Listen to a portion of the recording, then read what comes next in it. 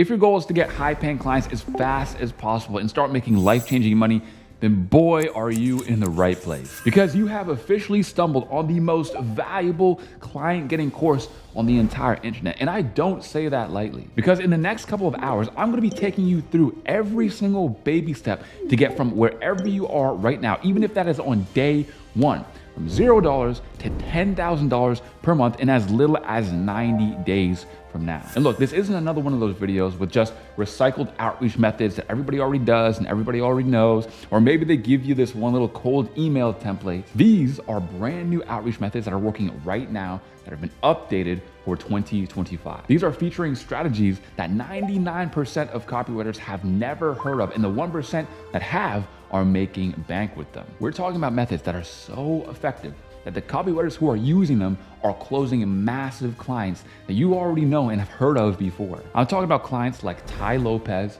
like Dan Martell, like Jason Capital, like Prince EA, like Brad Lee, like Chris Doe, and there's so many more as well that honestly I shouldn't even be saying here, because there might be a few NDAs out there that I might have broken, but that's okay. But here's exactly what separates what you're about to watch from every other how to get clients video out there. And that is, I'm not just going to tell you what to do, I'm going to show you exactly how to do it. I'm going to screen record me actually doing it, me closing you clients and showing you exactly how it's done. I'm gonna be showing you brand new conversations from me and my students using these methods in order to close clients that are closing $2,000, $3,000, and $4,000 deals. You're gonna get the word for word scripts. You're gonna get all the case studies and exactly how all of this works. And how do you know this works? Because there's so many people that are on this channel that I've already done interviews with that are making 10K per month, 13K per month, 16K per month, 18K per month. And all of the methods that they have used to get those clients are going to be in this exact video. Because here's the thing, after helping hundreds and hundreds and hundreds of copywriters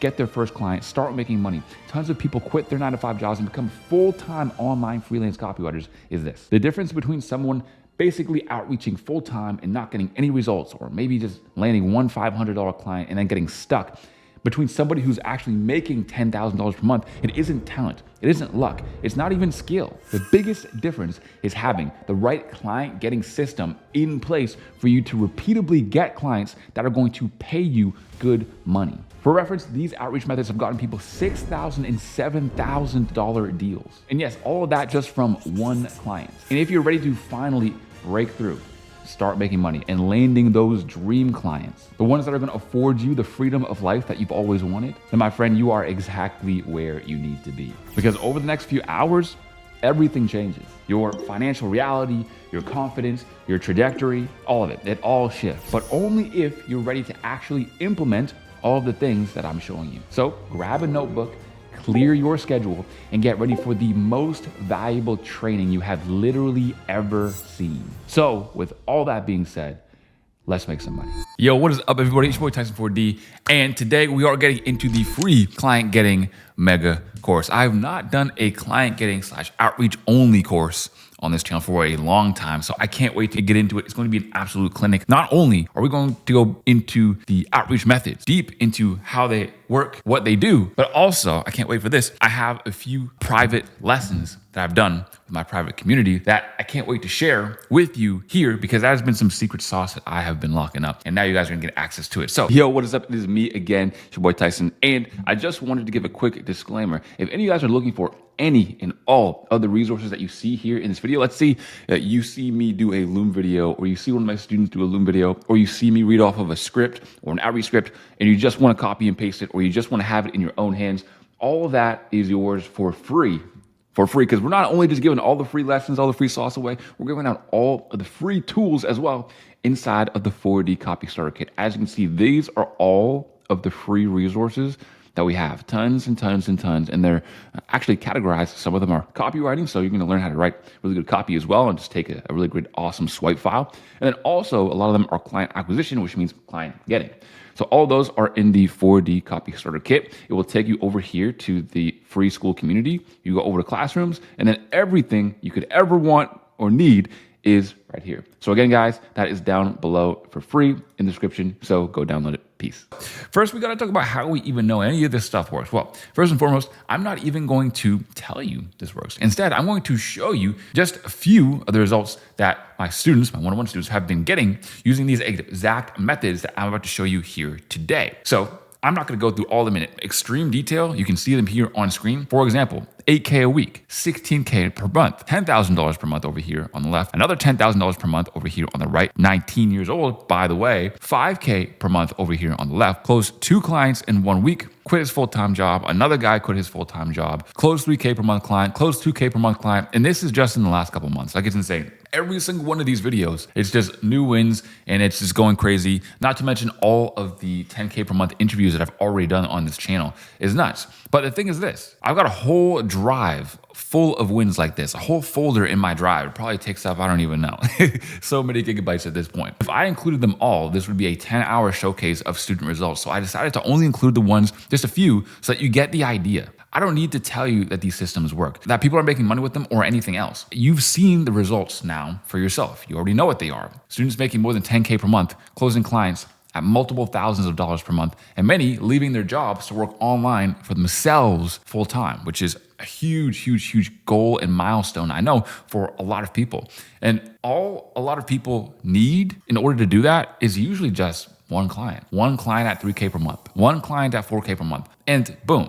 Now you're out of your 9-to-5 job and you're actually working for yourself on your own time, whenever you want, own schedule from home. And honestly, that's something that as somebody who came from being a carpenter, a guy in the army, and also a security guard with 3 full-time jobs, I wish that upon you. Because trust me, I would rather work 300 hours a week for myself, which I don't even know if there's 300 hours in a week, but I would rather work my fingers to the bone for myself than go and do a 9-to-5 job, even if it were just one 9-to-5 job. These students were just normal people stuck in the 9-to-5 grind, working their butts off every single day, buried in the system designed to keep them trapped, to not have enough money, to always be living paycheck to paycheck, but not anymore. And with this course, you can do the exact same. I'm giving it out for absolutely free, $0 on the house. I mean, it's nuts. I mean, the fact that we not only have done this so many times on the channel, but continue to do it, we're on a generational run, my friends. Look, when the path has been walked by hundreds before you, the only question left is whether you are going to take the first step. Because some people see proof and get inspired. Other people see proof and they get to work. It's now time to prove which one you are. Are you going to be the people that just sit there and get inspired, or the people who actually sit there and work? It's up to you, my friends. So what methods will you even be learning in the first place? Well, I'm going to be giving you the most up-to-date sauce out there, period. And no, this isn't the stuff you've already seen 100 times before that consists of outreach templates and scripts that don't even work in the first place. This is the kind of stuff that gurus would have charged you at least $997 for. We're going to cover Instagram outreach, cold email outreach, Upwork client getting, Loom video, free value, and a lot more. And it's not just these videos, so don't just sit here and be like, oh, well, I've seen how to outreach on Instagram before. How we're going to do it is completely different. And by the time you finish this course, you'll be closing clients on easy mode. $3,000 per month clients, $4,000 per month clients, but we're not even done yet. Why are these methods so important in the first place? Well, look, I'm not messing around here. When I say these methods have delivered results time and time again, I mean it. These are the exact methods that I've used that took me from $0 to $7K per month in a week, while I was able to do this in my spare time working 3 different 9-to-5 jobs at once, like I mentioned. Now, here's the caveat with that. I was working those 9-to-5 jobs and doing my outreach at night, and I would do that for months on end, actually be extremely consistent with the methods that I learned online, with the methods that people gave me, with the methods that people taught me. And you know what happened? For months, I got basically nothing. A client here or there, a deal here or there, but nothing consistent enough for me to quit my job. No actual real money for months. And then I decided, you know what? I'm going to start thinking outside of the box. I'm going to start testing different things, and I'm going to use all of the things that I know and all of the things that I've learned along the way. I'm going to try something new. I tried that thing new, and at first I got a couple replies. I got on a couple sales calls, and then just like that, within the span of a week of completely reinventing my outreach system, I went from 0 to 7K per month. And I was sitting there thinking to myself, why didn't I just start this from the beginning? Because I would have been able to cut out those months of trial and error. Well, luckily for you, my friends, you are able to do that because you have the systems that I didn't have at that point. Next, These exact methods are responsible for closing hundreds of clients, many of which you know of. For example, Prince EA, Ty Lopez, Dan Martell, and even businesses acquired by Alex Hormozi. I'm talking businesses with hundreds of thousands and millions of followers. People that, if you say that you worked for these people before in the past, they know them. So now you have instant credibility, instant authority, and everybody wants to hire you for top dollar, because if they see that somebody they trusted you, it's over. It's literally game over. Next, can be implemented in under 24 hours. Even if you have zero experience, many people have gotten their very first/next client within just 72 hours or less, many in the first 24 hours. And that's part of the great thing with just copywriting and selling a service in general, is that you can monetize the learning curve. There's a learning curve to every single skill. So why would you go into a business model where you have to be a master at something in order to make money? So you have to then spend weeks or months mastering something, or even years mastering something before you can even make your first dollar, when you can start something like copywriting and get paid to learn. Not even a free scholarship, but being paid in order to get a scholarship. That is the reality that I want to bring to you guys, and I'll show you how. In short, this is a visual representation of what I mentioned. These are proven client getting methods that have allowed me to do all of these things that you see right here on screen. In other words, there's no reason why you can't be the next 4D success story. There's no reason why you and me can't be on an interview one day chopping it up about how you made 10K per month or 15K per month or 20K per month with copywriting, and how much money you're making and what your next moves are, et cetera, et cetera. You'll have exactly what my most successful students have had. If you got the right mindset, the right drive, and you implement everything we covered today, you could be making money within the next 30 days easily. Scale up to 10K per month before the year is up if you are fully committed. These outreach strategies have helped people who are exactly where you are right now. People that were working dead-end jobs that they hated, people who are struggling to pay bills every month, people with no experience in marketing or business, people with no network, no credibility, and no quote-unquote advantages. Yet, within a relatively short amount of time, they completely transform their financial reality. These strategies work, the system is proven, and the only variable is you, my friend. The system that changed their lives is the same one in front of you right now. The path is proven, and the only question is, are you willing to commit to executing? My friends, we got to do action. We got to take action. Otherwise, it's just not going to work. And people ask me this all the time, right? I upload free 16-hour course, free 8-hour course, free 4-hour course, all these crazy free courses where people are getting educated and learning things that they didn't actually know, saving them tons of money already. And they say, Tyson, how can I even repay you, bro? Honestly, you want to know how to repay me? Go out there and make some damn money. You want to know how to repay me? Encourage me to do more videos like this? Get out there and make some money. Use what I'm actually showing you. Make some money, get rich, change your life, and let me know, because I would love to hear about it. For example, someone who just booked 3 calls this week, 1 tomorrow and 2 the next day. If I can close them all, I'll be good on my way towards my 4K per month goal before the 30th of March. The reason I show you this is because not only are we talking about like something that's going to get you a client, get you your first client, get you your next client. This guy got 3 calls in a week.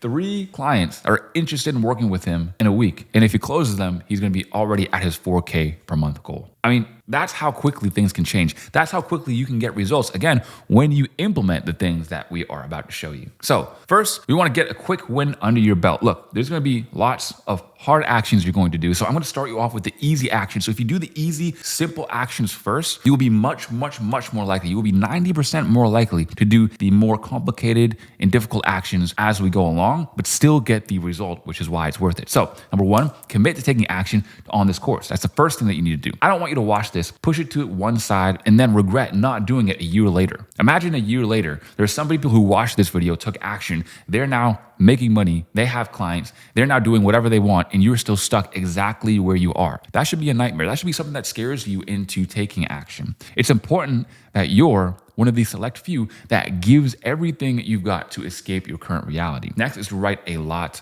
of notes. I'm going to be giving you tons of information. It's a good idea to write down what I say in your own words so that you can quickly refresh your memory. Next is to stay consistent and dedicated. You know the systems work. I've shown you the results, the wins, and their videos are on my channel from the students who use these and won big. It's on your shoulders now to work hard and not to give up. So very simple way to get a quick one under your belt. Now, if you're looking for these slides that I'm going through right now, any of the resources that I show whatsoever, those are all down below in the link in the description. I'm showing you right here, so you know exactly what it looks like. It's called the Free Copy Starter Kit. You go there, you get it, and it will be in your email. Next, If you're not able to finish this all in one sitting, that's fine. It's probably going to be, I already know it's going to be a couple hours long because I know that I'm about to be going deep. Step one, you'll want to like the video, and then that way you'll be able to quickly see it on your playlist. So you can go to your liked videos and then it will be there. You don't have to search it up or try to find it. It'll already be there. Next is you can leave your timestamp at the bottom as well. So you can go down to the comments and comment your timestamp of when you left off. That way, just in case YouTube, like, how sometimes it doesn't start you off right where you left off. So just in case, you're going to be able to leave a bookmark there so that you can come back and see it. And then finally, if you have any questions at all, I reply in the comments. So photo on screen right here, it's a little bit small, but in short, this is me replying to tons of comments from all of my free courses because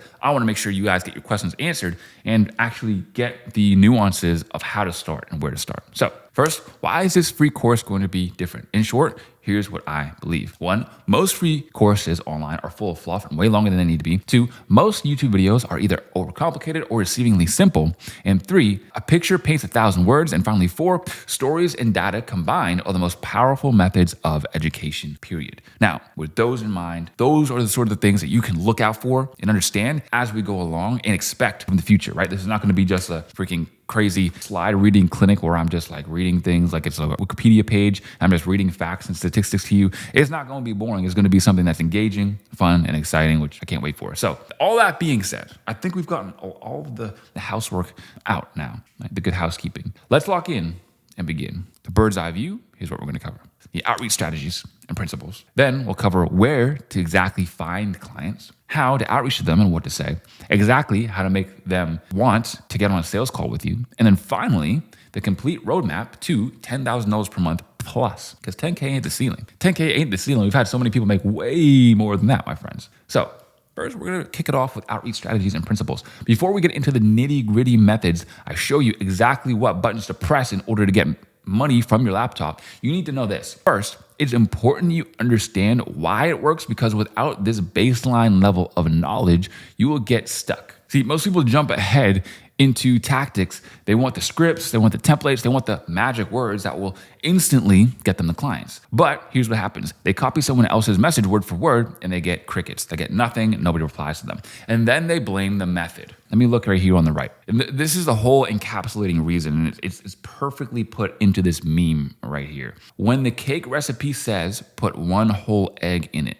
And as you can see, someone put whole egg into the cake. Now the cake looks like a pancake and there's an egg inside of it. Or what they meant was to crack the egg open and put it inside. Now, why is this relevant? I'll put it this way. So many people try to blindly copy what they don't understand. So then when there are nuances, when there are small things that you should know skill-wise and you don't know them or use them, you're going to mess up. This is why people fail. And if you're trying to outreach right now and it's not working, this is probably why you're failing. There's no combination of words that I can use in the human language in order to truly make you understand something. One of the best ways in order to do it is to build the skill and understand why something works and not just take the outreach method, take the outreach script and try to apply it. So cold email doesn't work. Instagram is dead. People don't respond anymore. But the truth is the method isn't the problem. It simply comes down to the fact that they're using tactics without understanding the principles behind them. It's like trying to recreate a gourmet dish you saw on Gordon Ramsay's Hell Kitchen. Looks easy enough. Little salt here, a little boiling there, and you have yourself a 5-star dish. Except in practice, it's rarely that easy. Like everybody would be a master cook because everybody has the recipe. But at the end of the day, cooking is a skill. You still have Gordon Ramsay, who's one of the best cooks in the world. What are you? An idiot sandwich. But how is he able to do all that? But the average person isn't really able to do that. What is the difference? The difference is skill. It looks deceivingly simple. You just put the ingredients in. But understanding why the ingredients work and how to do everything is far more important than just the list of ingredients itself. If you copy someone else's script without understanding their strategy, it's no wonder why you're going to get different results. The method isn't broken, your understanding of it is. Learn the why before you worry about the what. And I'm stressing this a ton because of how important it is. So now we need to start off with the actual principles, and we're going to get right into things with what even is outreach. Right? We're going to start from the ground level. And even if you think you know outreach, you don't understand that there's 3 different types of outreach that are the main outreaches that we're going to be covering here in today's video. One is warm outreach, messaging people you know, talking to prospects who you are already familiar or work with. Next is cold outreach. So sending messages to business owners who you don't know and don't know about you or what you do. Next is targeted outreach.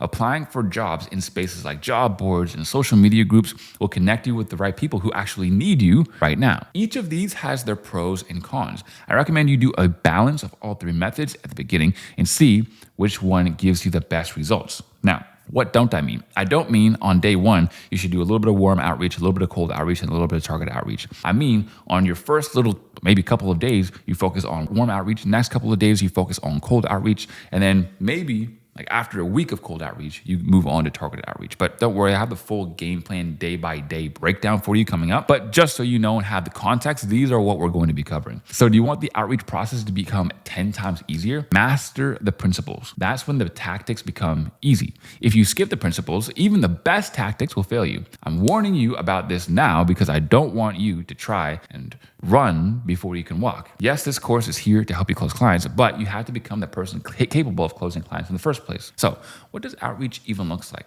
Well, I'll say it like this. Outreach is a numbers game. Think of divide and conquer, but there's only you. You're just the one doing the conquering. If you are likely to close 1% of prospects you message, how quickly would you try to message 500 people? I imagine it would be quite quickly, but don't make the mistake of trying to send as many outreaches as possible. You need to make your outreaches high quality so that they count for something instead of being wasted. And for example, this is what can happen. Someone texted me the other day saying, I got hired at an agency for advertising sales role, $4,000 per month plus 15% commission on sales. That could be from $4,000 base to maybe $5,000, $6,000, or $7,000 per month with commissions. Is that not nuts? Why? Because he studied, bro.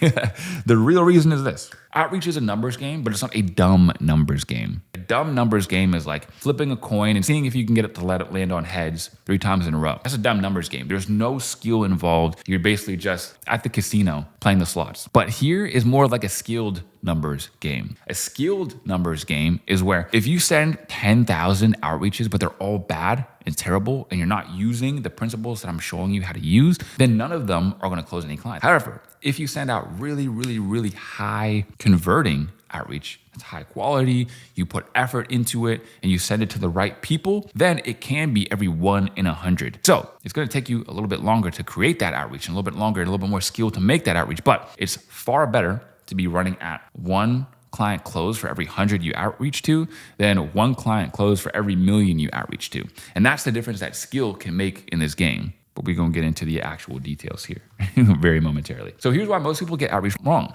Unfortunately, I see so many copywriters messing up their outreach because they're too selfish. That's just the easy way to put it. With the attitude of, I need this client so I can hit 10K per month, finally quit my job, make my first money online, you're just going to ruin everything. And think about them. You reek of desperation. Maybe you don't right now, but don't make this mistake. When reaching out to clients who have been in business for years, they can smell your desperation. And the second they know you're desperate, it's game over. They know that you have no clients, you're struggling for money, and you're not even successful yet, which leads them to not working with you. That's why it's important to change your mindset completely when it comes to outreach so that you can avoid this situation at all costs. So I want to go through very quickly an example of some awful outreach. So I got to get nice and close to my screen for this one. Subject line, let's boost your sales with TikTok. I'm just going to read the whole thing and I'm going to try my hardest not to interject as I read it. Hey, business name. I was recently browsing through your business names, company maybe, and was genuinely impressed by what you offer. It got me thinking about how TikTok, with its massive user base, could significantly amplify your reach. I specialize in running and managing TikTok ads, helping businesses like yours reach a broader audience and, in turn, increase sales. With the right strategy, I believe we could unveil a new layer of potential for a business name. To make things straightforward, I'll manage and run your TikTok ads. Initially, my fee is $500 per month. Consider it a trial phase. Once you start seeing the desired results, which I'm confident you will, my fee will be $1,000 per month, ensuring you get the most out of your investment. I understand that introducing a new marketing strategy can be interesting, so I'd love to chat more about how this can specifically benefit Business Name. Maybe a quick call next week. Thanks for your time, Business Name. Looking forward to possibly working together. Wow. Yeah, no, this is what every beginner normie thinks that outreach should look like, but it's the exact opposite of what it should look like. This is what I mean. Like, you can send this to 1 million people and nobody will care. Nobody will reply. Nobody will say yes, because he's making so many violations that many beginners don't even understand are a violation. Like a lot of people who are starting out will have read that and been like, I thought that was kind of good, brother. It couldn't be worse. For example, the salesy subject line shows it's clearly an outreach before the person even reads it. For example, if I get this in my inbox, I'm not reading it. I already know it's a marketing email. Next, calling yourself a copywriter in the first message is a red flag, or at least telling people exactly what you do. So you want to give them an idea of what you do, but also you want to keep things open so that if they need something else that's not exactly described as you describe it, that you can still make the sale because you are at first a problem solver and not a copywriter. More on that later. Now, next is revealing the price over text is never good. Never a good idea, especially the first message. The first message, you are literally messaging people you don't know, asking them for $500. Never good. Save that for the call every single time, or at least only mention it in the free value that you send. More on that. Next is asking for the call in the first message. So how do you even know that you can help them? You've never talked to them before. Next is being overly critical and insulting in their marketing, saying, hey man, your stuff was good. A very, very vague compliments, and then saying, but I can make it even better with TikTok ads. How do you know TikTok ads are going to work for them? You didn't put it in the email. Next is being long-winded and beating around the bush, wasting time. So we want to be more direct. And next is just saying, I'd love to. I'd love to hop on a call, bro. We all know that you'd love to try to hop on a call and sell me your thing. I know you would love it. I know you would love to be in my presence. But how about, since you're messaging me, talk about what I want? What about that?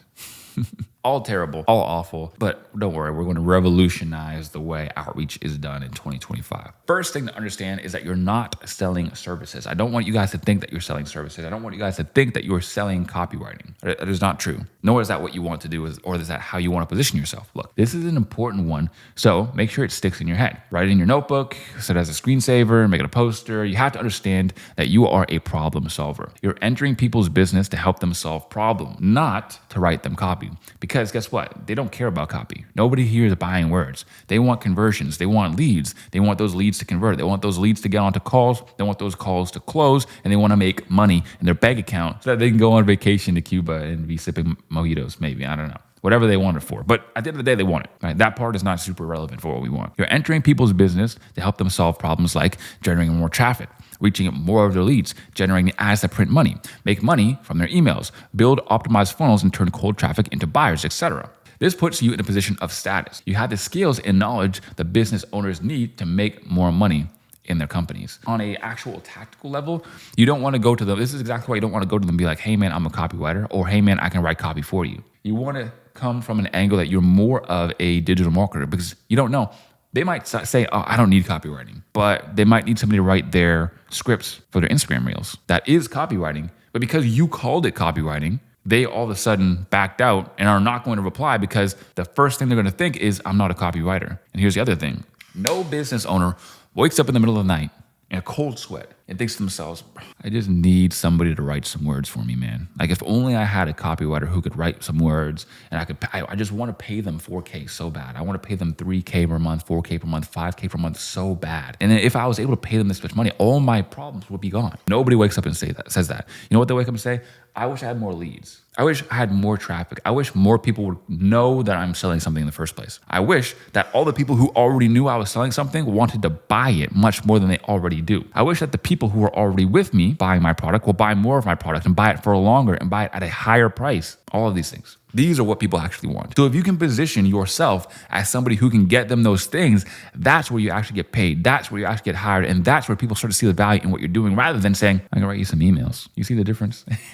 Please tell me you see the difference. Second, rejection is data. You're inevitably going to run into rejection. It's a part of the game, and it's essential that you don't take it to heart. No isn't a personal attack on you. You're going to be talking with business owners who might already have a copywriter on their team. In some cases, the business owner themselves is already writing the copy, and you never know. And they don't owe you an explanation. Most of them aren't going to give you one. Every no teaches you something about your offer, the timing, or targeting. Analyze the situation to see what you can learn from it. Collect rejections like a scientist collects test results. Study them and make your next outreaches even better. This is part of the reason why it's so important that you stick with one outreach method. You stick with one method, one strategy. And the reason why is because if you try everything, and guys, I've made every mistake in the book, so I speak from experience.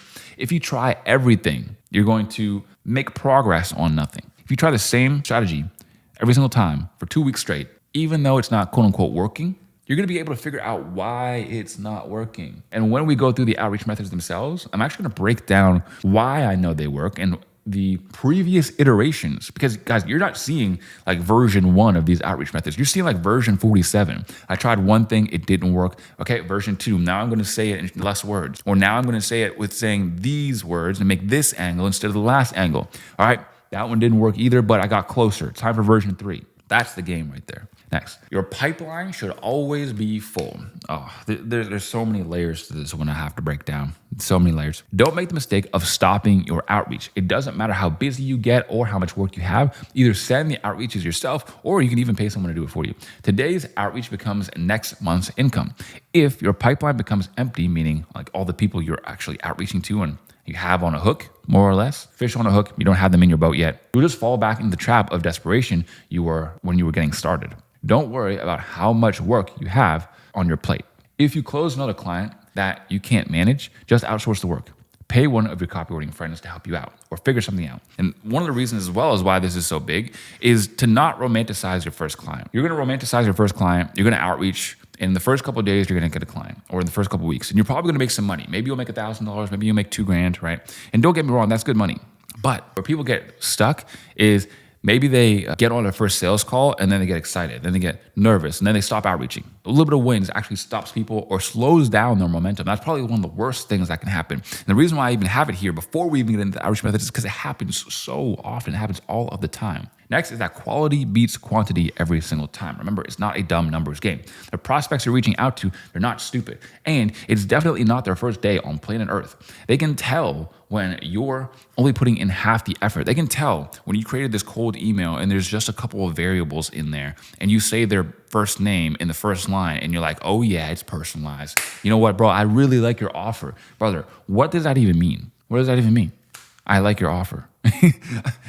Seriously, who's buying that, brother? Your outreaches need to be so unique that the prospect reads it and knows instantly that it couldn't have been sent to anyone else. When you write outreaches unique to your prospect, it shows you care. It proves that you put time in to go out of your way and actually do it for them.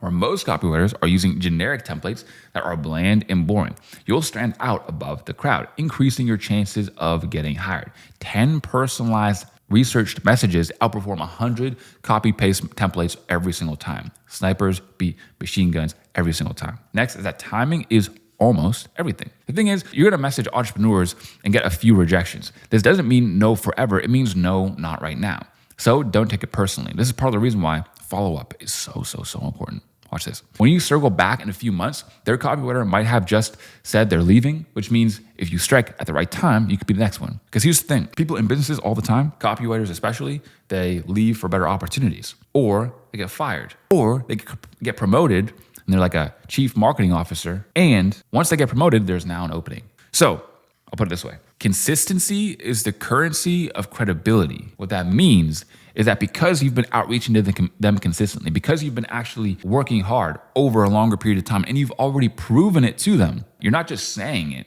you're showing it. If you can show it, then that is when people are going to want to hire you. All you need is the right time, the right place, and the right message. And that's it. You're going to be closing clients. And A part of it is up to chance, but that doesn't mean you're going to want to neglect your skill or uniqueness when you're outreaching either. Next is that your energy is contagious. Your prospect will pick up on your overall vibe. So like, for example, do you know any of these people that just changes the atmosphere around them? Like they're like the life of the party type of person. They step in the room and 10 minutes later, everyone is like on their wavelength. Everyone's talking to them. Everyone's chatting with them. That needs to be you. That contagious energy is something you need to bring with your outreach and when you actually hop on sales calls too. If you're excited about helping others, they will feel it. But it goes the other way as well. If you're desperate for their money, they'll smell it.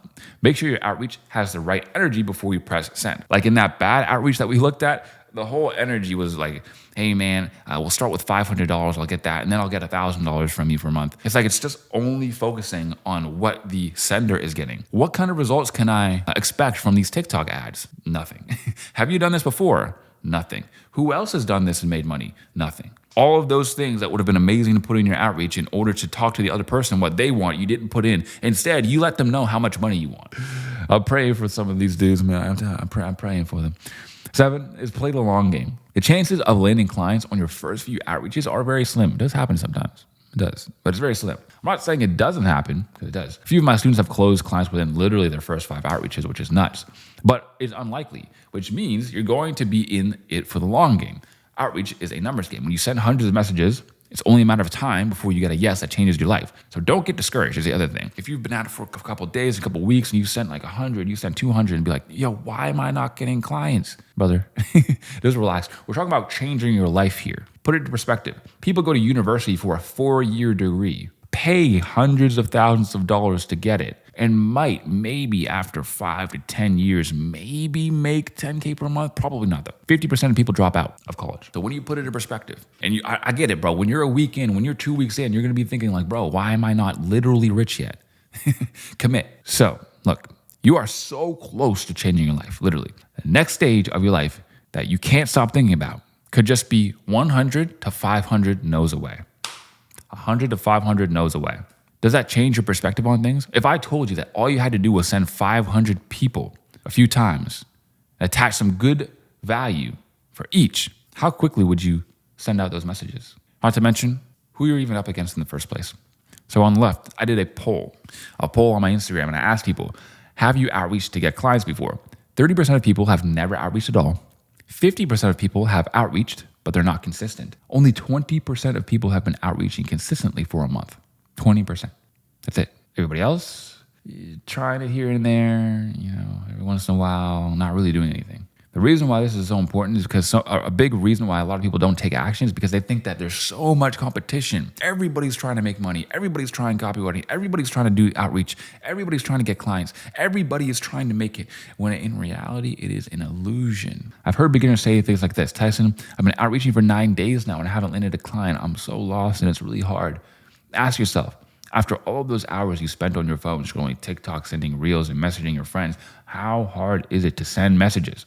It's not. I'm not saying you need to walk through a desert carrying supplies for your family. I'm not saying you need to collect data from Antarctica with no circulation to your fingers. I'm not saying you need to work in hot, dark coal mines where the roof could collapse. You're sitting at home on your computer, on your phone, pressing buttons on a keyboard. Stay in the game and actually do the actions. Like you could literally be making 10K per month doing whatever you want, living in a high-rise apartment somewhere else outside of your home city, driving the car that you want, having money, having disposable income so you can do whatever you like, work when you like, work for just part-time hours, but still making 10K per month just by clicking buttons on your keyboard. And people will give up after a week. People can't even do it for a month. People can't even try for a month. You can win. You're up against people who struggle to send a few messages. They give up and say copywriting wasn't for them or they didn't even give it a try. That means if you want to win, all you have to do is stay consistent. Besides, if those people can't spend a few hours writing messages of free value, they won't be able to write copy and get paid in the first place. So use this in your favor.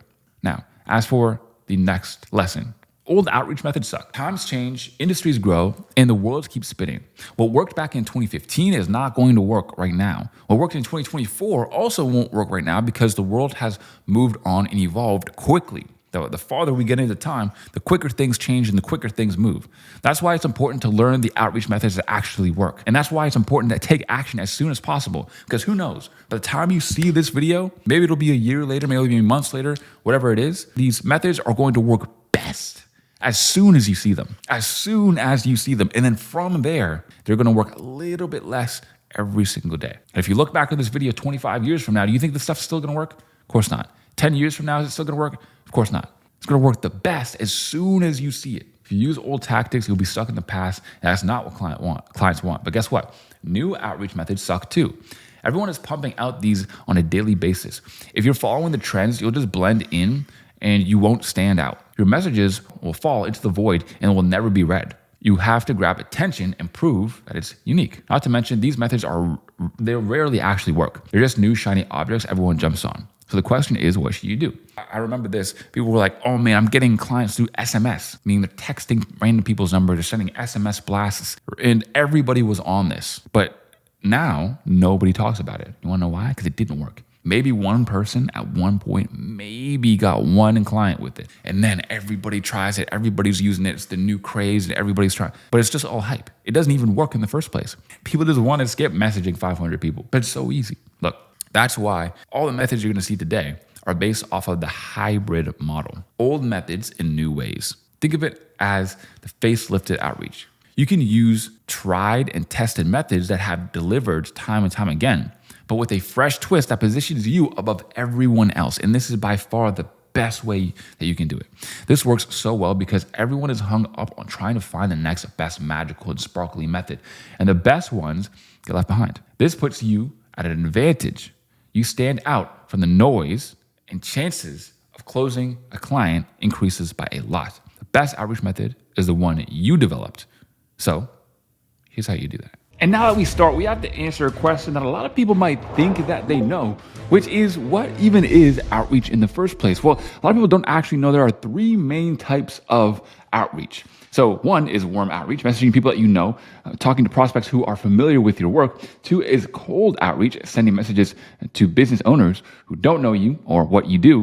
And then third is targeted outreach, applying for jobs in spaces like job boards and social media groups that will connect you to people who need you right now, right this very second. Each have their pros and cons. I recommend you do a balance of three methods and see which one gives you the best results. So here is how we do it. First and foremost, we need to understand what effective outreach is altogether. This goes for every single outreach method, every outreach, everything. Do these 5 things all the time, always. Number 1 is keep it concise. Say the most amount in the least amount of words possible, just like when you're writing copy, okay? Just like when you're writing copy. Next is to make it personal. If it could be sent to anyone and still work, it's not personal enough. Oh, well, I use their first name. Still not personal enough. Oh, well, I use their business name. It's like you want it so personal that they know you did your research and you know exactly what you're talking about. Next is to show that you are valuable. Lead with upfront value, not asking things, not asking for anything. This builds trust and proves your worth. Next is to be crystal clear, okay? Confused people do not buy. Want specific action and one clear step to take next. Remember that confusion kills conversions. And finally, you're a human. Write like you're talking to a friend that you haven't spoken to in a while. Instead of delivering a sales pitch, oh, we here at this company, we're really good at these, and we were established back in it's like nobody cares, right? We want to know exactly what you're offering and what you can help with. So next is how do you even make things concise in the first place? Because I can just sit here and tell you to make things concise. But of course, if you make it shorter, you're going to have less room to give value or to say whatever you're trying to say or to make your pitch or to give some authority or to give some social proof or to give the strategy or whatever it is. So how do you make it concise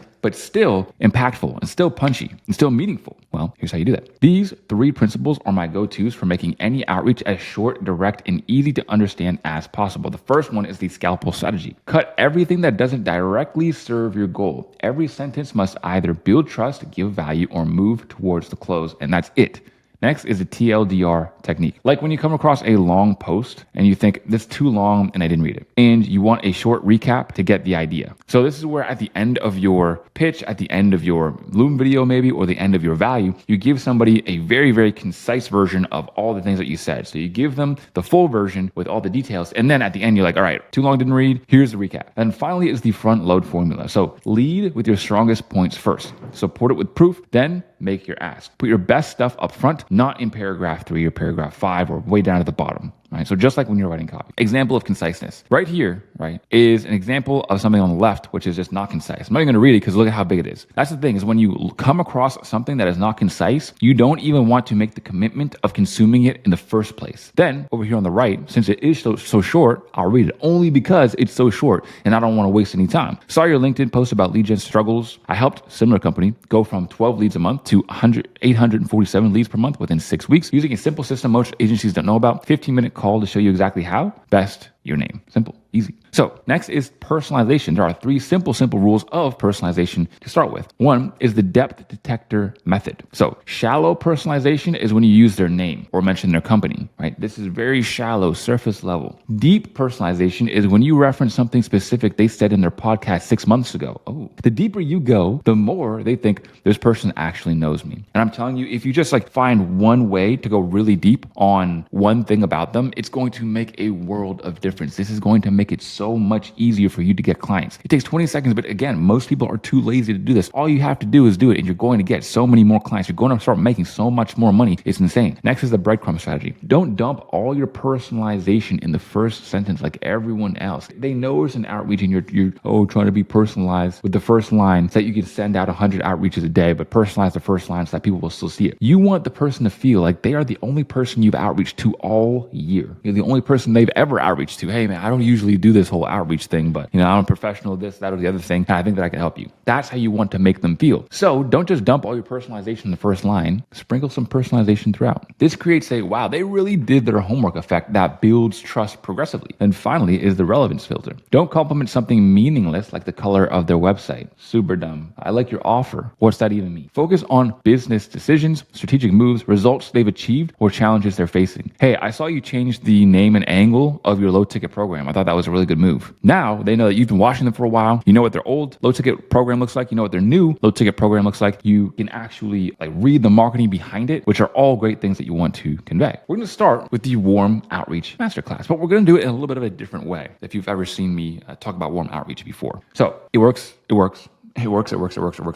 It's worked so many times, it's just nuts. Whereas literally in a few hours or days from right now, you could be writing copy for somebody and already have a client, right? And they could already be paying you even. Look, this guy, Yo Tyson, I use your outreach technique, and the 4th outreach was a success. Literally my 4th ever. Today I'll ask him about the things he's missing. Someone else said, close my first deal the 2nd day of outreach, and he got a $300 deal for 4 emails. That's like 1 day of work for $300. Nuts. Next, I got my first client, did outreaching for only 3 days, total 52 Instagram DMs sent within 3 days, booked 1 and closed him. Can't believe it. And there's so many more examples just like that. So here's what I want you to do. You're gonna go to your iPhone, you're gonna take out your clock, right? Your timers, right? If you have an Android, you're gonna go to the store, you're gonna get an iPhone, okay? Because we team iPhone over here, let's be real. And then you're going to set your timer to 24 hours, just like it shows right here on screen. Bam, 24 hours. By the time that timer goes off, you're getting a client. You can grind for 24 hours and make this happen. So here's what we're gonna do. First of all, you're going to outreach to people that you know. And the first thing you're gonna say is, Tyson, but I don't have warm leads. Well, that doesn't matter. I know it sounds weird, but I'll explain why. The truth is you don't actually need warm leads. You can utilize the power the people you already know. And that's if you've got the same system in place to do it. So the network method, here's how it goes. I'm not sure why more people aren't using this method to make money. Actually, I think that I do, and it's because they have too much pride and ego. But here's the bottom line. Here's the facts. If you're not living the life that you want to live, if you're not financially abundant, then being broke and prideful do not go together. They just simply don't. You can't be above scrubbing toilets. And this is much better than scrubbing toilets. Trust me, I've been there. I've done it all.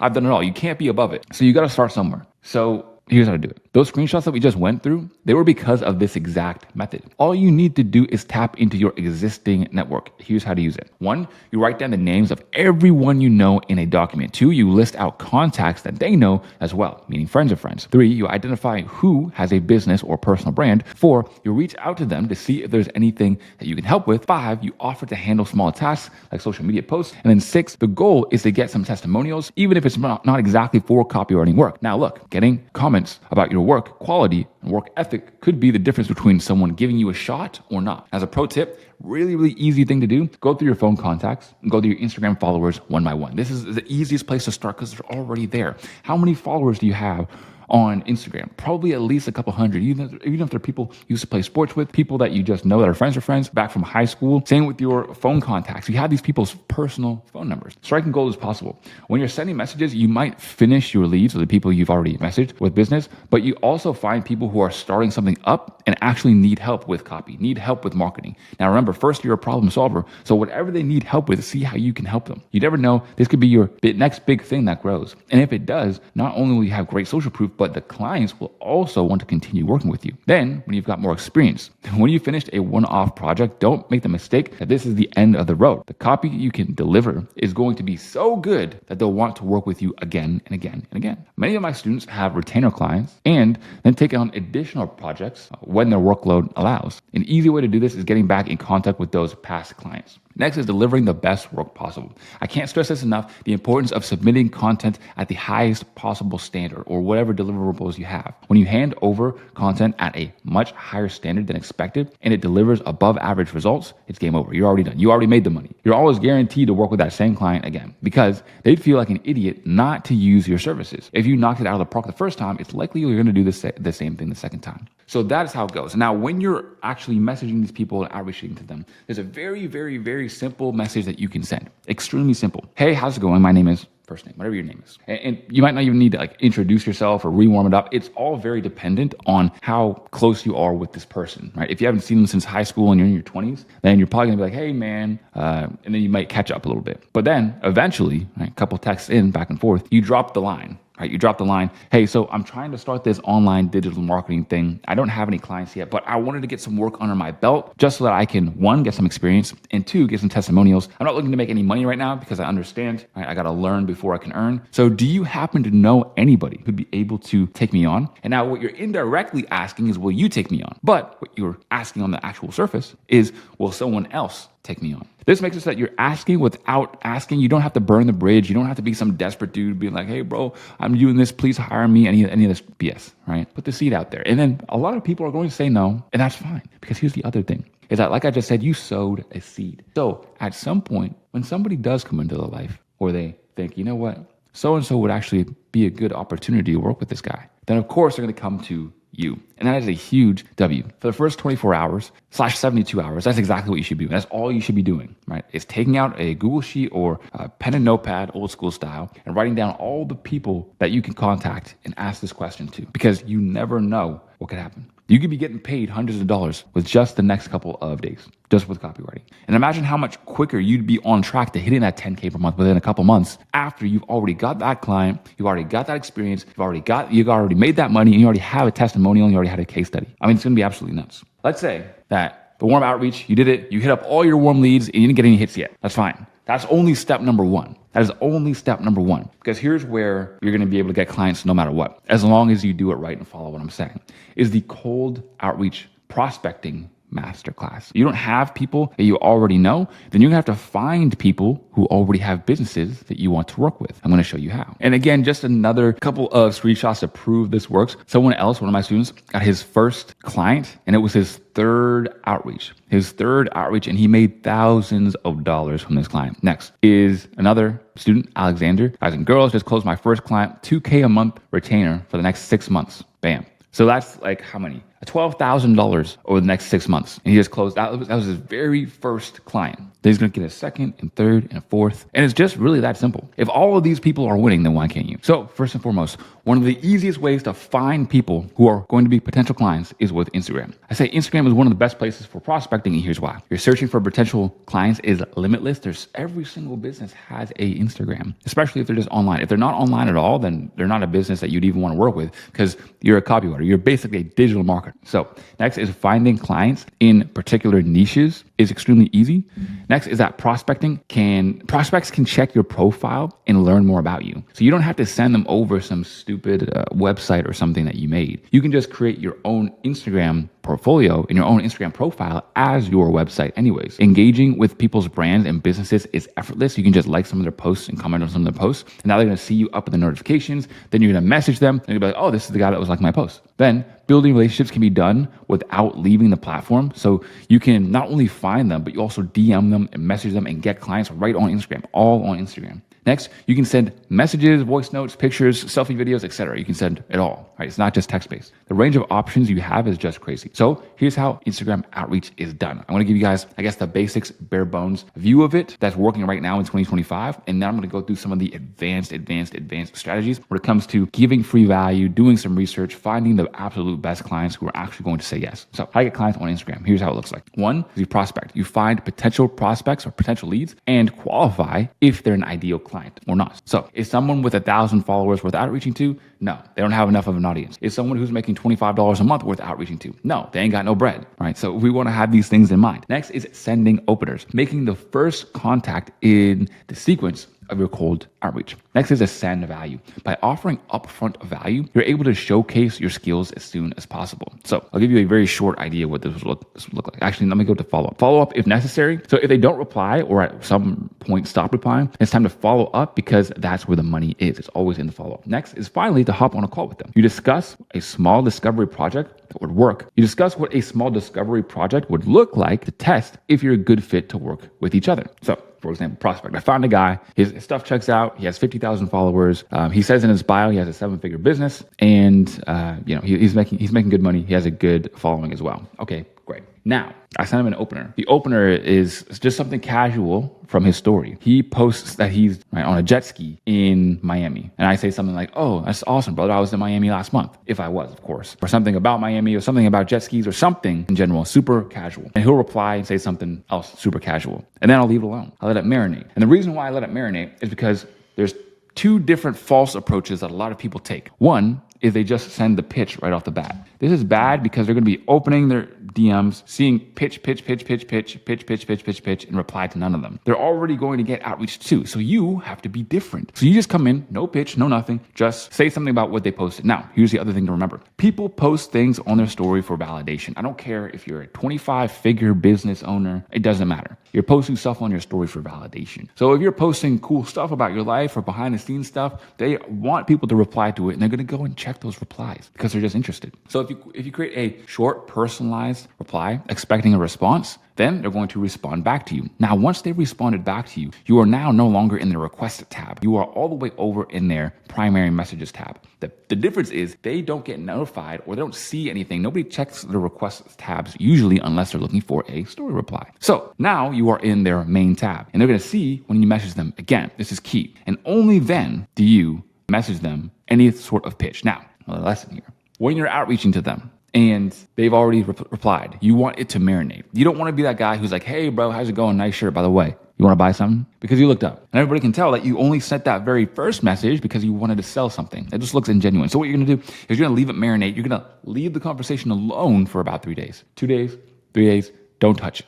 Next, after you've left it alone for 3 days, you have 2 main options. 1, you can send value. 2, you can send an offer to send value. Here's what that looks like. Hey man, I made you 3 emails in a Loom video showing you exactly how they could work into your funnel. That's option number 1 by sending upfront value. Or you can send a value offer. Hey brother, I just recorded a quick 4-minute video on how you can get more sales by optimizing your funnel. And I also wrote you a couple emails for your email list too. Just let me know if you want them and I'll send them over. So when should you use each and why? I get this question all the time. Oh, should I send this? Other people do this, other people do that. Here's the thing. We're going to go through it in extreme detail moving on, but it depends on a lot of factors. 1, who you're outreaching to. If it's a smaller guy, you don't have to send the outreach up front because then you run the risk of them never seeing the outreach or them not caring about the outreach. So you spend a lot of time doing that. Furthermore, if it's somebody who's bigger, a dream client, someone you really want to work with, then you can send the just straight up value up front. Here's what I recommend. I recommend doing a small combination of each, and here's why. When you are outreaching to people and you're sending out just offers, right? Let's say, hey man, I recorded you some videos or I created some emails for you. Check them out. If you give a bunch of offers, some people will say yes, and then you can go and create those assets, and then you can send them over as well. You run a lot less risk doing it this way because then you don't create the assets up front just for them to ignore you. But every day, you should still be creating these assets. So let's say nobody says yes to your free value. Now, you should start making that free value anyway, because the more free value you make, the better you will get at it. So I recommend still sending about at least 2 to 3 free values anyways, whether people wanted them or not, but still sending out as many offers as you can in the beginning. You want examples. You want me to do this right in front of you? Well, I'm about to. So just watch and learn. So This is a visual representation of how we're getting clients. Prospecting, sending openers, sending value, following up if necessary, and then hopping on a call with them. So step 0, 0, ground, bare bones. Before we even start sending anything, looking for anything, we build our outreach qualifying list. We have in our head and we understand who exactly we should be outreaching to and who we should not be outreaching to. Answer the question, what's the most accurate way to tell if someone is worth outreaching to or not by doing 30 to 60 seconds of research? That is the question you want to ask. Here's what I found personally. Now, again, this is going to be different for everybody. Follower count. Look for accounts with at least 10,000 followers, hopefully way more than that. If they don't have a 5-figure number of followers, meaning 10K plus, they're definitely not worth messaging. But people who are like only have 10,000 followers and they're like a fitness coach, for example, don't even try it. But if they have 10,000 followers and they're a B2B business coach, like I'll show you how to scale your ads, then they are worth outreaching to. So niche does play a part in here as well. The reason why is because a fitness coach is going to charge you maybe like $300 a month for his highest tier service, but a B2B business might charge 10,000, 20,000 or more and only have like 10,000 followers, but still be making like $100,000 a month. So keep those things in mind. Next, some other things. Offer. Do they have a proven no-brainer offer? Now, I'm going to go through some examples, but a no-brainer offer is like, we'll help you get 1 million views in the next 90 days or you don't pay. That is a good sign. That's a strong sign. If they don't have a crazy offer like that, that doesn't mean they're, you don't want to have anything to do with them, but it's a pretty good sign. It's a signal. If they don't have it, it's a little bit of a red flag. The kind that makes people feel stupid for not buying. And finally, is their funnel set up? Are they generating sales? Is it optimized? If not, this is an area you could come in and improve. Now, I'm going to be, again, demonstrating all of this in front of you and telling you exactly what's going through my head. But just as an idea, before we move forward, these are the things you should be looking for. But of course, inevitably, there's going to be somebody out there that's saying, but Tyson, what about the niche? What's the best niche to go into as a copywriter? Where are all the clients at? Well, niche is a nice to have, but it's not a necessity. Instead, focus on these. And these are qualifiers. Instead of focusing on a niche, right, where you're like, oh, I only want to work with real estate people. Well, if somebody who comes to you and there's like a trading investor and they teach other people how to do it, let's say, are you going to say no to them? Of course not. You're putting yourself in a box when you really don't need to be. Now, niches are nice to have. If you already wrote for 2 real estate guys, it would be really nice to write for another real estate guy. It'd be pretty sick because you already know the game. You already understand. So here's what you're going to focus on instead. It's called BANT. BANT is an acronym. 1, budget. Does it look like they have the budget? 2 is authority. Does it look like they have the audience? 3 is need. Is it something that they need right now? You're only going to be able to figure this out as you talk to them or message them. If it's just straight up not something that they need, then it's not something that they need. Another thing that you're going to want to understand when going into outreach is that if people just don't want your stuff, they don't want your stuff. If someone is a vegan, you're not going to sell them a hamburger, no matter how good it is, no matter what grade A Angus beef you use, no matter what the lowest price is, no matter what the sale is. If they don't eat it, they don't want it. So you have to make sure there's even a need there in the first place. And if they don't need it right now, that's okay. That's great, but they might need it in the future. Finally is timing, right? They might need it, but they might not need it right now, or it might not be a high priority right now. So take all these things into account. Now we get to the actual action steps, which is step 1 is DM openers. This is something you need to get right because it will make or break your outreach period. When you send a prospect a message on Instagram, it goes to their request folder, as I noted before, and they don't get a notification that you messaged. However, if they open the message and reply, you move to their primary or general tab. This is important because now they get notified when you message with free value. If your opener is boring, bland, or a sales pitch, the chances of getting ignored are extremely high and you'll never get that second reply. You'll never get a reply anyways. So here's my 4-part DM opener framework, the 4 things that you want to do. If your outreach includes all of these, your message gets 10 times more likely to be opened by the prospect. So 1, it grabs attention. So reference something specific from their content. 2 is a value indicator. Hint at what you've noticed or some sort of thing inside. 3 is a question hook. End it with an open-ended question so that they reply. If they don't reply and they just see it, then they're not going to put you into their general tab. And finally is casual tone. Write like you're messaging a friend. Don't make it salesy whatsoever. So don't write things like, hey, I'm a copywriter. I'm looking for work, or I can help you increase your sales, or generic, how are you messages, because you will get ignored every single time. But here's the right thing to do. Be natural like you're talking to a friend. Hey, I just saw your specific content. Ask a related question. A reply to a story about the content or short conversational message that sparks curiosity. Try to include 1, pattern interrupts. So your message needs to stand out from all the noise. 2 is micro commitments. Ask very simple questions that are quick and easy to respond. Don't ask, hey man, so what is your email open rate for the last 6 months? They're not going to go over to their email service provider open up their stats, calculate it's stupid. That's high commitment. So you want micro commitments. And finally is social proof. Subtly show you understand their industry. Maybe say something about an offer that they did lately or something about a promo that they're doing. That's good as well. So to help you, I'm going to show you some openers that have worked for myself and my students before in the past. Yo, what is up, everybody? It's your boy, Professor 4D. We are back with another installment of the new free client getting course. So without any further ado, let's hop right into it. I was talking about showing you guys some openers so that you can get people to reply to you, open your message in a casual tone, and not be suspecting of the amazing free value that you are going to provide to them. So let's hop right into it. I'm going to start over here on the left. All he did was reply to a story, say, I see a guitar in there. Are you new to playing or a few years in? Very casual. Someone over here on the right. Looks like some cheap cigar. JK, man, you're living your best life. Other dude says, thanks, man. I'll read a couple more. Over here on the left, he says, bro, your channel is a gold mine. Do you think a crash is coming to help people's quality of life? And he says, nah, I don't. And if you buy right now, it won't matter if there's a crash anyways. Actually be good for you. And there's a few others here as well. But as you can see, these are not some high level mastermind outreaches that we're doing, that we're concocting in a science lab. These are the easiest the easiest outreaches you'll ever do, the easiest openers you'll ever do. And some of these replies are from dudes with hundreds of thousands or millions of followers. I've had people with millions of followers, right? They probably get tons of DMs every single day. Still my students close them. Still people close them. Still people make money from them. And it's absolutely nuts. And those are one of those clients, like I said, they're your brag clients. Those are your clients that you can say, I work for XYZ. And now, boom, all from sending a reply from their story. I mean, that's how simple it is. Tell me that there's somebody out there that can't do this. How to reply to a story. I don't even feel like I need to give a tutorial on this, but I want to make it so simple for you guys to take action that it's just insane. So first, come up with a message that directly relates to them, their brand, and or the content of the story itself. All you're trying to do is start a conversation.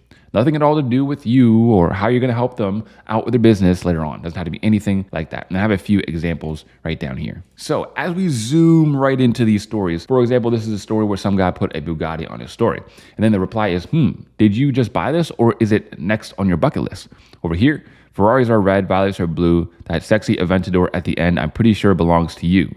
Right? That one was kind of funny. All right, one more. Dude, I swear your students are just getting the craziest results. Hats off to you. So as you can see, again, not rocket science, just some very casual openers to open up the conversation, get a reply from the person. And now that they've replied, you're good to send your free value. You're finally good to send your free value after you've let it marinate, of course, right? You don't want to be that guy sending an opener. As soon as they reply, you're out here selling them. You don't want to be like that. So step number 2, right? Super easy, super simple. Create insane quality of free value. Next, you're going to prove your skills. This is important because it shows the prospect up front that what you're capable of. So you impress them and it's only a matter of time until you get hired. Free value comes in many forms. You could write an email for them and send that they can send out to the list. You can record a Loom video breaking down an issue in the marketing, or a Loom video going over the emails you sent them, or a Loom video sending over an idea of how they can grow. And finally, send an improved version of a part of their funnel. So like a landing page, sales page, an opt-in page, or an ad. Tutorials coming up. The possibilities are literally endless. Your goal is to highlight a problem the prospect is unaware of and then fix it for them for free. Taking this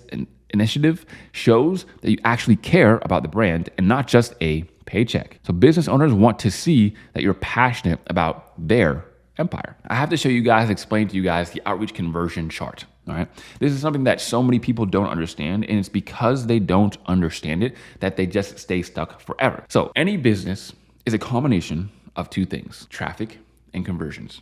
So let's make it a lemonade stand, as simple as possible, a lemonade stand. If you put your lemonade stand out in the countryside behind a bush somewhere where nobody will ever find you, it doesn't matter if you're selling the world's best lemonade for 25 cents a cup. It doesn't matter how good your offer is. It doesn't matter how great your lemonade is. It doesn't matter how cheap it is. It doesn't matter at all. If nobody knows you exist, you will never make any sales. But you could be in Times Square, right? Tons and tons and tons of foot traffic.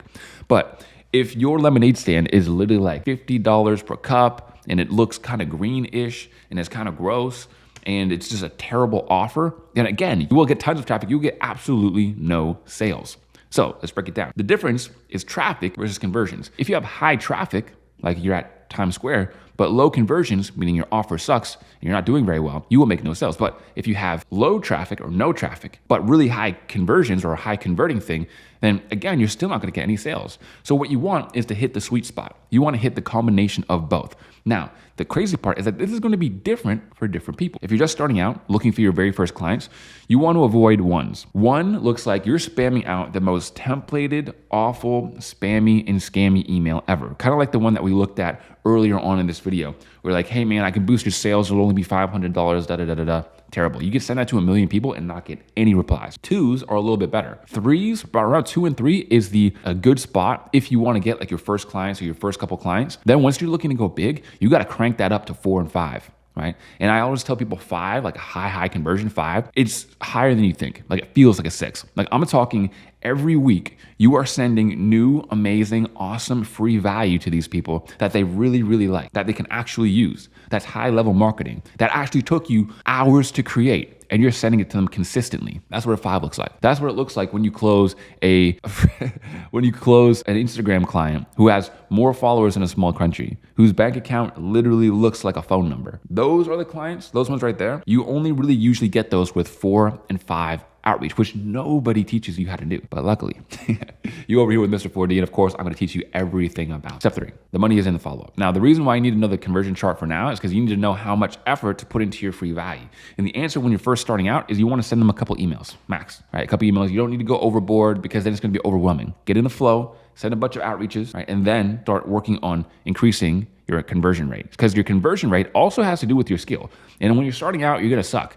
But you wanna know how to get really good really quickly, send your first 20. After you send your first 20 outreaches, where you make like 10 free values, you're gonna feel a lot more comfortable with everything, and you're gonna know exactly how to do it. So step 3 is that the money is in the follow-up. If you want to get ahead of your competition, it's simple. 80% of sales require 5 follow-ups. That's an actual stat. Yet many copywriters give up after 1 or 2 messages. Honestly, most of them don't even send the first message, let alone follow up twice. That's like basically unheard of. 80% don't even make it 1 month in outreach. So my friend, can you imagine if you are the one person in someone's DMs who's been outreaching to them for like 3 months? They're not going to say no. They already know that you are working hard, because consistency is the currency of credibility. So you're already showing them that you're showing up every day. You're already showing them that you want it, that you're thirsty, that you're hungry. So learning how to follow up properly is going to help you get a lot of money, because it puts you above the crowd. The copywriters who put in a little effort into their follow-up don't get hired. So here's what you need to do. Here's how to follow up like a boss. The first is going to be the meme follow-up. This is probably the most powerful follow-up strategy, period. It just is. It just absolutely is. One of them, at least. I have a lot more here as well, but if you ain't following up with memes, brother, you're not even doing it right. So they go through step by step. 3 days after you've sent your free value, it's time to send a meme. Why a meme? Well, they're funny, they're lighthearted, and direct without being insulting. They break the ice really well, and when you get a reply, it's likely to be an apology. It's like a soft-hearted apology. Your best options are to use these memes that are trending, or if you can edit the prospect's face in there, it's even better. So I have some examples, of course. Over here on the left, POV, waiting for their first name to check out the headlines I sent over. So this one's really powerful as well. If you can personalize the meme, that's even better, right? Even better. That increases it on the conversion chart. Another thing with the conversion chart I'll go back and talk about really quickly is that when you have a really high conversion, obviously you're not gonna be able to send out as much volume as you otherwise would. But that's all right. For example, the low conversions are low effort, low skill requirement, best for guppies, meaning like smaller fish, smaller clients, and high traffic. Over here on the right, there's higher effort, high skill requirement, best for sharks, meaning the really big clients, and low on traffic. You're gonna be able to send less outreaches, but that's okay. Because if I'm sending 10 outreaches that are a 5 on the conversion scale, and you're sending 100 outreaches that are a 1 on the conversion scale, not only am I going to get a client faster, I'm going to get a better client who's gonna pay me more. So over here on the right, you cooking behind the scenes, me waiting for a first name to release his new website. The guy said, haha, I love it. I'll go through one more. You didn't like my gift, did you? Not really. And then a hug. And I say, haha, I love this approach. Actually said out, but, and then he continues the message. So he said that he loves the approach. I'll go through one more. Read the email I made you, or draw 25. Ravi, who's just the guy we were sending it to, and his face, and then 25 cards. So it's really easy to do. You can do this on something like Canva. You just take their face, take the background remover tool and you put it on there. I mean, it could not be easier. And Canva is a free tool that you can use to edit photos. So again, it will take you about 20 seconds to really get this down. Also, bonus points for relevance. If it is a relevant meme that is going around right now, this was like, I made these slides like a week or two ago, so this trend is kind of on the downturn. But if it's something that's relevant or everybody's talking about, that's even better because it's going to make them laugh and just make them laugh. It's going to be even better. Next is the witty one-liner follow-up. This is what you're going to send to the prospect 5 days after your meme. The goal here is to continue with humor and lighthearted, non-formal conversation to keep your prospect's sales guard as low as possible. Remember, you're their friend trying to help them, not someone trying to take their money. For examples, hey name, just checking in. You get abducted by aliens or something? Or hey name, should I send a search party or are you all good? These are very, very simple ways that you can reapproach somebody without being like, hey man, where are you? I sent you that. I made that all just for you. And you're just going to go ahead and not. Like, you don't want to be like a naggy girlfriend or a crazy ex. You just want to be like someone who's like, hey brother, you probably just missed my message. Next is the free value 2.0 follow-up.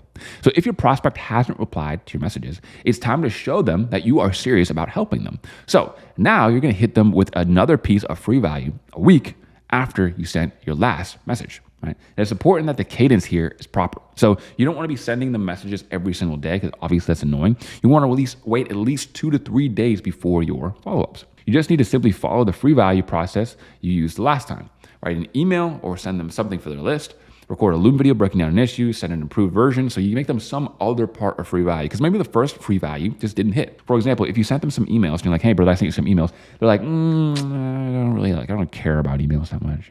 The next time you might send them a landing page rewrite and they're like, oh, this is actually kind of fire. So you never really know. Or maybe last time just wasn't a good time. Oh, I was super busy. I was hiring some other people, so didn't have time.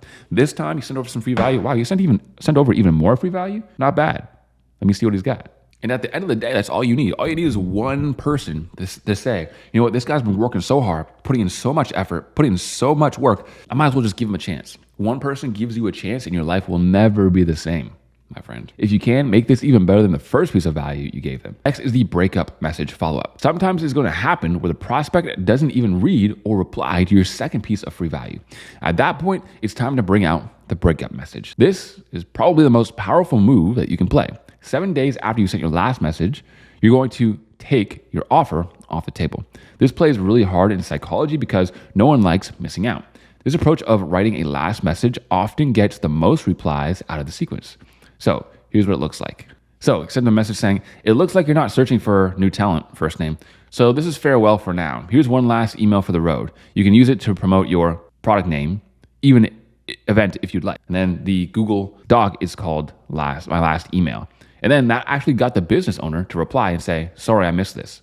So it works really, really, really well. This is probably one of the best ones and the most powerful ones that you can use. I can't tell you how many times students have closed clients or I've closed clients just by being like, you know what, I appreciate your time, but it seems like this isn't really something that you're interested in right now. So this will be it, right? This will be my last message. But you want to know the crazy, crazy, crazy part is that now it's time for no more follow-ups, but circle backs. What is a circle back? A circle back is a long-term follow-up. So these follow-ups are maybe 2, 3, 4 days apart each. A circle back is 2, 3, 4 weeks apart.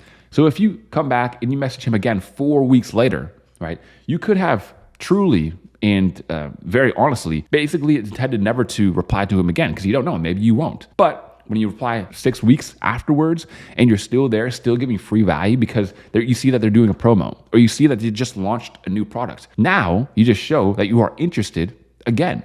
And again, just circle backs as well are just another opportunity for you. And since this person may be replying to you, it works extremely, extremely, extremely well. Now, I've told you guys how to find clients on Instagram, how to open clients on Instagram, what to do to send some free value, how to follow up on Instagram, and now it's time to prospect on YouTube. Now, a little disclaimer here. You can prospect and find clients on YouTube, but you can't message on YouTube. So how are you going to message these people? How are you going to outreach to them? Well, a really easy way is to just go to their Instagram from their YouTube. Another way is to cold email them. But don't worry, we're going to get into that here in a second. The YouTube prospecting method, aka finding clients on YouTube. This is another platform you can't really go wrong with for prospecting. With the homepage that recommends content based on what you already watch, meaning that you can train it to give you potential clients. You just log into YouTube and you're like, oh, here's a guy, here's a guy, here's a guy, here's a guy. I mean, like, how much easier does it get? And the suggested video section, you literally have near limitless playground to find potential clients in, but you can't communicate with them on social media platforms, like I said. So what I recommend is finding clients on YouTube and then carrying out your outreaches on Instagram or email, kind of like I already mentioned. Making YouTube feed you prospects. When I said you can train YouTube's algorithm to give you unlimited clients, I really meant it. Here's what you need to do, because it's easier than what you might think. So first, find a niche that you're interested in working with, right? It can be very, very simple. Two is to look for leaders in that space. So for example, Iman Gaji, if you're looking for people who do business opportunity, or Alex Hormozi, if you're looking for people who do B2B marketing and sales and strategy. Subscribe to their channel and watch their content. Very, very simple. Once you watch their content, you're also going to just get a very good idea of what their marketing looks like. This is you actually consuming copywriting once you're looking at their videos and you're really doing your research on them, so that then, here's the good part, you can practice copy, right? Because as a copywriter, you should probably be practicing, you should probably be writing like 2 or 3 emails a day.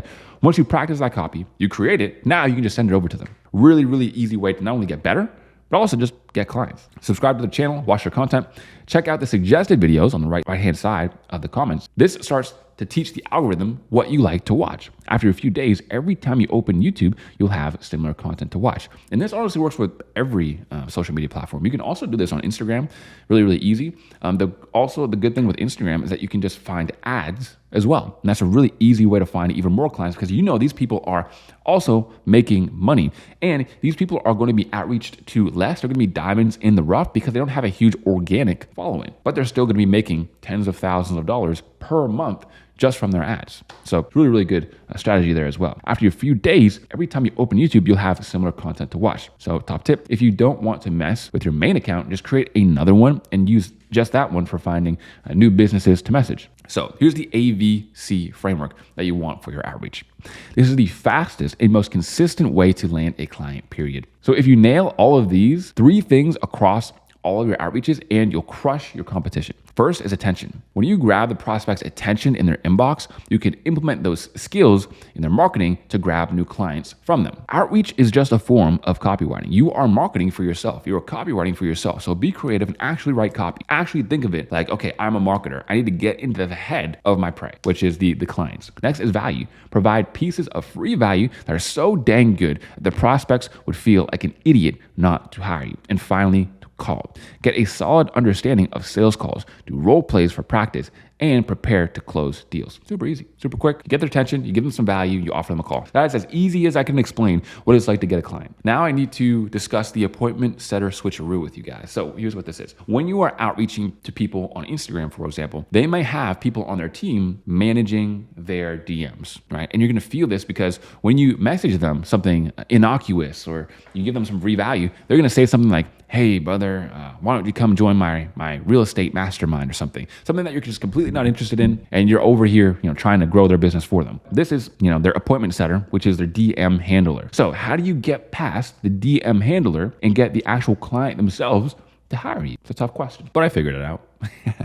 I figured it out. It's inevitable that you'll need to get past the setter. So these are people who are often hanging out in the DMs of the prospects that you're outreaching to. They're likely there to do one thing, sell you something. But that doesn't help you because you're there to make money and not to spend it. So here's how you're gonna get past them. 1, you're gonna call them out politely. Say something direct to the setter that explains you're not talking to the business owner. Hey man, I figure this must be name's setter. I know you're just trying to do your job, but would you mind shooting this message over to first name or whoever owns the account? And then finally, you might align incentives. Explain what you're trying to do and how it can help them. So this will help you get more qualified leads in the pipeline and actually get you a lot more setting opportunities. So now you're talking to the DM setter or the people who are managing the actual account and saying, look, I can get more people interested in the product. So then you get more opportunities to sell, because with the people who are selling in the DMs, they only get paid if they make sales. So now you're aligning incentives. You're like, look, the business owner wins because they make more sales. You win because you help make more sales and you make more money. I win as well because I get to build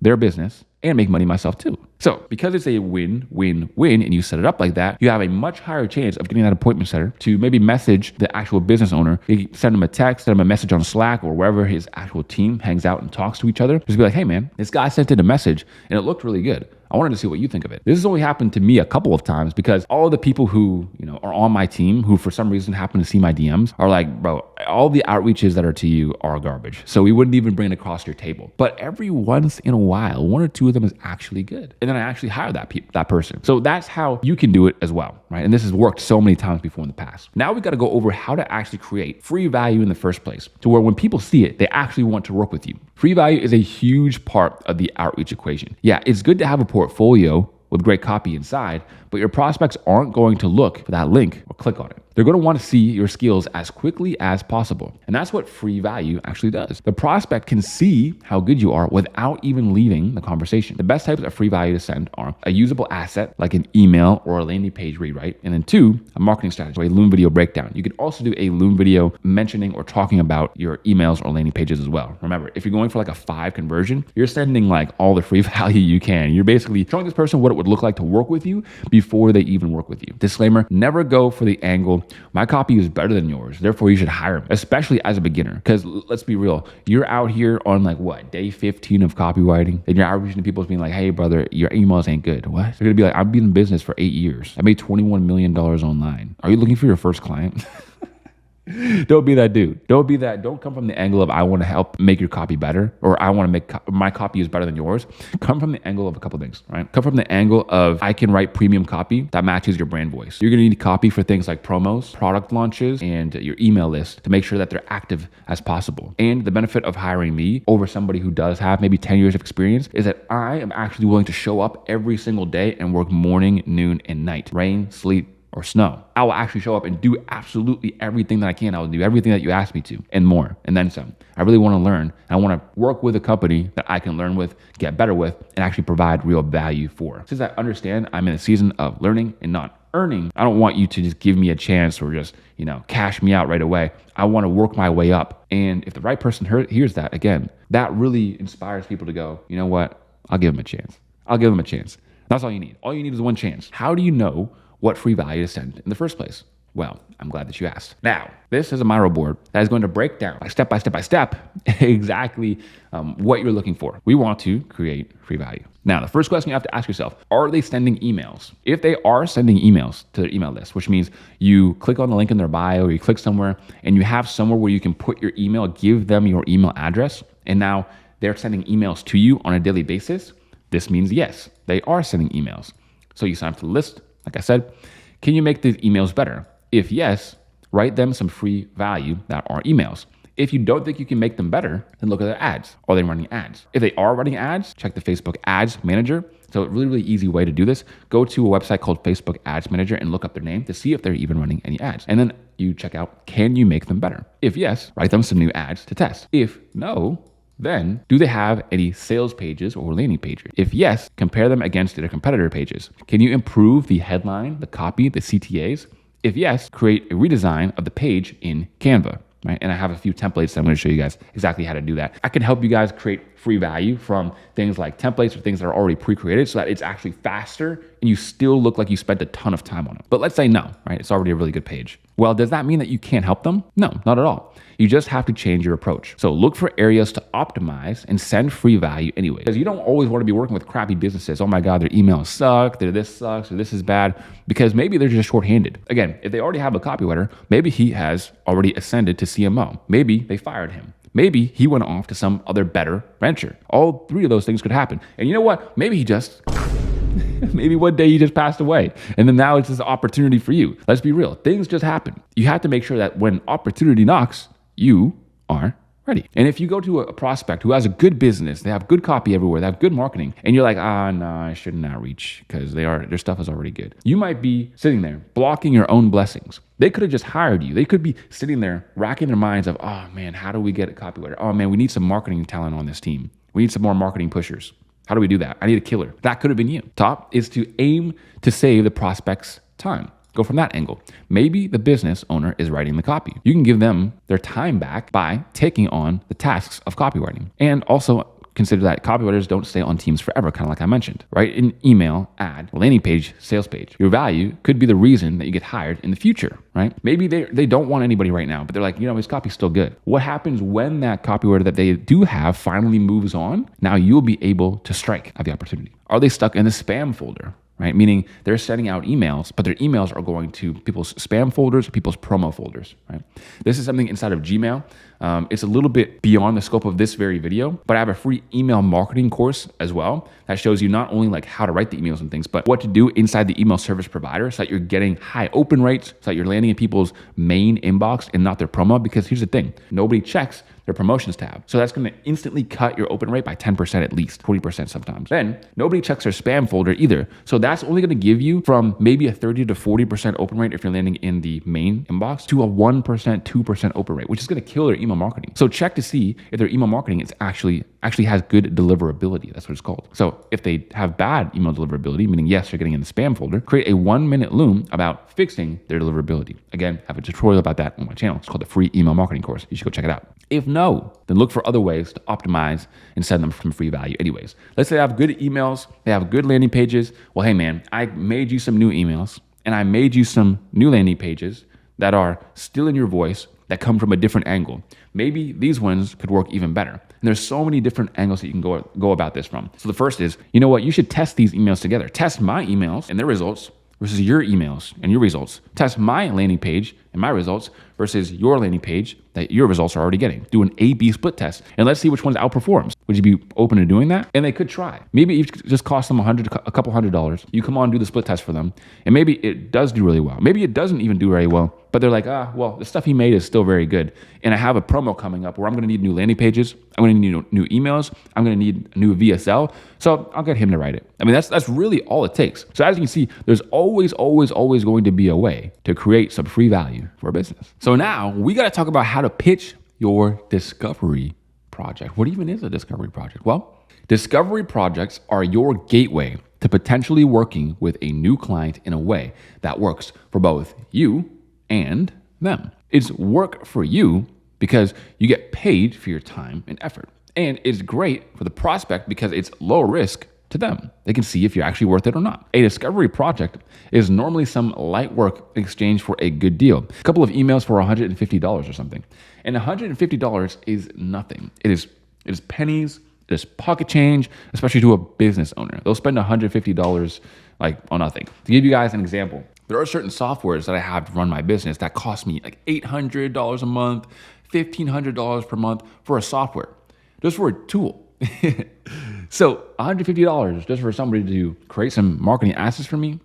Sure, I'll try you out if you actually seem good. So if you write me some free emails and I'm like, okay, these are actually kind of bomb, which is hard to do, by the way. Most people are very sloppy. So if you just work harder than 99% of people, which is extremely easy, you can just practice for a couple weeks and you'll already be better than them. If you can do that, then somebody will give you a shot. $150, sure. $500, sure. That's usually where you want it, from like a couple $100 to maybe $500 max. The type of clients you want to outreach to don't care about a few $100. It's just pocket change to them. But for you, it's not about the money. You can get the testimonial, the experience, and you can use that client in your social proof. For example, I've written copy for client name. The money is just a bonus at that point. When your discovery project delivers results because it's that good, only a matter of time before you get hired. And once you're like one client deep, 2 clients deep, now you can start outreaching to bigger people. And you can go from like having no clients to 30 to 60 days later working with somebody with, like I said, hundreds of thousands of followers, millions of followers, paying you $3K, $4K per month. They're making like 8 figures. They're making $10 million a year. They're making $100 million a year. Not only is it not unheard of, it happens all of the time. Every single one of these creators that you see out here all need somebody. They all need not only somebody, they need multiple people. Deliverability fix discovery project. Some of the prospects you will run into have what's called a deliverability issue. We talked about this a second ago, where it's like their emails are landing in spam and promotions tab. This is when your emails go straight to promo or spam folders. They might not be aware of the issue, so highlighting it to them could stop losses of thousands of dollars per month. Emails landing in spam are only read 1% to 2% of the email list. Put that in perspective. If your prospect has a 100,000 contact in their email list, they're missing out on 98,000 opportunities to make a sale. Fixing the issue is a great way to help a business make huge income gains with their email marketing. In your outreach, create a Loom video showing their emails are in promo/spam and walk them through the subscriber reviver plan.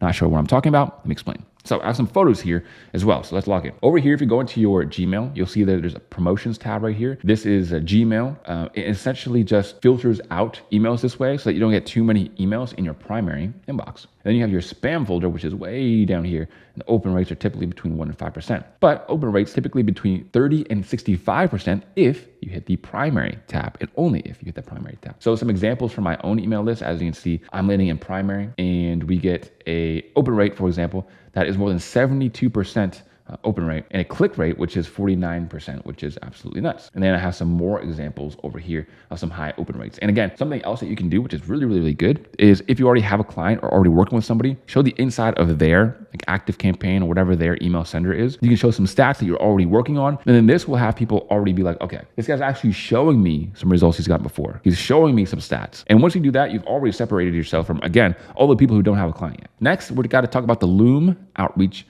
Masterclass. If you don't know what a loom is, it's almost like exactly what you're looking at. So you can see that I'm over here, right, in the side, and then the actual screen recording is on the other side. A loom video does the same thing, except it puts you in a little bubble, same thing. And you get to show your screen and you get to walk them through what's going on. So here are some loom principles that you want to keep in mind. And then don't worry, because I'm going to show you tons and tons and tons of looms that have gotten big clients. And looms for my students that I'm actually reviewing and making even better. Stay tuned for that. First, come up with the hook. There's two types of hooks that I like to use at the beginning of my loom videos. One is a visual hook. Think of like the memes that we were just looking at, the meme follow-ups. I like to use those actually in the beginning of my loom videos. And then payoff hooks. A payoff hooks is, here's why you should watch this video. This is a video so I can show you how to get more leads and hopefully tens of thousands of dollars more per month, telling them exactly what they'll get. And then second is you give them a little objection handle, right? Now, if you know copywriting, you should already know this. If you don't know much about copywriting, I have a free 8-hour course, goes over everything on copywriting that you should definitely watch. The objection handle. So handle the biggest objections going through their head. Who is this guy? Why is he outreaching to me? Why should I listen to him? He's just another desperate business person. So maybe you don't have any clients yet, and that's okay. You can say something like, look, these are methods that are also used by some really big names. So that's why they work. That's why you should listen to me, is because I'm basically just connecting the dots. Or I'm not going to be somebody who's going to pitch you some $5,000 per month project. There's just a small thing that I think you could tweak to help you get more appointments or get more calls or get a few $1,000s extra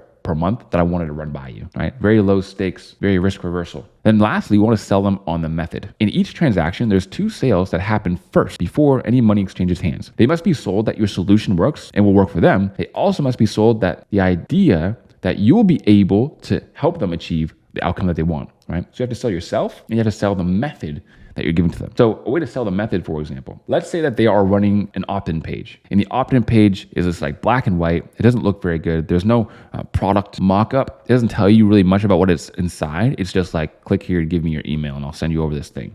Maybe it's a 5-page PDF or something. This is how they're getting people onto their email list. But if you created a way better lead magnet opt-in page, then they'd be able to get more people who go visit that site to now put in their details and actually make money with. So I'll give you an example. Hey, how's it going? As you can see, Alex Hormozi has this awesome opt-in page. He's got the picture of this over here. He's got the 3 main things you're going to learn, and he's got the place where you put your email. And then over here, I see that you have more like a minimalist, black and white, not much to the headline. There's not much benefits. There's not any testimonials here either. I think that if we make this page just a little bit better, as in some more quality behind it, like the one that I made you here, like this example that I made you right here in Canva, if we made it like this, I would guess that this would actually get a higher conversion rate and actually boost your opt-in percentage. Now, if you wanted to test this out, we definitely could do a quick A/B split test so we could see exactly which one will actually work more for your business. Now, I have a few more business strategy and ideas, but I'll leave it at that for now. So if this is something you think could even work, let me know in the DMs, send me a message, and maybe we can hop on a call and talk about it even more. Damn, super simple, super succinct, super easy.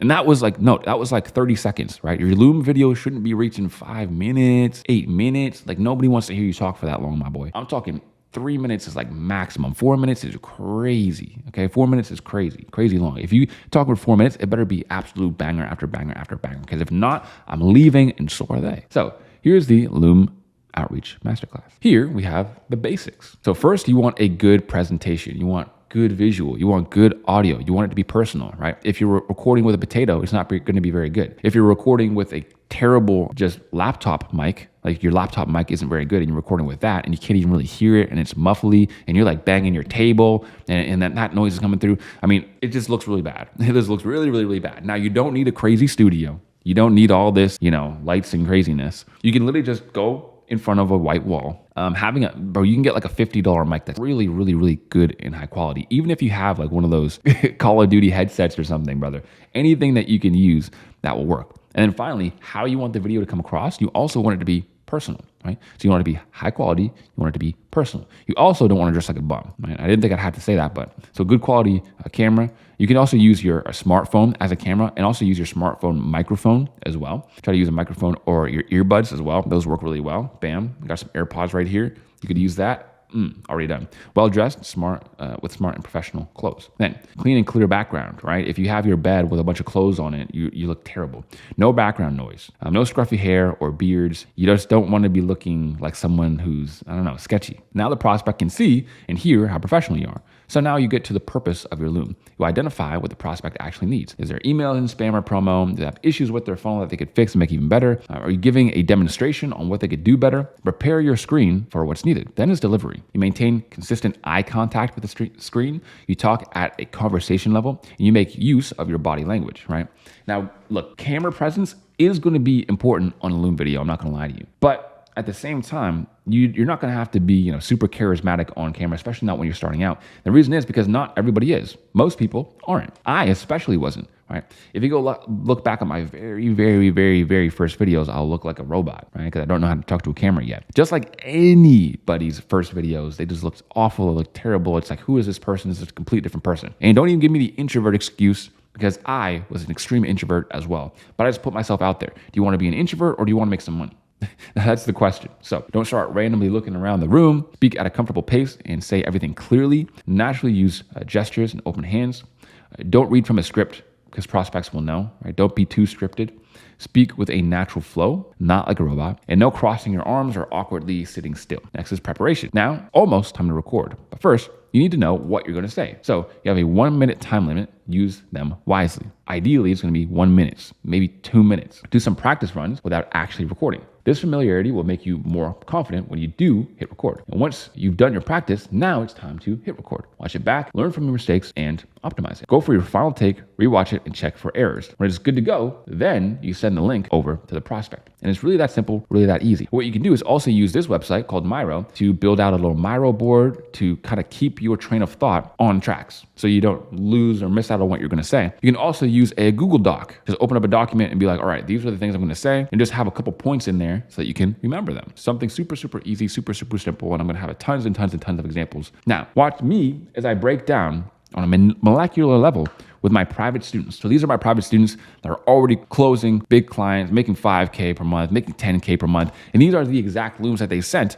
over to me so that I can review them, give them some pointers so that they get some actual great, awesome clients. So enjoy and check them out. Usually I would say we can't all do the same methods and et cetera, but you can just steal them straight up. You'll want to, of course, personalize them for your clients, potential clients, the people you're doing the videos or the free value for. But nevertheless, this is how it's done. So in today's live class, here's what we're going to cover. One, we're going to cover this 3-step loom creation process to make personalized, high converting looms that will close you 3K per month clients. Next is the access to the Miro boards and templates, like I said, and the loom scripts that are shown here. You guys are going to get all of it. So you can just steal them and use them for yourself to get clients. Next is the done for you AI prompt that will consistently spit out banger loom scripts so you never have to worry about what to say again. On top of that, I have a secret surprise at the end that I can't wait to show you guys as well. So without any further ado, these are the 3 simple steps that I use to create loom videos. It's very, very simple. It's very, very easy. And these will ensure that you're closing 3K per month clients. Very, very simple. It starts like this: audit and screenshot.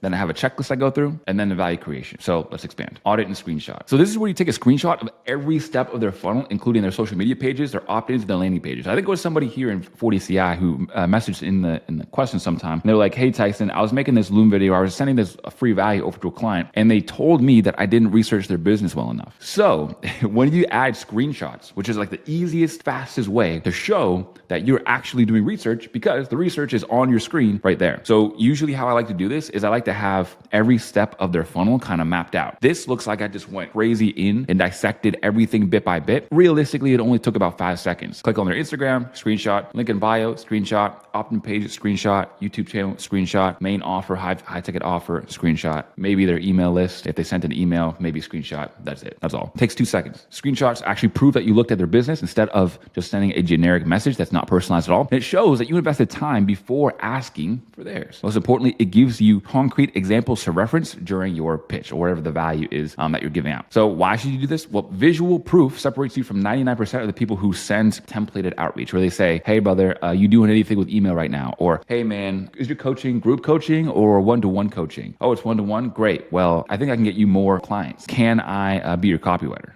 Right? That's what so many people are doing. And when prospects see the screenshots of their own pages in your video, they immediately know this message was made specifically for them. 99% of the time, I want a couple screenshots to always be there. Right? I always want a screenshot of either them or their profile in the very beginning of the video, because when you send somebody a message of a Loom video on Instagram and usually on other platforms, it shows a thumbnail, and the thumbnail is the very beginning of the video. So if they see the thumbnail and they see just you, they might think to themselves, this doesn't look very personalized. He could just be sending this exact video out to everybody, so I don't want to even take the chance to watch it. But to give yourself the highest chances of actually getting seen, what you want to do instead is you want to personalize the very first frame, right? And we're going to talk about creating visual hooks here in a second, because visual hooks are extremely, extremely important, but I'm getting ahead of myself. So let me take a step back. Next is that it ensures high converting cold outreach Loom videos. So screenshots become your ammunition for pointing out specific opportunities, gaps, and improvements. Instead of saying, I can help with your marketing, you're saying, I noticed on your checkout page, you show a screenshot. I noticed on your Instagram, show a screenshot. I noticed in your welcome email, show a screenshot. And next I have a really important part actually about how most people send free value wrong, but this is probably one of the biggest takeaways of the whole entire training, right? It's this, the checklist. How do people get people onto their email list? So how do they get email list subscribers? What's their high ticket offer? What's their low ticket offer? Do they have a YouTube channel where they push cold traffic into? And do they have a free lead magnet? So first, I go through the funnel and I screenshot a whole bunch of stuff. Then I make sure that I have these points covered. And then is the free value creation, which is possibly the most important part. And it goes like this. Most copywriters mess up by doing one of two things that instantly kill their credibility. The first is the random emails approach. So they create and send over 2, 3, or 4 sample emails they wrote as free value. This leaves the prospect scratching their head and thinking, why do I even need these? You want me to hire you because you can write me some emails? I already have someone who writes the emails for me, or I could just get ChatGPT to write the emails for me. How do I know these are actually going to work for my business? This approach fails because it's not personalized enough to their specific situation, their problems. It doesn't address their actual problems, and it gives them homework of reviewing a copy instead of actual solutions. The activation energy it takes to read someone's entire 3 emails is much more than it is to read watch a 3-minute video, watch a 4-minute video, which is why Loom videos are basically a must in 2025. Next is the surface level critique approach. They send over a Loom video to the prospect with a basic headline review and a simple tweak, which leaves the prospect thinking, so you're telling me I'm going to make substantially more money just because I changed 3 words on my headline. You made a 5-minute video explaining why the word proven in my headline works better than the word guaranteed. Who are you? Why should I trust you? Why should I trust that this tiny change is worth thousands of dollars? This feels like amateur hour. This approach fails because it's too shallow and it doesn't demonstrate deep expertise. It makes claims that seem disproportionate to the effort shown. You're literally claiming you're gonna make these people thousands of dollars. This is a business owner who works 80 hours a week in order to make $3 million a year. And you're like, yeah, man, with these 3 word changes, you're gonna be able to make thousands of dollars more. So you should hire me for at least $2K per month. You can hire me at, I might start at $1,000 per month, but I'm thinking like $2K per month for like these 3 word changes. That's why the 2-pronged hybrid approach that combines strategic analysis with tangible proof of skill is gonna work the best. What does this mean? Well, it means 1, you do send over the assets, like some emails, or you do send over a sales page mockup, but you also do a Loom video talking about strategy and other places that you can actually see potential to grow their business. Now, here's why this approach dominates. 1, strategic credibility. So you're not just a writer, you're a revenue consultant who understands their entire customer acquisition system. Next is tangible proof. They can see exactly how you write, how you think, and how you solve problems about their specific business. So you're actually telling them the strategy, you're showing them the strategy, but you're also giving them some writing. You also are giving them some copy so that now they know, okay, he's a solid writer and he actually understands business as well. And this is actually something, as a side note, that people have done in my business to increase their payroll or increase their value to what I'm doing. So for example, there are people who are short form editors. Short form editors are a lot like copywriters in a way.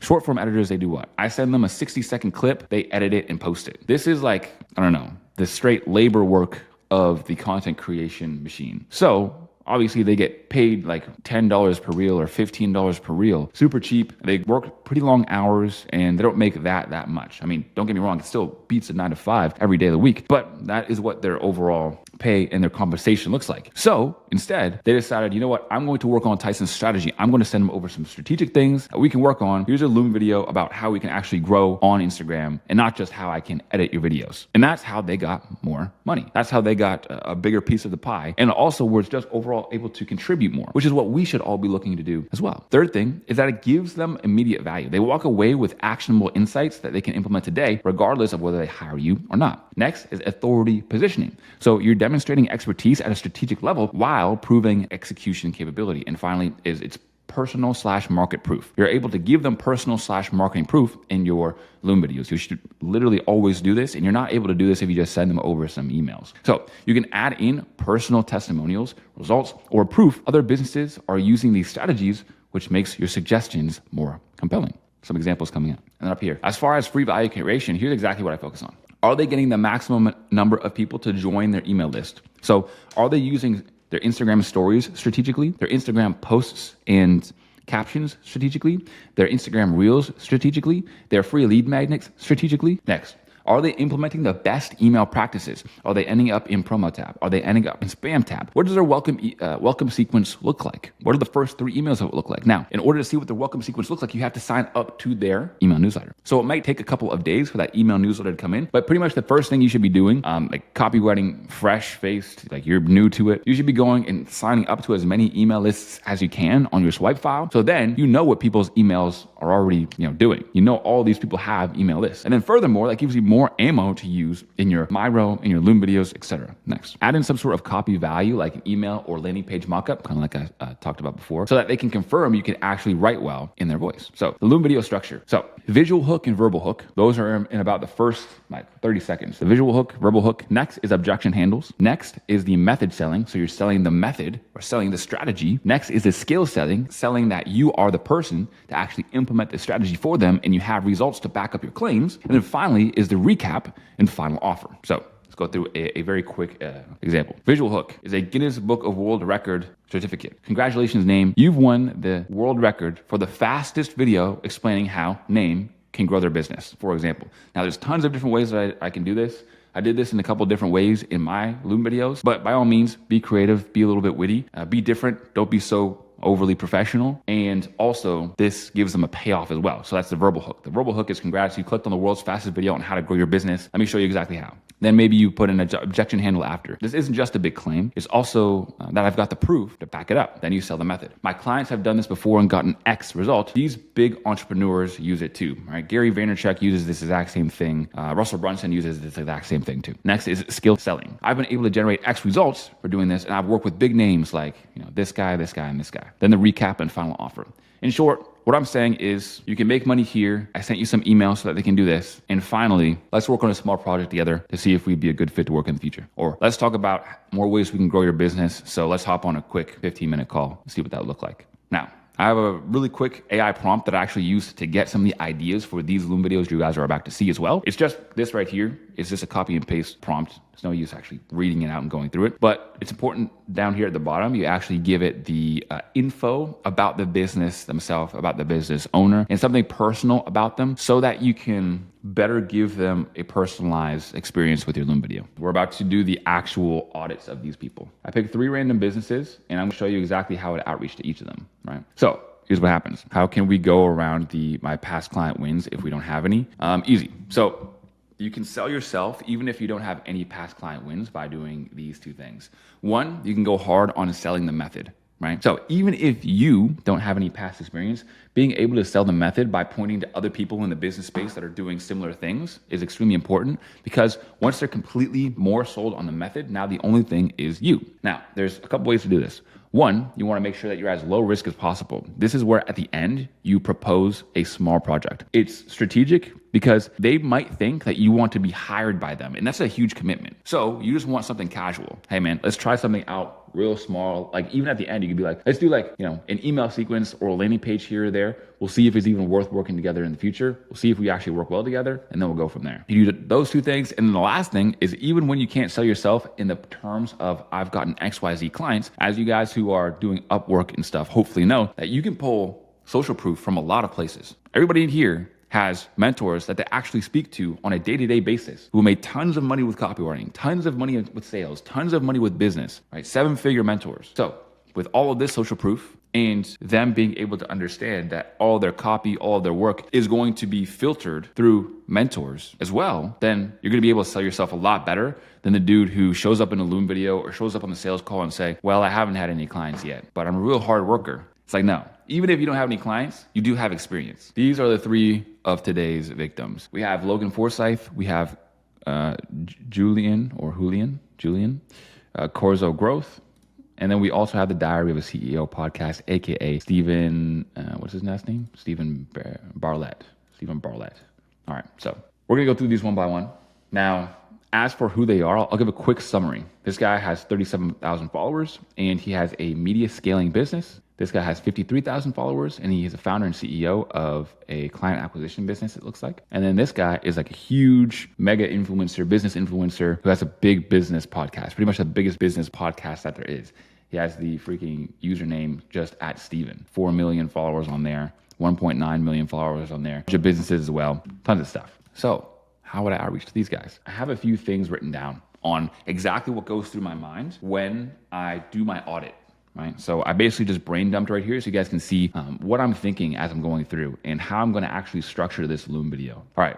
First, we have the first guy, which is Logan right here. So this guy's already a seasoned veteran marketer, right? So people ask me this very, very often. Tyson, how do I outreach to a dude if he already has really, really good marketing? You guys ever wonder that before? It's like, bro doesn't need me. I'll be honest, bro don't need me, right? So with that in mind, you also have to realize that there are still tons and tons of ways you can add value to people, even if you are not necessarily better at marketing than they are. For example, I have marketers on my team. I have copywriters on my team. I have content creators on my team. I have video editors on my team. I can do all those things fairly well. I could probably do all of them just as well as anybody else, but what's the big problem? Is that I'm one person. If I could like shadow clone jutsu and just made myself 10 people, brother, I'd be having a $25 million business at this point. But it's a little difficult to do that. I haven't figured out how to do the shadow clone jutsu yet. So we're still working on that, but still there's tons of ways that you can add value to businesses. Next, I might say this, right? Now I didn't end up saying this in my Loom video, but this is his VSL. Look at this. This dude's like right down here, and he's like in front of this like huge presentation. This looks like Apple revealing a new iPhone, right? So I'm just thinking of like kind of witty comments that I can make in the very beginning of my video. So either you got some really good green screen skills or you had the sickest home studio ever, I might say. Again, I didn't end up saying that, but that's something that I might say. Next, I might see his offer. His offer is we'll make you 1 million views in the next 90 days or you don't pay. And that's a pretty banging offer, right? It sounds to people like it would be really good. And to show a little bit of my marketing acumen, I might say something like, I want to work with someone who has a really good offer because I know that working with someone with a great offer is going to make me a better writer and a better marketer. That is not only insightful, but it also shows him that I'm looking to increase my skills and get better, which is what you want out of people you want to work with. Next, this was on his story. He's out here golfing, right? Easy openers can be sent. I might say something like, yeah, bro, that swing looks awesome, but I don't play golf. Actually, that's exactly what I said. Now that's a swing. I don't play golf whatsoever, LOL.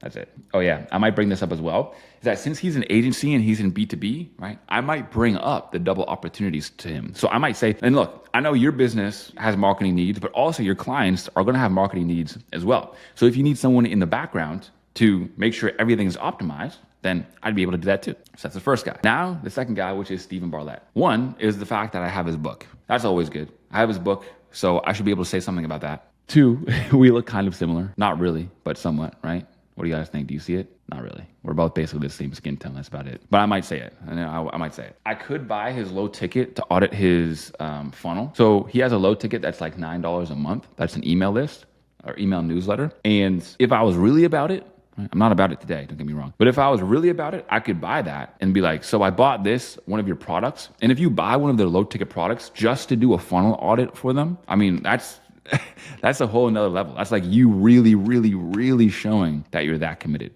Yeah, so he has multiple businesses, multiple offers, which means lots of opportunity. In his book, he says that a job with a higher salary but less opportunity to grow is a lower paying job.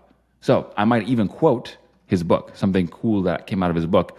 I might say that And again, that just shows what? It shows that I'm actually consuming his content. Because that's the thing. I would much rather work with somebody who's actually consuming my content rather than somebody who has no idea what I do. Because then a huge learning curve is already taken out of the equation and I can make them profitable much sooner. Opener, he posted something on a story about some new diet one of his guests is revealing. And then I replied to it saying, I'm hoping this is a butter-only diet. LOL. Casual opener. Next is this guy, Corzo Growth. So we both have Christianity tats, Christianity shirts.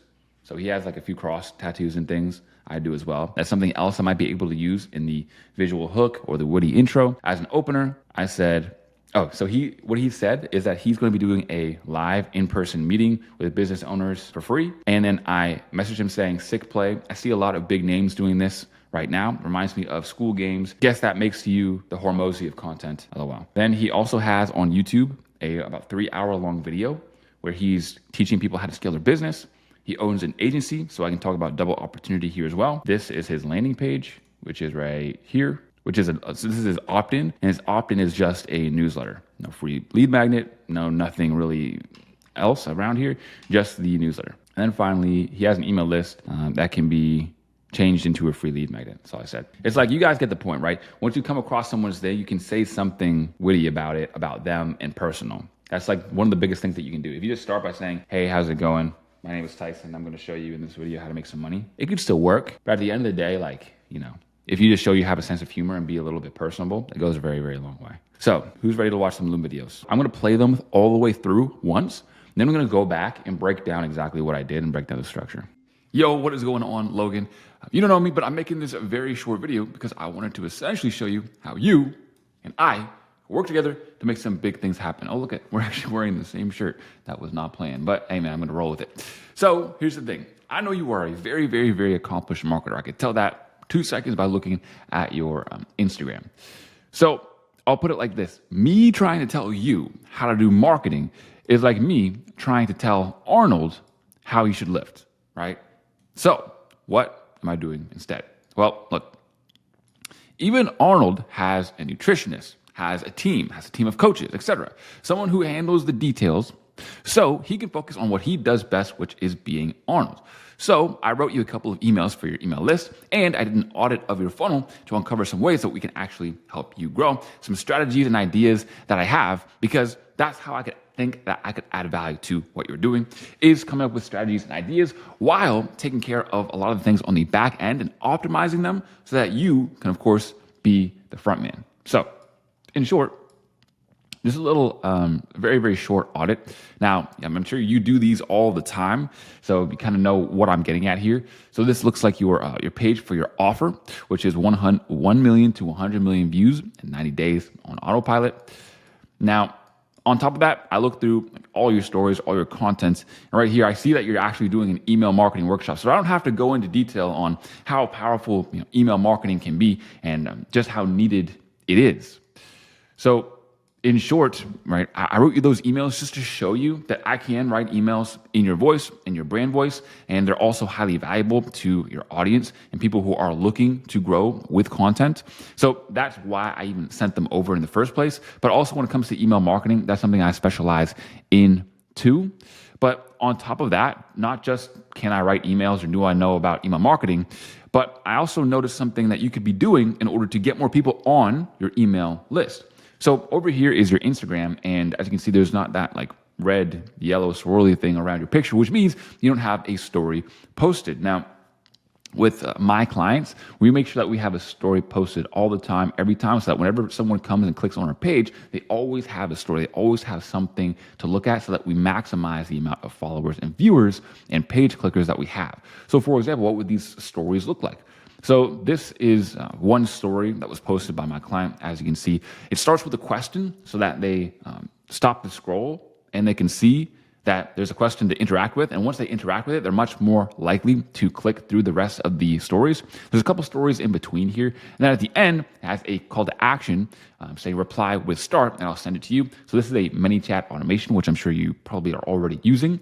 But this is a really, really easy way that we're getting dozens, if not hundreds of people on a daily basis to sign up for the free email list, to look at some free resources, to start conversations with us in the DMs, and of course, just move sales and conversations forward. Right? Now, I see that you also have a YouTube channel. So this is like a perfect example of where you can go and post something on your Instagram story, and then the free value can be a YouTube video. And I know that you're doing YouTube because YouTube is like the one place where people go so that they can build that know, like, and trust for you. So for example, your most popular video is a 3,000 viewed video that is an hour long, right? So all 3,000 of those people watched you for a whole hour. So I'm sure a lot of those people now know who you are, know your story, know that you give so much value. And as you already know, the more value you give, the more you're going to get in return.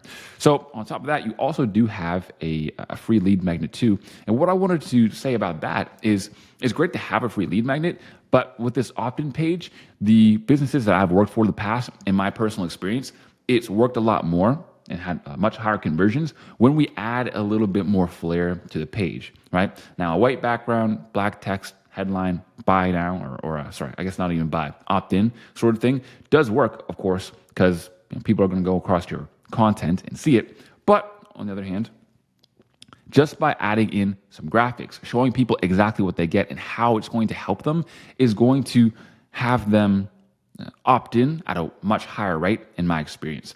So we want to make the most of the page viewers that come in. So look, I don't want to sound like this guy. I don't want to look like this guy. I don't want to be this meme. So I'm just going to recap everything I've said here so far. Look, I wrote you 3 emails to show you that I can write in your style and write copy for your brand. I can add value to your marketing department with these new ideas and strategies, and I've already done them before. If you want to know more about my experience, some of the big names I've worked for, by all means, we can talk about that. And then finally, I propose we maybe hop on a call, see if we can work out a small project together, see if we'd be a good fit to work together in the future, and then go from there. So, man, that's all.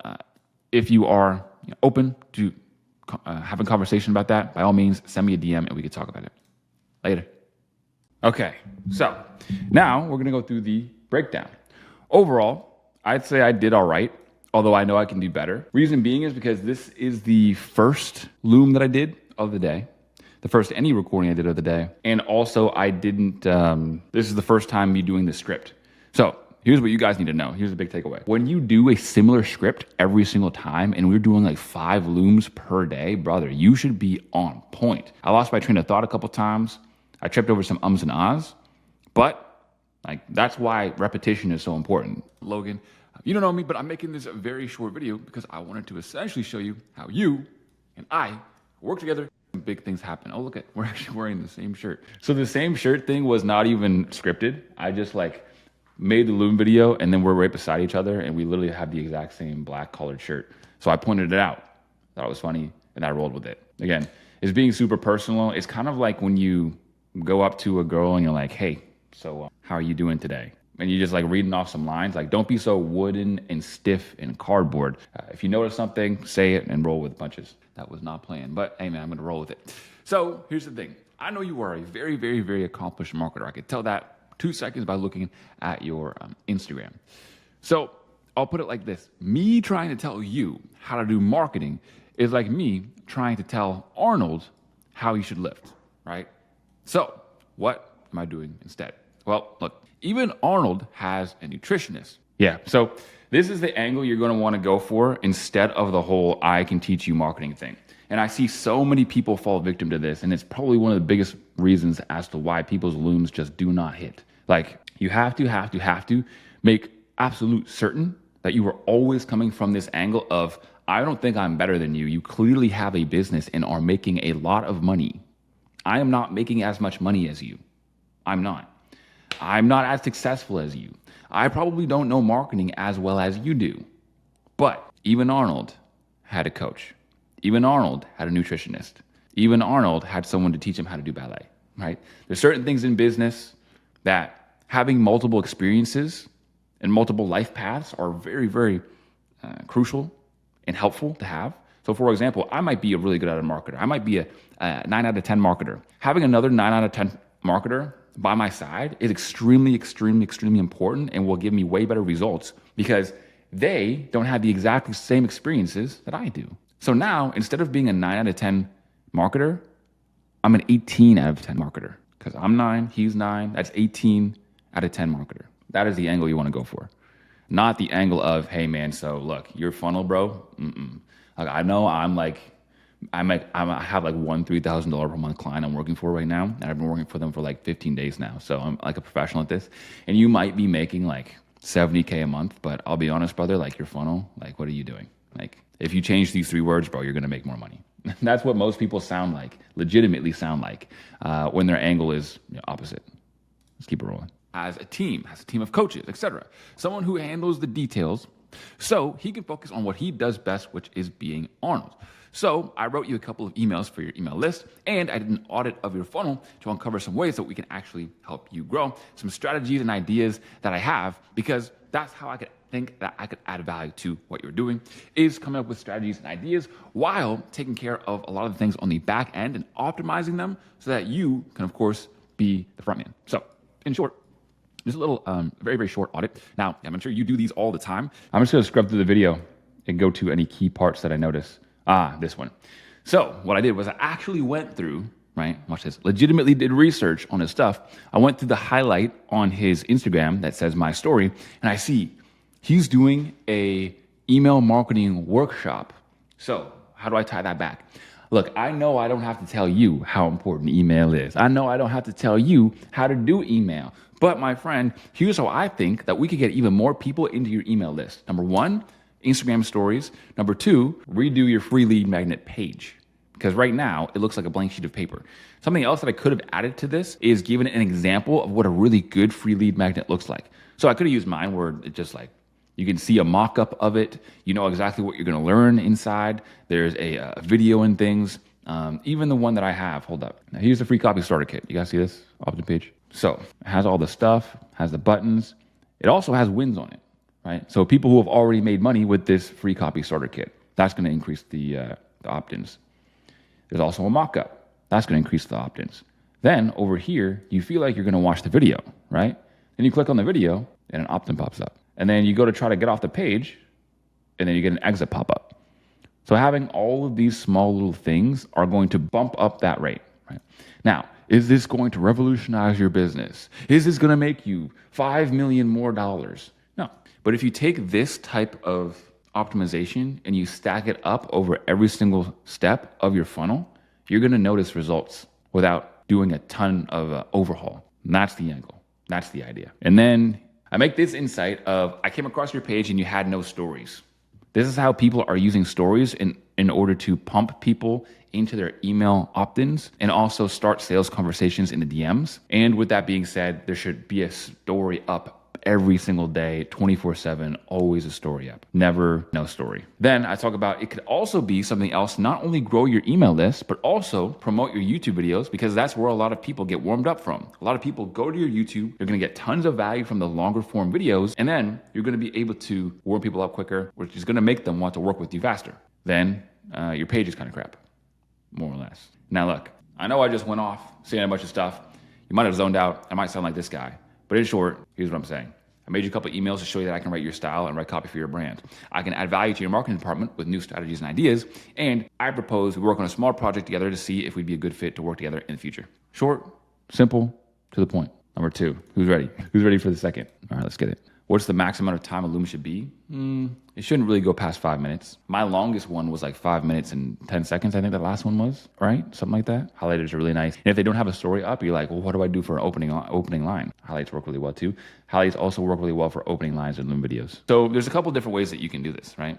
You can send upfront value, which is better if you're doing like a value maxing strategy. So just to recap with you guys, if you guys are at the point where you're already having a couple clients, like maybe you're making 2K, 3K per month already, somewhere in that route, and you want to start gunning for that 10K, what you want to do is do like a Dream 100 list sort of thing. So create a list of 100 people, right? Or even if you're still beginning a little bit, maybe 200 or 300 people, and you just take out prospecting completely and all you do is send free value. So if all you do every single day is send free value, then I would say that you want to do the upfront method where you send them value, even if you don't check if they want to receive it first. But if you're just beginning, you're looking for your very first clients, I would say spend more time casting a wider net, even if you might get smaller fish. So in that case, you would want to send out openers and then ask them if they want to see your Loom video. Then you would send an offer for your free value. Hopefully that makes sense to you guys. All right, let's play. Oh, Stephen Bartlett. How's it going, brother? I didn't see you there. I was just reading one of my favorite books. Now, I know that was kind of cheesy, but I have something else cheesy for you as well. Look at us. We're on a podcast. Anyways, what I'm really making this video about is because, look, I know you are a serial entrepreneur. I've been watching your podcast. I've been watching your videos. I've been following you on Instagram. And in short, I believe that I can add some value to what you're doing with your marketing department. Now, I know that you have multiple businesses. And the thing is with multiple businesses, I know you're a very busy guy. And at the end of the day, having a world-class talented team is the thing that is really going to get people in your position with tons and tons of followers and tons of things to do to actually scale. So I'm going to show you exactly how I would be a valuable asset to your team. In short, this right here is where people go to chat with you for your main business flight story. So over here as well, you also have a low ticket, which is like the circle, the DOAC circle, where people can go. This is a couple bucks a month, and they can read your newsletter. This is also very powerful because not only does it build you a lot of that semi-passive income, but it's going to give people the opportunity to look at more of your content, get warmed up more, and probably buy something even bigger down the line. And then, of course, you have the free newsletter as well. So you're utilizing email, and I know you probably understand already just how important that is. Now, that's why I went ahead and wrote you a couple of emails and sent them over to show you, right, when it comes to copy, I'd be able to help you on that front. But also, not only just that, I also have marketing ideas as well. So for example, this is you on both of your Instagram pages, both of them with over 1 million followers, yet neither of them have a story up. Right. So the reason why this is so important is because when people come across your content and they really like it, they're going to click on your page. And one of the first things that they want to see is your story, but not having one up is just not going to make the most out of those people who come and check you out. Not to mention the people who are already following you as well. So for example, this is one that I did for my client. As you can see, it got just 1,500 views, right? And then over here we have a CTA, which 1,000 people saw. So a lot of people are going to be wanting that as well. And it's a CTA to a free resource. Now, this is something that a lot of other huge creators do as well. For example, here is Iman Gadzi. And as you can see on his story as well, he did the same thing. So over here when he started, he had just a clip of him doing a behind the scenes, then with some text on screen, some more text on screen. This is basically copy, some more copy, and then finally a link to apply for his event. So in short, we could easily do something like that for you and your pages on both of these so that tons of people are seeing you post on your story and they're able to interact with it. They're able to click links. They're able to DM you much easier. And in the conversations in your Instagram DMs, you're able to move people forward, give them value, and possibly make sales there as well for people who want to work with you and your brand. So in short, look, I don't want to be CEO of Yapping, even though I do love Diary of a CEO. So I've distilled everything into 3 very quick, main, simple points. Yeah, the 3 is the exact same. So hopefully you guys are starting to notice a pattern, right? I talked about a similar thing, which was the stories, a similar angle. I gave the similar offer, as in I also gave him the emails too. And then finally, I also gave the same kind of recap at the end. This is extremely important because if you want to get out tons of Loom videos quickly, right? We want to put out volume 2. You want to make them, of course, personalized, but you want your ideas to be the same. This way, you're going to be able to build off of the same ideas and just make them better and better and better and better. So to start off, I actually had 2 visual hooks. The first one was me reading his book. And I was like, oh, sorry, Stephen Bartlett, I didn't see you there. The second one is me being like, oh, look, we're on a podcast. Then I do the funnel audit. So this is your page where you do this. This is your low ticket where you do this. And I just talk about why they are good moves and how they work in his funnel, because I want to show that I have an understanding of what he's already doing, which is also important. And then I talk about how on both of his pages, he doesn't have any stories. But by having stories, you're going to be able to get way more people into things like your newsletter, when you make CTAs to that, watching your new episodes, purchasing his products or getting into his low ticket newsletter, et cetera, et cetera. Instagram improvement engagements. I gave him more examples. And then I also gave the example of, look, Iman Gadzi actually does it too. Go back to the Instagram. And then I also give kind of like a related meme over here as well, where it says, look, I don't want to be the CEO of Yapping since he has a book and a podcast called Diary of a CEO. So I'm just going to go down and show you exactly what I'm talking about and do the recap. Bam. So a little bit of humor in the beginning, a little bit of humor at the end too. And now, who's ready for the grand finale? Save the best for last. Hey, Julian, how's it going, brother? So I'm making this very, very quick video because I was looking at your page, of course, and I saw on your story that you're hiring a DM setter. So what I took that as is maybe as well, you could use some marketing talent on your team too. So that's what this video is, basically about. I want to show you how I'd be able to add value to your team. And of course, set your setters as well up for success, because clearly, right, we want to scale this thing. We want to make more deals. So I'm going to show you exactly how I would do that. Honestly, this one's my favorite opener. I know I'm supposed to be playing it through right now, but this was my favorite opener. It's fire. So if you don't kind of get what I'm doing here, he posted on his story that he's hiring a DM setter. And then here's Peter Parker. And then once he actually puts his glasses on, I scratched out DM setter and then put marketer. So again, just a very personalized and witty way to go about saying, what's up? Here's why I'm making this video. Let me play the damn video. Now, going through a very, very quick funnel audit, I see that the link in your bio here takes you to this awesome YouTube video, which is hours long, 3 hours long, on how people can grow their business, which is obviously extremely, extremely important, right? You see and understand that giving out tons of free value is basically the number one way to build goodwill with your audience, which will have them wanting to work with you. Then, of course, you have your VSL to grow people's businesses using AI. Then you have your newsletter as well. Now, the main thing that I wanted to talk about is being able to give out tons of value. And one of the things in my experience that actually helps people get way more signups to their newsletter is by having a really, really good lead magnet, right? So a lead magnet where it says, here's the things that you're going to learn, here's what you're going to understand, here's what you're going to get, here are the tools you're going to get as well. And one of the biggest examples of this is Alex Hormozi. His books, his first 2 books were completely free to get online. I'm not sure if the third one is. I bought it, like the actual physical book anyways. But you can go ahead and look at all of those books for absolutely free. And he gave them out for free, which is why, now he's Alex Hormozi. So in short, I think this would really increase the amount of subscribers you get overall. And for example, this is what I've been able to do with my clients' email list. So we got about 50% open rates, which are nuts, sending to about 20,000 people per day. So that's 10,000 new people who are opening up the emails every single day. And for reference, that's more than a lot of people get just on their Instagram videos. Furthermore, to take you through the email service provider even more. So he has 143,000 contacts, and I've been able to work with him since he's had 0 contacts. So we went from 0 to 150K, and I've been working with him ever since on exactly how to do that. And yeah, the stats are really crazy, and something that I don't see why we wouldn't be able to get something similar for you as well. It's not really as mass market what you are doing.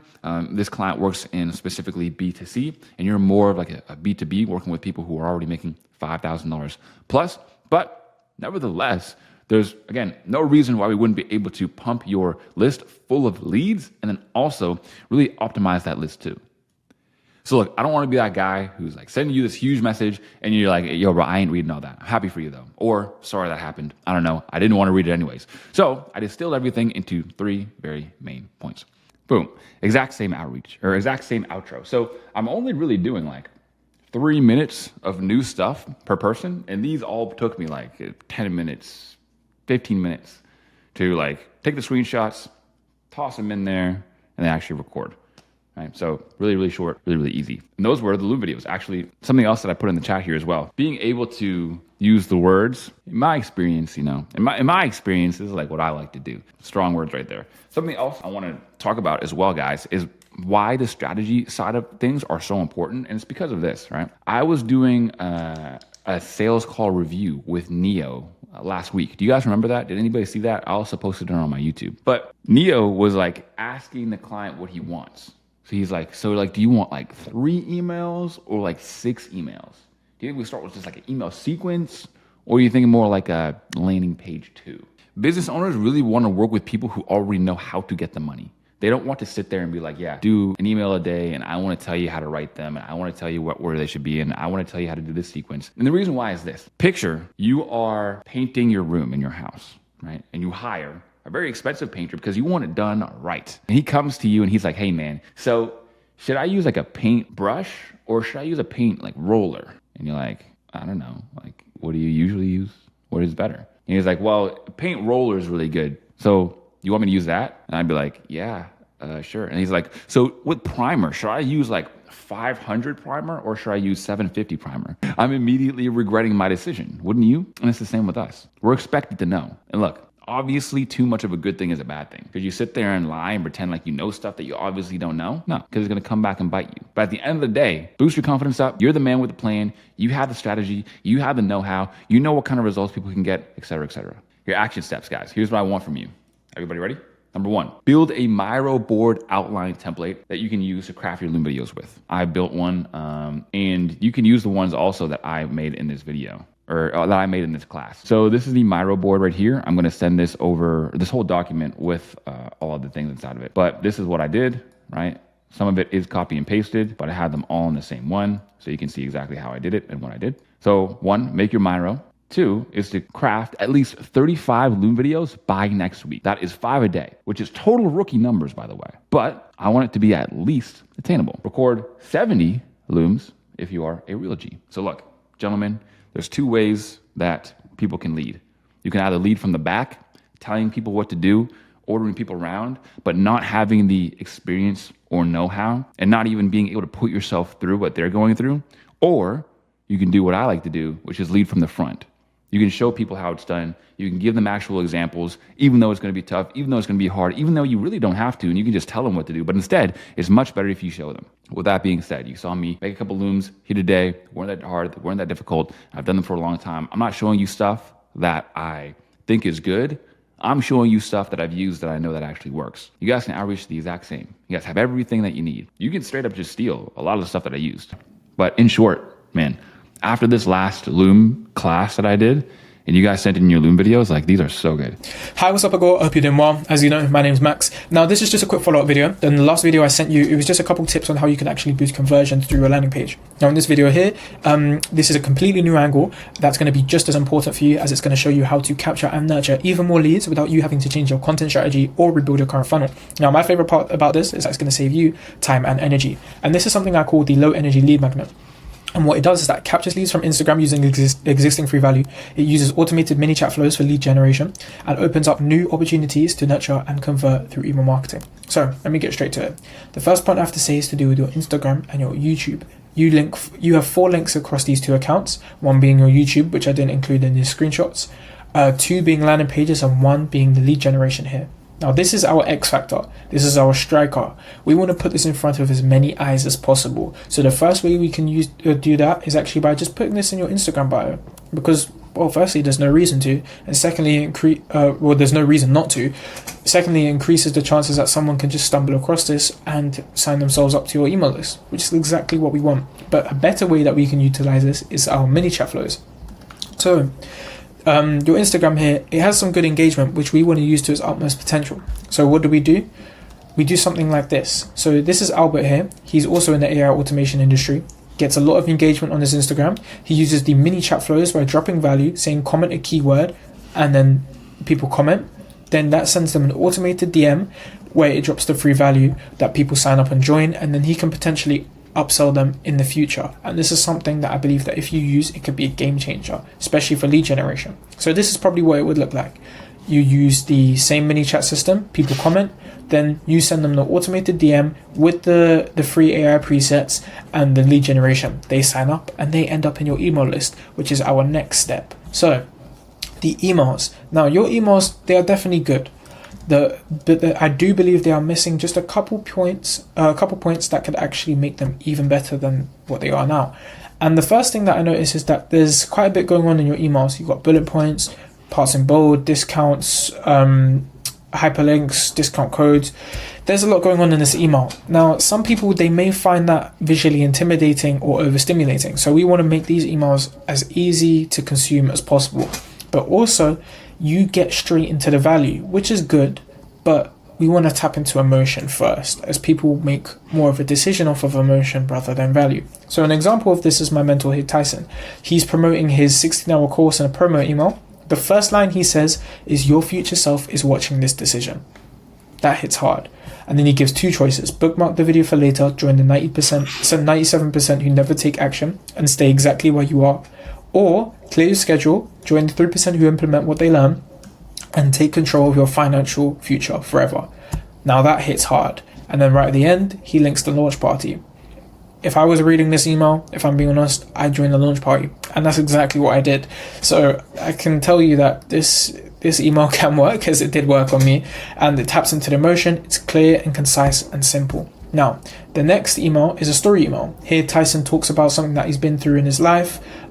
It's just a story that's personal to him, where he's vulnerable and people connect to that vulnerability as he's exposing himself, so people can understand who he is, where he's come from, and they connect with that, which builds trust. And then at the end, he links his success stories here, which then therefore builds even more trust as proof that whatever he's selling, it works. Now, the final point is actually something that's quite cheeky. Now, this just looks like an email that links off his YouTube, but really, this is something a lot of people like Alex Hormozi use, that is called a content loop or engagement loop. And the goal here is to keep people in your ecosystem by bouncing them up between platforms so they consume more content, build more trust, and eventually buy. And this is found in his book, $100 Million Leads. Now, this is a really good email because it promotes his YouTube, but then he could also promote his Instagram, but then he could also promote his products. Therefore, bouncing people through different parts of his business that they can engage with, they can connect with, which increases the chances that they connect with who he is and increases the chances that they're going to buy a product. I believe that if you use these points here, I feel like it can make some changes to your business and hopefully put some money in your pocket, which is exactly what we want to do. So other than that, hope you have a nice day and take care, man. Yo, that loom was hard, bruv. Still. It's a good loom, innit? I thought it was pretty dope. So let's go through point by point. So I gave him some pointers here this morning, but I'm going to go through them as well. And I also have some stuff to go deeper on. W Loom. W's in the chat for our boy. All right. So to start off, thumbnail, right? The very, very first photo. It's just like a YouTube video, right? If they see the thumbnail, all they see is like barely can really see someone's camera, and then just some sticky note. They're not really sure. Whereas if you had it like it was his funnel already on screen, or just a photo of him on screen, or something interesting with a caption on screen, it's always going to cook a lot better. So that's the one thing. As for the benefit as well, he said, "Hi, what's up? Hope you're doing well." He said something about getting more leads, right? Now, getting more leads is great, but at the end of the day, it's always best to connect it to what they want most, right? Connect it right to their dream state. So get some more leads, hopefully get tens of thousands of dollars more per month, right? Hopefully get you tens of thousands of dollars more per month. Hopefully make you even richer. That's like the bottom line. Now, this doesn't sound too sensationalist. It doesn't sound too scummy unless you're like, bro, I have something that's going to make you millions. Like, obviously that sounds weird, right? But a few $1,000s per month, it's awesome. Going in. I thought that all this execution was done really, really well. I thought the ManyChat play was great. And then we get to the email. So this was his email, and he mentioned Hormozi, right? Then he goes to the promo email. The promo email is a good one, right? It's a good angle. It's a good everything. And then we get to the storytelling email. I think when things got to the storytelling email where he was like, look at this storytelling email. It does this, this, and this. At that point, I think you're adding too much, right? Because we have the ManyChat play, we have the promo email, we have a storytelling email, and then a third email down here as well. What is it? I think he said cross-pollination, basically, email. And that's great and all, but think of value per minute rather than minutes of value. So if you're thinking about value per minute, it's like you want to be jam-packed with only the best stuff. And the storytelling email, don't get me wrong, it's value, but is it really like in there fighting for like the only 3 minutes you have to talk to this person? I would say you might want to cut it. Also, is used 3 examples of the emails that I sent out, which is great. But what would have been even stronger is to use one of my examples, because you get to also double that down by saying, this is my mentor. Here's an email that he sent, right? That's also good. But on top of that, another way to do it is by add in emails from other people that he already trusts, right? So imagine if it was like Russell Brunson made this email, because chances are he doesn't know me, right? I mean, unfortunate enough for him, but still, chances are he doesn't know me. He doesn't know what content I do. So being able to show, look, all these other huge heavy hitter guys in the marketing space are all doing this. Then that gets a lot more compelling than my mentor made these 3 emails. So those are the main things. And also the CTA. There wasn't really one. Let's go watch the CTA one more time. That they're going to buy a product. I believe that if you use these points here, I feel like it can make some changes to your business and hopefully put some money in your pocket, which is exactly what we want to do. So other than that, hope you have a nice day. Bro's a polite lad. Bro was like, here's my video. I hope this makes you some more money. Have a nice day. So the video, so you want to do a couple things. Yeah, the visual hook would be great in the beginning. You want to give them a CTA. Let me open up my website to see exactly what I said. CTA should let them know what next steps you want them to take and what next steps they should take. It should also decrease perceived risk and also maybe give them a small recap. So those are the things that the CTA should do. So in the end, I'll go, so to wrap it all up, look, I think that you can get more leads by integrating a ManyChat automation and strategy using this type of email and that type of email to get more leads and warm them up faster. And look, and I might say something about, these are all strategies I came up with, but with that being said, I'm on the outside looking in. If you wanted to talk more about how we could do that for you or team up to make you some more money, by all means, send me a DM on Instagram and we can come up with a small project to work together on to see if we're a good fit to work together in the future, something like that. So the reason why that's important, especially at the end, is like if someone's watching a video, you're outreaching to someone, their sales guard's up. The reason why their sales guard is up is because they're sitting there thinking in their head, this guy wants $6K a month. This guy's going to ask me for $6K a month or some BS. I already know. I'm going to get on this call with this guy. We're going to come up with the plan. And then he's going to be like, yeah, $6K per month. And then I'm going to be like, well, shoot, I'm not doing that. Even if they have the bread, to even just throw that out on the end is just messed up, right? Just to start with $6K per month. But that's just where the head goes. Your head goes to worst case scenario. So you can mitigate that by just being like small project, a couple $100 even, $1,000, knock it out of the park, make you some money, make you an ROI on that, and then go from there. Then they're like, oh, okay, risk averse, boom, much easier. So other than that, I think if you implemented those couple of things, that this would be a near perfect loom. Yeah, I think this one was fire. I don't know. Do we want to review this, guys? He's not UK. Do we want to review it anyways? Let's review it anyways. Screw it. What is up, James? Hope you're doing well today. So you don't know me, but I'm creating this video to talk to you about some holes I noticed in your funnel that are letting some revenue and leads slip through the cracks. Now, I want to talk to you in this video about how we can plug it, scale, and grow your business so you can make more money. So without further ado, let's get into it.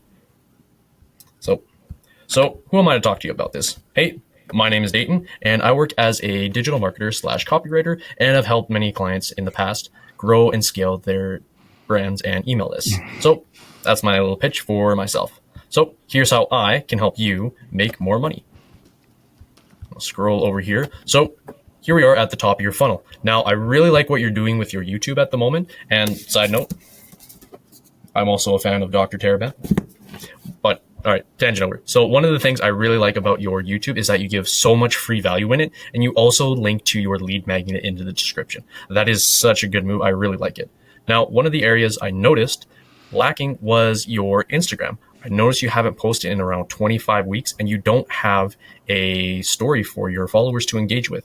This can really help with new leads and engagement on your platform to help grow your brand. So what I would suggest with this is have stories that your followers can interact with. So it would look like this. So it could be something as asking them a question, like in this scenario, have you read Alex Hormozi's new book? Yes, no, maybe so. Gives them a chance to interact with you and ask them a couple of questions on to later on down the line, along with pitching your free lead magnet in there.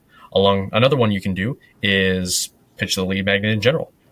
So as we can see here, we have some text. So if you're ready to stop messing around, blah, blah, blah, I dropped the beginner's guide with action steps here. Reply with start and I'll send it to you. This is a ManyChat automation, and it essentially just is a autoresponder to get people into a lead magnet that you provide. So your top of funnel brings us to your website. So it's fun. Your YouTube and your Instagram are funneling us to your website, where you are what it looks like to be a book a call funnel. Now, I really like the book a call funnel. You have the coaching call application, book your free call here. Very nice. One of the things that I think really could use a boost in your scenario is your email marketing free lead magnet. Now, there's nothing wrong with the lead magnet itself.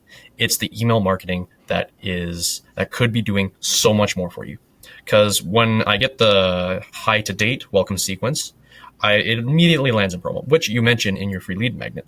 But I noticed that you've only sent out 6 since I first signed up to it in July, and you haven't marketed to any of your other products since. Like, there's a whole array of products that you have, like the Master Lover Academy, Dating Accelerator, and Lifestyle Design, that I haven't even heard about until I went through your website and checked. Now, I think this is a very, very big opportunity that is being missed in your email marketing. So here's what I suggest to fix that. So I've written 3 emails in your style to show that I can write copy for you and your brand for each of the products that was shown up over here. And on top of that, I have some ideas and strategies, and I feel I can add value to your marketing department and increase the revenue that you're generating in your product. Excuse me, generating more revenue for your brand. So I propose that we work on a small project together to see if we'd be a good fit in the future. So if that's something you are interested in, there you go. Maybe move this up here.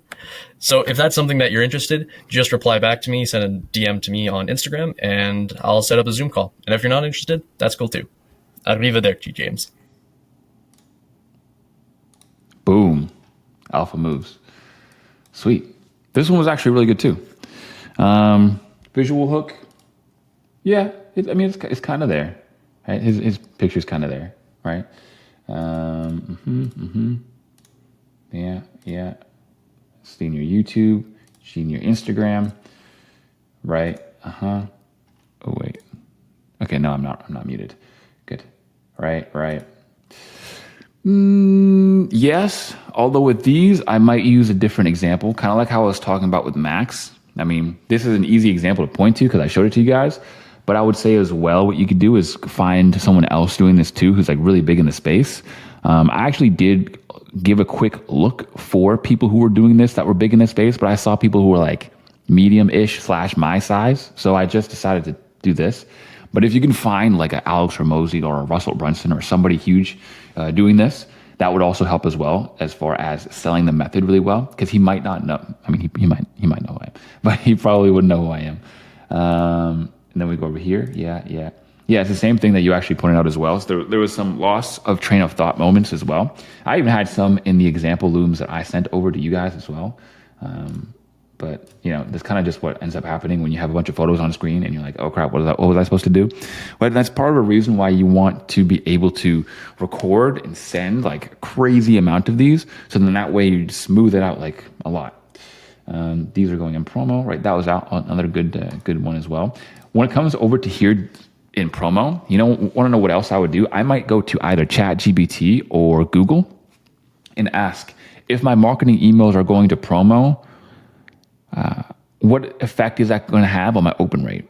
And then it will tell you an objective answer, and you can take that answer, screenshot it, or just actually go over to a different Google tab or whatever and show, look, don't trust me. Honestly, don't trust me. Don't trust this guy. Let's just Google it. It can actually lead you to having a 10% open rate when most people get a 30% open rate in the primary inbox. 20% more opens is 20% more revenue from email. I mean, that math checks out to me. That's pretty irrefutable, right? So another really easy, simple way that you can sell the method there. Yeah. The email sell here was really good too. I've been subscribed for a while, and I saw that you only sent out like about 6 emails. So I wrote you 3 emails that you can send to your list. That's pretty fire. That one's really good too. Yeah, I think this one's also really good. Yo, what is up, everybody? It's boy Tyson 40, Professor 40, coming back at you again. Got cold, I put a sweater on, I got lonely, so I wanted to see you guys again because today we're gonna be talking about the cold email outreach masterclass. You guys got the Loom videos, you guys understood how to send value. Now that you know exactly how to send value, what to send, what to say, etc., now it's time to find out more ways to contact people. And one of the best ways to do that is with cold email outreach. So look, this is not something that should be slept on. Still to this day, it's one of the best ways to close new clients. Often, you're able to get in direct contact with business owners and CEOs. But the downside is that there's no prospecting capabilities. So you're not gonna be able to find people through email. Like, it doesn't really work that way. You have to find people through things like Instagram, through ads, through YouTube, etc. But you have to know the email addresses of the people you want to contact. And there is no way to easily find more with the same platform, like with Instagram, for example. So to crush email outreach, like my one-on-one students are, here's everything you need, despite the fact that you can't prospect, but it's still a great place to outreach to people too. Let's say people just are not reachable in their Instagram DMs. Well, that's okay. You can still email them as well. Now, this goes with something else, another outreach method that I didn't really mention, which, okay, pause real quick. So whenever I show somebody winning in my one-to-one program or sending some outreaches or me reviewing some copy, I'm always going to get the question, bro, how do I do that? How do I get into a position where you are actually helping me write copy? You're helping me outreach. You're helping me prep for my sales calls. You are looking at my copy before I send it to my clients, so I make sure I get the best results. Well, we do all of that and more inside of our one-to-one mentorship for DCI. The application is down below. I'm not going to spend too much time talking about it here in this video, but in short, if you want more information, that is exactly where you go. And of course, this is going to get you faster results than absolutely anything because, I mean, one path is just watching the videos and trying to take action, which of course works, but it's going to take you a substantially longer time than if someone like me or one of my copy partners were to come in and just show you exactly what to do, show you who to outreach to, hold you by the hand, and then just help you every single step along the way. So that's it. That's all I'm going to say on it. Back to the video, which is omnipresence outreach.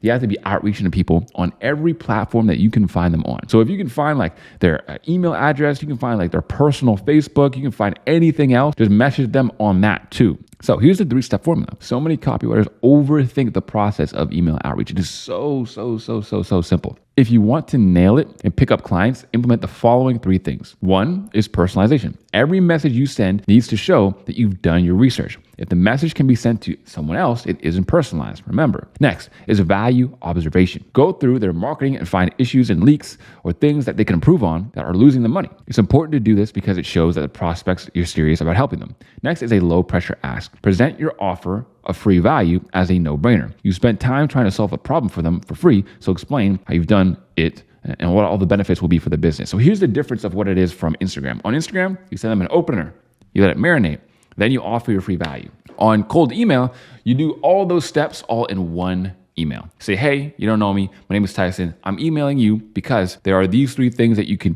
optimize in your funnel to make you some more money. In short, I recorded you a quick 3-minute Loom video and also created you some emails showing you exactly what it would look like. Let me know if you want me to send those right over. And then once they say yes or say yes, send them over, then you send over all the assets. Bam. Bonus. Email outreach follows the same schedule as Instagram method as far as following up. These are just a few tweaks to make it even more optimized. Now, focus only on one problem per email. Don't get sidetracked with other issues. Keep your eyes on fixing just the one at first, right? Don't be like, oh yeah, there are these 27 problems, so here's how they can help you. Here's how you can fix it. Here's how you can blah, blah, blah, blah, blah. No. Give them a couple bullet points about how it's going to help them, and that's it. 3, it's the best to send your emails at either 9 to 11 a.m. or 2 to 4 p.m. This is when your emails are most likely to get read. And if you're sending to people who are in the States, then try to go off of their time zone, right? Now, you don't need to go super in depth into it, be like, oh, well, I need to figure out what time zone he's in. And I need to figure out when he goes and takes his lunch break. And then I need to send it to him then. Just send it in the daytime when people are usually checking their emails. If you're trying to send them at like 2 a.m. and 3 a.m. in the morning over in the States, then it probably won't be in your best interest. Next is that follow-up is key. Stick to the same structure that I outlined earlier. Sometimes you need to wait 3 days, and then other times you might have to wait 10 weeks and do a circle back. So track your emails in a spreadsheet so that you can stay organized and see clearly what the next email needs to be sent and to who. And I'm going to be giving you guys a tracking sheet here as well. But having a tracking sheet where you're doing outreach is going to give you the absolute best results, not only because you're going to be able to see exactly who you've outreached to, but you know if they're warm, if they're cold, what's the last thing that they said, if you outreached to them on Instagram, or maybe the last thing you sent to them was on email. But now it gets really fun because we're going to be learning how to use AI in your outreach. You don't know what to say? Don't worry, I got you. If you're struggling to come up with ideas for your outreach, AI can step in and help you out. This is going to help you a lot, but you have to be careful. Relying on it to write everything for you will hold you back instead of helping you.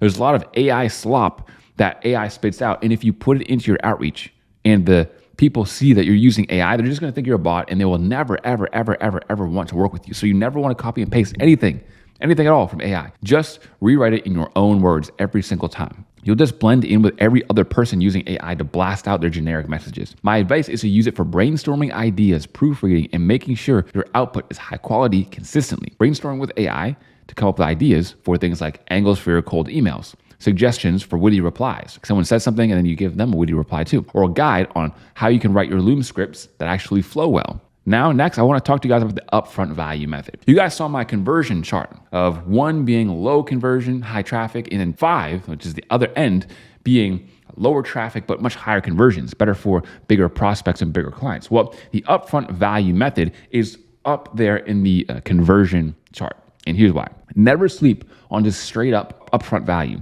Upfront value means you don't ask them permission. Hey man, I saw your stuff. Can I send you over this Loom video, this 3-minute? Can I send you over these emails, these da-da-da-da? Instead of that, you just send it to see what happens. Downside, they might not even reply. They might not ever even see it, and you already spent time making it. Upside is you stand out from all the other people who are asking if you want to see this, asking if they want to see that. There's been so many people who have been untouchable as far as so many people outreaching to them. But once you actually already made the free upfront value and sent it over without any conversation prior, it actually speaks volumes about who you are as a person and your work ethic as well. So yes, it's great to have a rock solid portfolio, but there's any way that win over prospects by showing them exactly what you can do for them. Your copy in their voice, for their offer, talking to their audience. It is literally doesn't get much better than that. Bonus points if you deliver something that can be used straight away, like an email, for example. The prospect can see the results that you can bring them. So if you send an email that nails their brand voice, increases stats like open rates, click-through rates, revenue per contact, etc., the chances of you getting hired goes through the roof. If you make an impact with a fire piece of upfront value, they'll be silly not to hire you, and you will get them more results. So that's really just as simple as it is. You send them some value upfront. And the great part, again, like I was talking about, is that you're going to be able to just make this value on a daily basis because you're a copywriter. You're going to be practicing. You're going to be writing 2 to 3 pieces of copy. So every morning what you do is you pick somebody you really want to work with, you write 2 to 3 pieces of copy for them, you send it over to them as a free upfront value, and you see what happens. You'll get more clients faster than you actually thought was possible. Next is the Upwork method. This is just cracked. This is just straight cracked. For those who have been living under a rock for the past year, Upwork is a client finding playground. You can find tons of clients on there. Now, the stereotype that actually keeps a lot of people off of Upwork is, well, Upwork is just for those stingy business owners who want 25 emails for $1 per email, and they want to hire some people overseas and pay them basically slave wages and poverty wages. Well, yes, of course, that can happen. But there's also some huge wins that people have been able to get just off of Upwork. And let me show you exactly what they are. Wouldn't it be awesome if there was a place that you could go and only speak to prospects who are literally looking for copywriters today? Well, that's what Upwork is. A platform where business owners go to offer projects and contractors go take on new clients. The crazy thing is picking up new clients there can be easy if you know what you're doing. Let's break it down.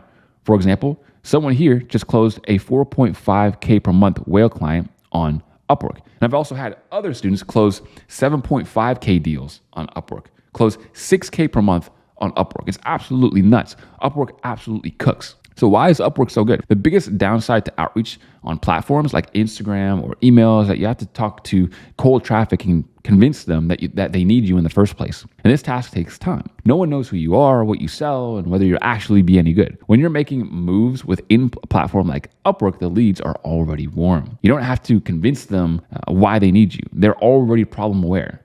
They're looking to solve it. They just need to find the perfect person for the job. So now it's up to you to prove your worth and get hired. So starting with your profile. This is something you'll want to get on point. Add a professional profile picture, get verified, add a fire bio that talks about your skills, fill out your portfolio. And when it comes to adding pieces to your Upwork portfolio, try to add a wide range of copy like emails, sales pages, ads, VSLs, all of it. But also testimonials and any results you've gotten go a long way on Upwork too. Don't worry about your level of experience because if you don't have any, it's not at the end of the world. But when you do get some, it will get so much easier. It's like the snowball effect, right? Might be a little bit difficult in the very beginning. Once you start stacking those wins, stacking those clients, stacking that money, you'll be making so much more cash. It's insane. So I've had near countless students who have landed their very first gigs and they were on Upwork because the process that it's dialed in. So profitable profiles, what do they look like? Some of my one-on-one students make thousands of dollars per month on Upwork. Some of my 10K per month students get all of their clients from straight Upwork. Here's some tips that help them close these numbers. So one is to wisely pick 10 categories. So maybe content and copywriting, emails and email marketing, lead gen, etc. So 10 different categories that you're looking for. Next is the optimum bio length. So aim for 200 to 300 word length. That's about the length of a marketing email.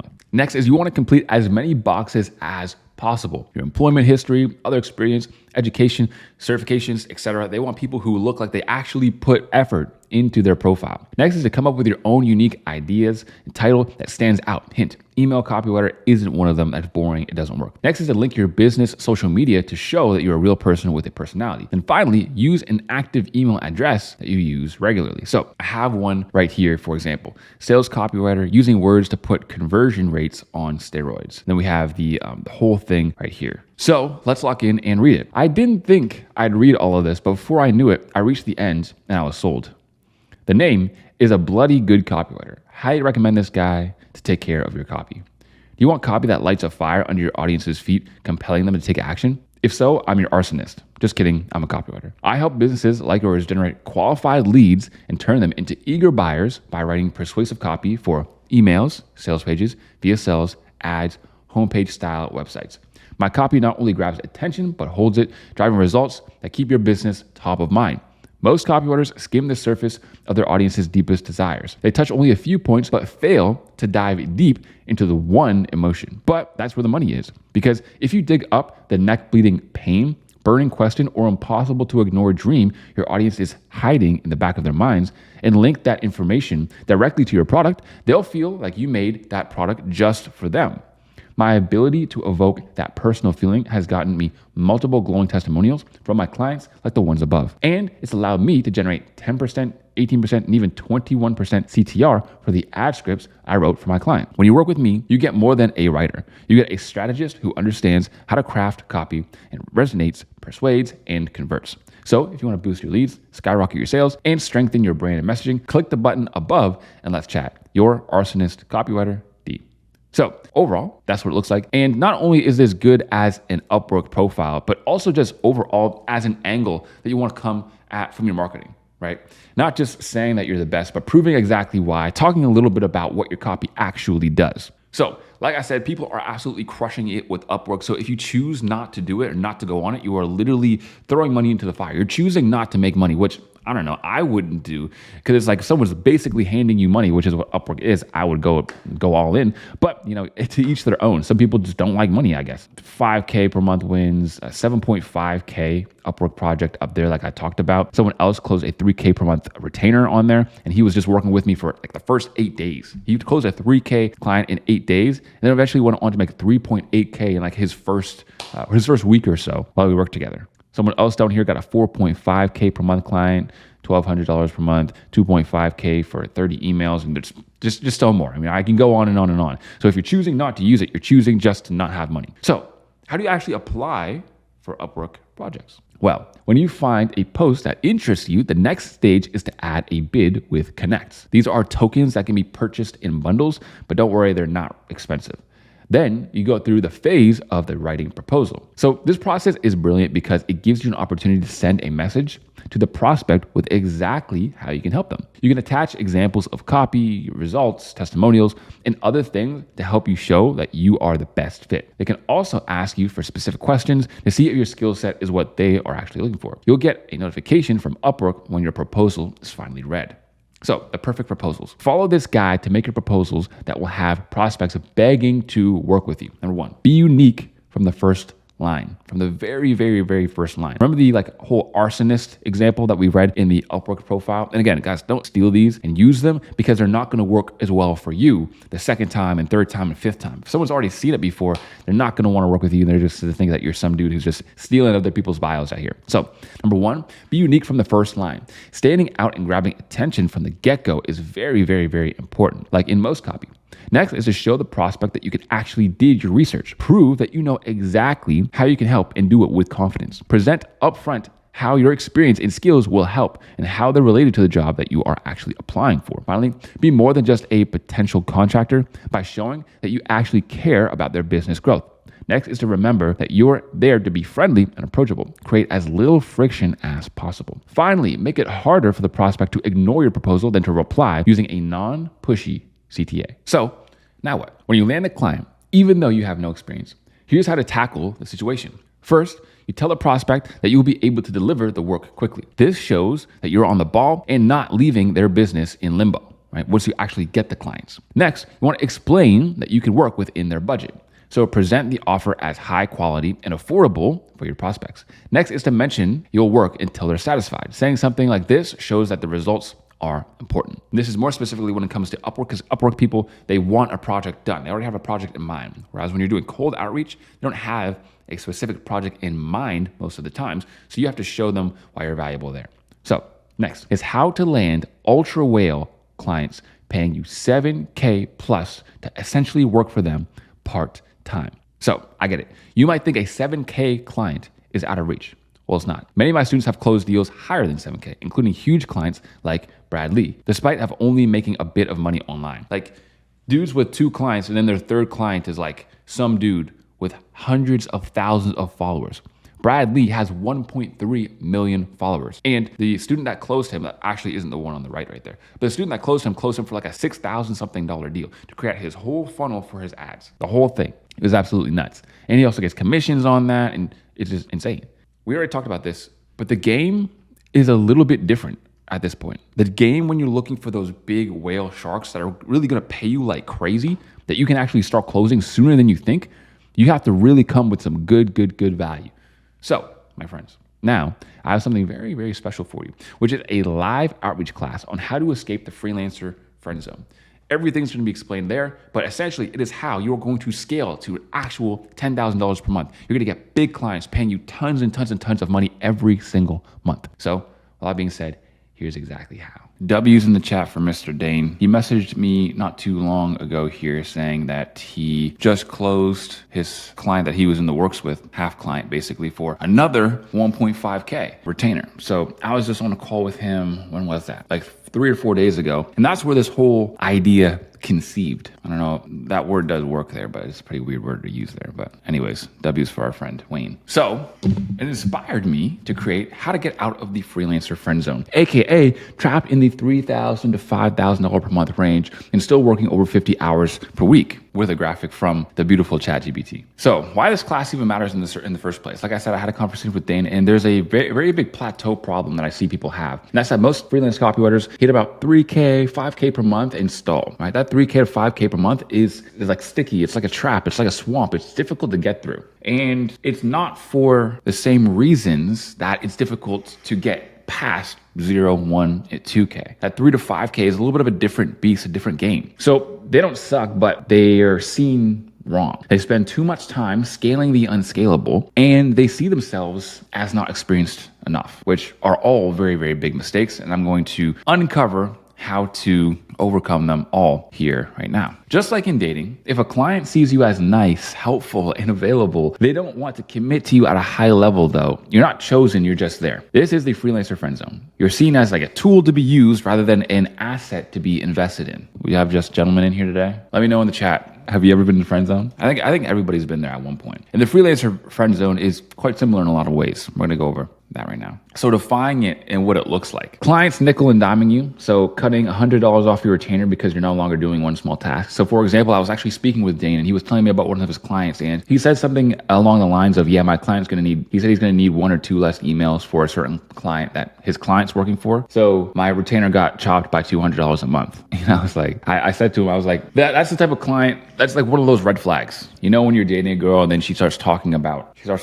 like, oh my God, you're such a Virgo. Like these red flags where you just know. Like if you know, you understand. What's understood don't gotta be explained. I'll leave it at that. A red flag is a red flag. So this is one of them. Clients nickel and diming you, saying, yeah, well, let's not do $1,500 a month. Can we do like $1,400 a month? Like that sort of thing. Like real businesses are not going to be nickel and diming you. They're not going to care about $50, $100, $200. But when they have razor thin margins, then that's all they're gonna care about. And it is goes back to a principle that is rather counterintuitive. One of life's many ironies, and it's this. It's that working for a very expensive client who's paying you a lot is so much easier than working for a client that's not as big and not paying you as much. Someone hiring you to do $800 worth of work is going to want a revision on every email. They're going to need these emails to perform. Like they're going to be asking you to make it punchier, but make it longer, and make it funny, but make it more corporate as well. And so what do you do about that? What it also looks like is getting paid a couple $100s per month to start, but then the client dangles the carrot. Well, man, once we do this, once XYZ, once this hits, once we crack that, you're going to be making way more. Bars or what? Am I speaking facts? I can't be the only one. Yeah, man, I know you've been working for me for about 3 months now and you've made about $300, but brother, you stick with us and we're going to be making 10K per month soon, bro. Sooner than you even know it. Oh, Dane's here. What's up, brother? Sooner than you even know it,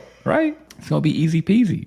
And that's literally a story that's truer than true. Like I worked for a client, a commission-based client, and his email list was shot. So he would send emails from his email list, but they'd go to spam every single time because he was legitimately like making some crazy money claims. Like, yeah, brother, get rich in 30 days. Real spam. So his list was shot. It wasn't getting out of spam anytime soon. So I was sending out emails that were getting 1% and 2% open rates. So I wasn't making any money and he wasn't making any money. And I worked for him for 3 months doing email automations, basically like a full-time job on the side of my already full-time job. Made no money, but he still had the gall to say, brother, I mean, we're really only 30 days away from like you making 10K per month or more. You're applying to jobs and outreaching to small clients. That says big, but it says say small. Small clients because you just don't feel as though you're really there yet. It's like, yeah, there are those businesses out there that I'd love to work for, but I'm not really there yet. I've been doing this for a couple of weeks, for a couple of months. Maybe I'm just like a year in. It's like I'm not really there yet. You guys feel like that? So here's what it feels like, right? So that's what it looks like. Those are some of the signs. What it feels like is like you're trapped,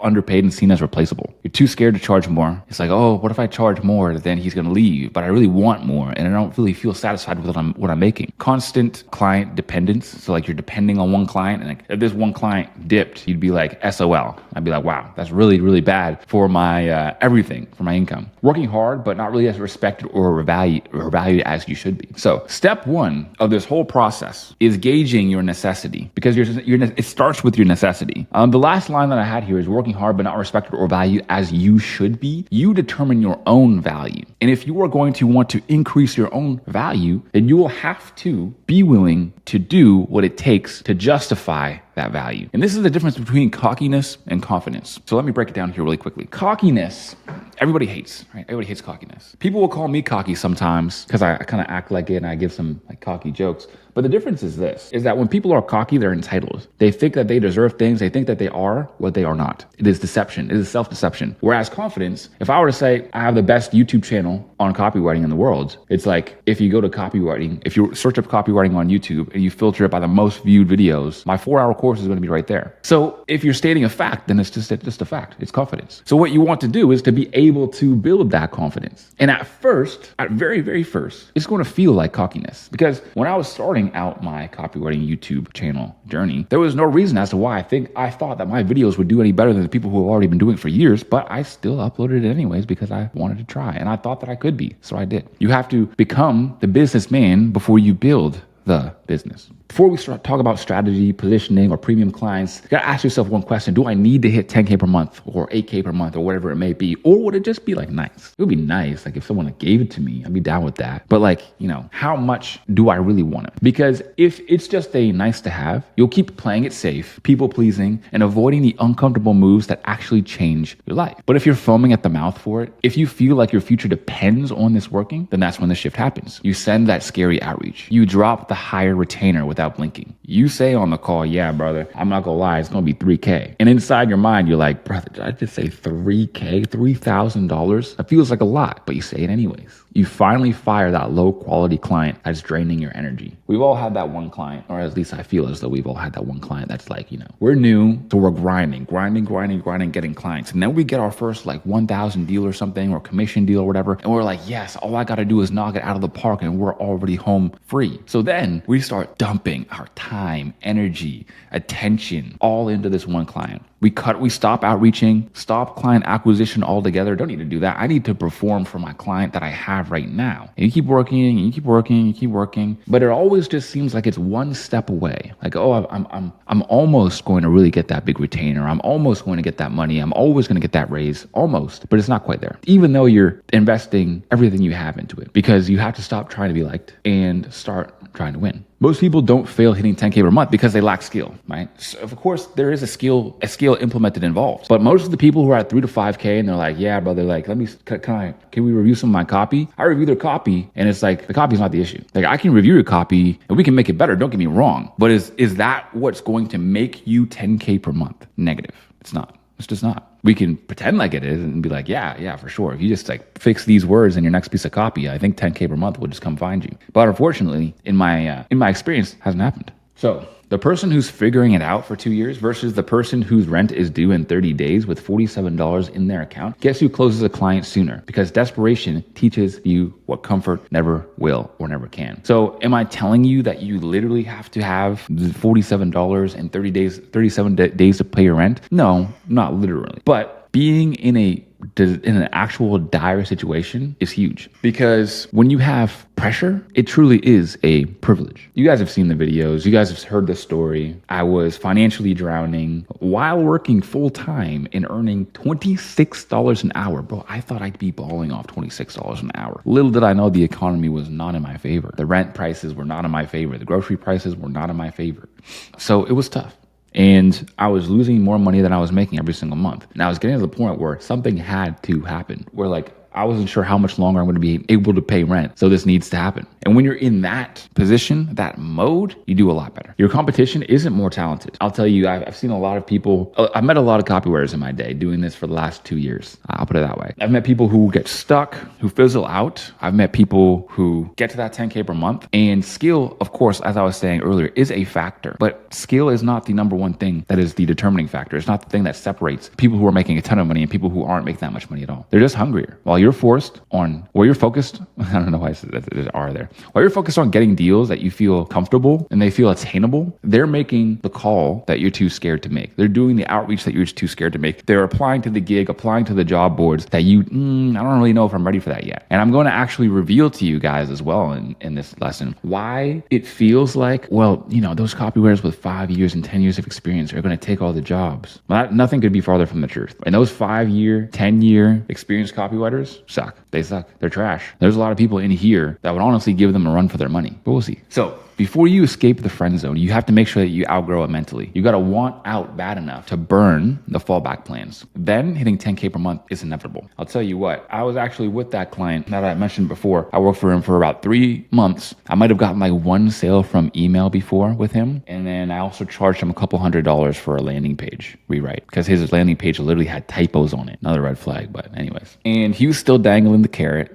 brother, like we're almost at 10K per month, man. We just got to crack this. I was trying to do like email deliverability fixes with him and et cetera, et cetera. And I had no other warm leads. I had no other things that I was doing. I was just like, you know what? I'm working for this guy for 20 or 30 hours per week. What if I just stopped working for him and did only outreach? And then I was extremely conflicted. Of course, I was extremely conflicted because I was feeling, well, what if I just stay with this guy and then I eventually do make money with him? But I learned this lesson is that every moment, minute, hour, second that you spend with a client that drains you, that is essentially a nightmare client, you're taking away from looking for your dream client. 5 to 10K per month copywriters have better clients, not just more clients. Yeah, I'd agree. Action steps. 1, write your why I can't stay here list. Meditate and ruminate on it. I used to meditate and ruminate every single day, and going to my 9 to 5 was such a glorious reminder of, oh my goodness, I really cannot be here forever. There is no way that I'm going to get trapped as a construction worker forever. It's not going to happen. Next is to identify the fallbacks you're hiding behind. What are you doing that you're pretending like, oh yeah, this is probably fine, right? It's probably no big deal. Next, raise your minimums. And then next, apply to 3 gigs or make 3 outreaches that intimidate you. That genuinely intimidate you. We're gonna have more action steps to do here at the end, and I'll come back to these. But this is what I want you to take away overall. Now, as for the next lesson is the copy commitment ladder. This is how to know who you should commit to and how much commitment you should give to each client based on the opportunity level. Most copywriters at 3K to 5K per month are over delivering out of fear. You're afraid of losing clients, so you people please. This leads to you maxing out your time with clients that drain you. There are 2 types of freelancers. The first is push copywriters. They push the projects forward. They're proactive, meaning they actually outreach to their clients first. They submit new angles, ideas, offers. They're obsessed with growth because they see the actual upside in the business that they're working for. They behave like a part owner, not clock in, clock out employee. And you only become a push copywriter when the business is already scaling, the product deserves your extra effort, and there's room to grow with them long term. They have money, reputation, and an audience. And this is where you go all in. Guys, let me know in the chat. Have you ever gone all in push copywriter on a client that's like just zero opportunity, just no opportunity realistically? Like the same thing, they'll dangle the carrot, but you just want a good testimonial or something. So you go all in on a client that's just like meh, like a bottom of the barrel, like I'm talking like fitness personal trainer client, some dude with 8,000 followers on Instagram who is a personal trainer. Come on, bro. We've all been there. Pull copywriters do what's asked. Nothing more, nothing less. They wait for briefs. They wait for calls. They stay in their lane. They're reliable, consistent, but not trying to reinvent the offer. You stay a pull copywriter when the client is broke or disorganized. The upside isn't worth the overinvestment, and you're just keeping the lights on, not building a rocket. Pull energy is professional detachment. You do the work, collect the check, and protect your energy. And look, the thing is about push and pull copywriters, although they are separated into 2 dichotomies, realistically, it is a, scale. So you go from push copywriter to pull copywriter, and you're somewhere along that scale. We could say like 1 being your complete pull copywriter, you're basically all hands off, and then 10, it's like you're in there. You're on the calls every single day. You're working for these guys like full time. On certain clients, you're going to want to pull back a little bit. On other clients, you're going to want to do some pushing. But not having this discernment and thinking you need to push on every single client under the sun is what's going to lead you to wasting a lot of time. And I'll tell you why. Actually, a lesson I learned very early on is that you are never going to plant an orange tree and going to be able to grow apples from it. You'll be waiting for a long time, but it will never happen. And it's the same with your clients. Of course, they're going to dangle the carrot for you. They want the best that they can get for the cheapest. Of course, they're going to tell you you can make 5K per month with them. If only you were to make them an extra whatever, 15K per month or whatever it may be. Of course, they are going to tell you that. They are incentivized so that they can save money for themselves. And it's not because they're evil. It's not because they're mean. It's not because they want to own an online sweatshop. It's literally just business. Business is just negotiation. And I know this very well myself because I am more of a people-pleasing person myself, like fundamentally, right? Of course, through building a business, I've been able to grow the skill of being extremely, I don't know what the word is, but non-people pleasing. I'll leave it at that for now. And you have to learn to build that skill in general. And that's what this is. Being a pull copywriter is essentially you knowing your own worth and knowing, okay, if you're going to pay me $1,500, I'm going to do $1,500 worth of work for you. And it feels weird. It feels weird because when you're in the beginning stages, it's like you would give your firstborn child for a client. Like that's how hard you have to work to get that. But then as you keep scaling, it comes down to saying no. Getting clients is about saying yes. Scaling your own income is about saying no. It's a weird game like that. The mistake that most freelancers make is giving push energy to pull clients. You write the ideas for your clients who can't implement. You chase opportunity where there isn't any. You burn out trying to save someone who can't pay you more. For example, I've heard guys are like, yeah, man, this client paid me $2K for a VSL, but they haven't recorded it in the last 3 weeks. How do I get them to pay me on a retainer? I'm like, bro, at that point, they don't even seem like they want to grow their business. If you gave them a VSL that they paid $2K for, it's already done. They're cooked. They don't still want to. Instead, because here's the other thing, is if you're dealing with a lot of these types of clients, you will start to feel as though that's the only type of client that's out there and the only type of client that you can get. And it's a self-fulfilling prophecy. So, for example, if you're a short guy, shout out to my short kings on the call. If you were a short guy, let's say you're like really short, you're like 4'3", you're like 4'3". You're like quite short. And you say, man, I cannot get a date because I'm too short. I've tried to talk to girls before. I've tried to go on dating apps. I've tried to do these things and I can't because I'm too short. Well, you're going to think the reason you can't get dates is because you're too short. But the reason as to why you actually can't get dates is because you have zero confidence. You already think that people don't like you because of your height and you're insecure. You don't love yourself in your own skin. And for those reasons, nobody's gonna like you. And it's the same when you're over here thinking, man, I could probably get a client to pay me $4K per month for one email a day. But no, that's not for me. That sounds too much. I mean, why would they pay me that much? It doesn't even make any sense. I was there. I felt it until I got my first client that paid me $3K per month off rip. And it was one email a day. It felt weird. It felt strange, but I did it anyways. I went from basically no warm leads, no nothing, 7 months in working and grinding hard at my job and also working hard for 7 hard months doing outreach. And then a couple days later, got my first 3K per month client. A couple days later, got my first 2K per month client, which turned into a 4K per month client. And I was at 7K per month the next month. And it was a weird feeling because I had been dealing with all of those commission clients, dangling the carrot type of clients. And it's a strange difference, but you have to understand and know that they are out there. There are guys, multiple guys in 40 CI making over 10K per month. So why couldn't you? There are so many guys that were just in the 4D Academy or 4D Bootcamp, as it's called now, and we're making 10K per month. Here are 2 very main, easy peasy steps that are going to push you past 5K per month. The first is to introduce and optimize authority anchors. So I'm going to go over building your brag folder. I've talked about this a little bit on past classes, but that was like months ago. So I'm going to bring it up again. A lot of people don't really recognize or realize how many different types of social proof there are and how many different types of testimonials there are. I see the chat going crazy, so I'm going to read it real quick. What if the company is like starting, but there's not a good enough system in place yet to scale? Like there's funnels that aren't complete. Leave them alone. Because look, God bless them. But you're literally going after that girl who's like, look, man, like she's for the streets, absolutely for the streets. Like every one of my homeboys has talked to her. You know what I'm saying? But I want to make her my wife. I think I can turn her into my wife. It's like, brother. I'll be completely honest. Every man in here knows just what it is. Right? What's understood don't got to be explained. Sure, someone will save them, but don't make that be you. Don't make that be you. Hold out for what you're actually worth. Here's the thing as well. If you're just starting out looking for your first deal, then this might not apply to you as much, right? Get your first $500 client for 10 emails. Do that. Go. Get it. You got this. But again, when you are in that 3 to 5K per month range, like you don't know how close 10K per month really is. All you got to do is sub out one of your clients step by step. And I'm going to talk about walkaway power. Actually, should I just do it now? I'm just going to do it now. Walkaway power is this, and this is what's going to actually help you get to 10K per month. Let's say you got 3 clients already. Each one of these clients is paying you $1,500 per month. That's $1,500 and $1,500. That's $3,000 plus another 15. That's 4.5. You're at 4.5K per month. You're fully maxed out on time. Here's what you need to do. You need to do your 1.5K per month work for these clients and no more. You still need to be outreaching, and you need to be outreaching to the big dogs, applying to gigs that you don't think that you can really close quite yet. You got to apply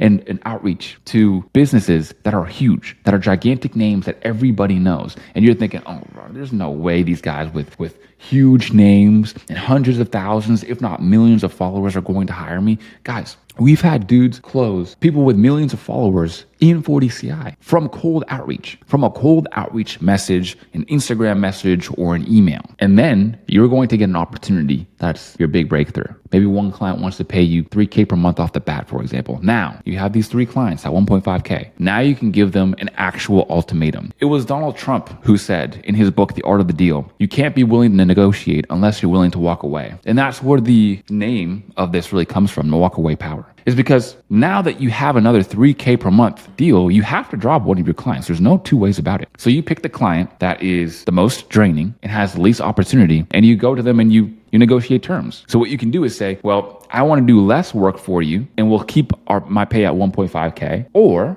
I can do the same work for you, not increase the work. Because guess what? The price just went up. I just got more expensive. Another thing that people do, which isn't right at this point, again, I'm talking about 3 to 5K per month, is they say, yeah, man, well, I want to scale you, so let me do twice the amount of work for $500 more per month. You're giving yourself a worse deal. You're messing up your deal just because you think you're making a little bit more money, but you still have to do way more. It comes down to protecting your energy at 3 to 5K per month. So you get to go to each one of your clients and give them the ultimatum. Look, my price just went up, my friend. And we can talk about negotiating better terms, or at the end of the day, hey, maybe it's not a good fit. I have an awesome network of guys, right? It's called 40CI. Everyone in there is an absolute G. And I can get one of those guys to come in and actually do the work for you, right? Pass you off to him. I'll go off with my other client that I'm talking with right now, and everybody's happy. And that is a legitimate good outcome. Or they can negotiate terms with you so that you're getting the same amount of money, but doing less work. That's also everybody's happy. Or you are now making more money with them for doing the same amount of work. That's also awesome. But it all starts with that walkaway power. And it all starts with realizing that part of scaling your clients is getting new clients. Not just doing more for them, but being able to negotiate better. How many of you guys have ever heard of the wage gap? Wage gap.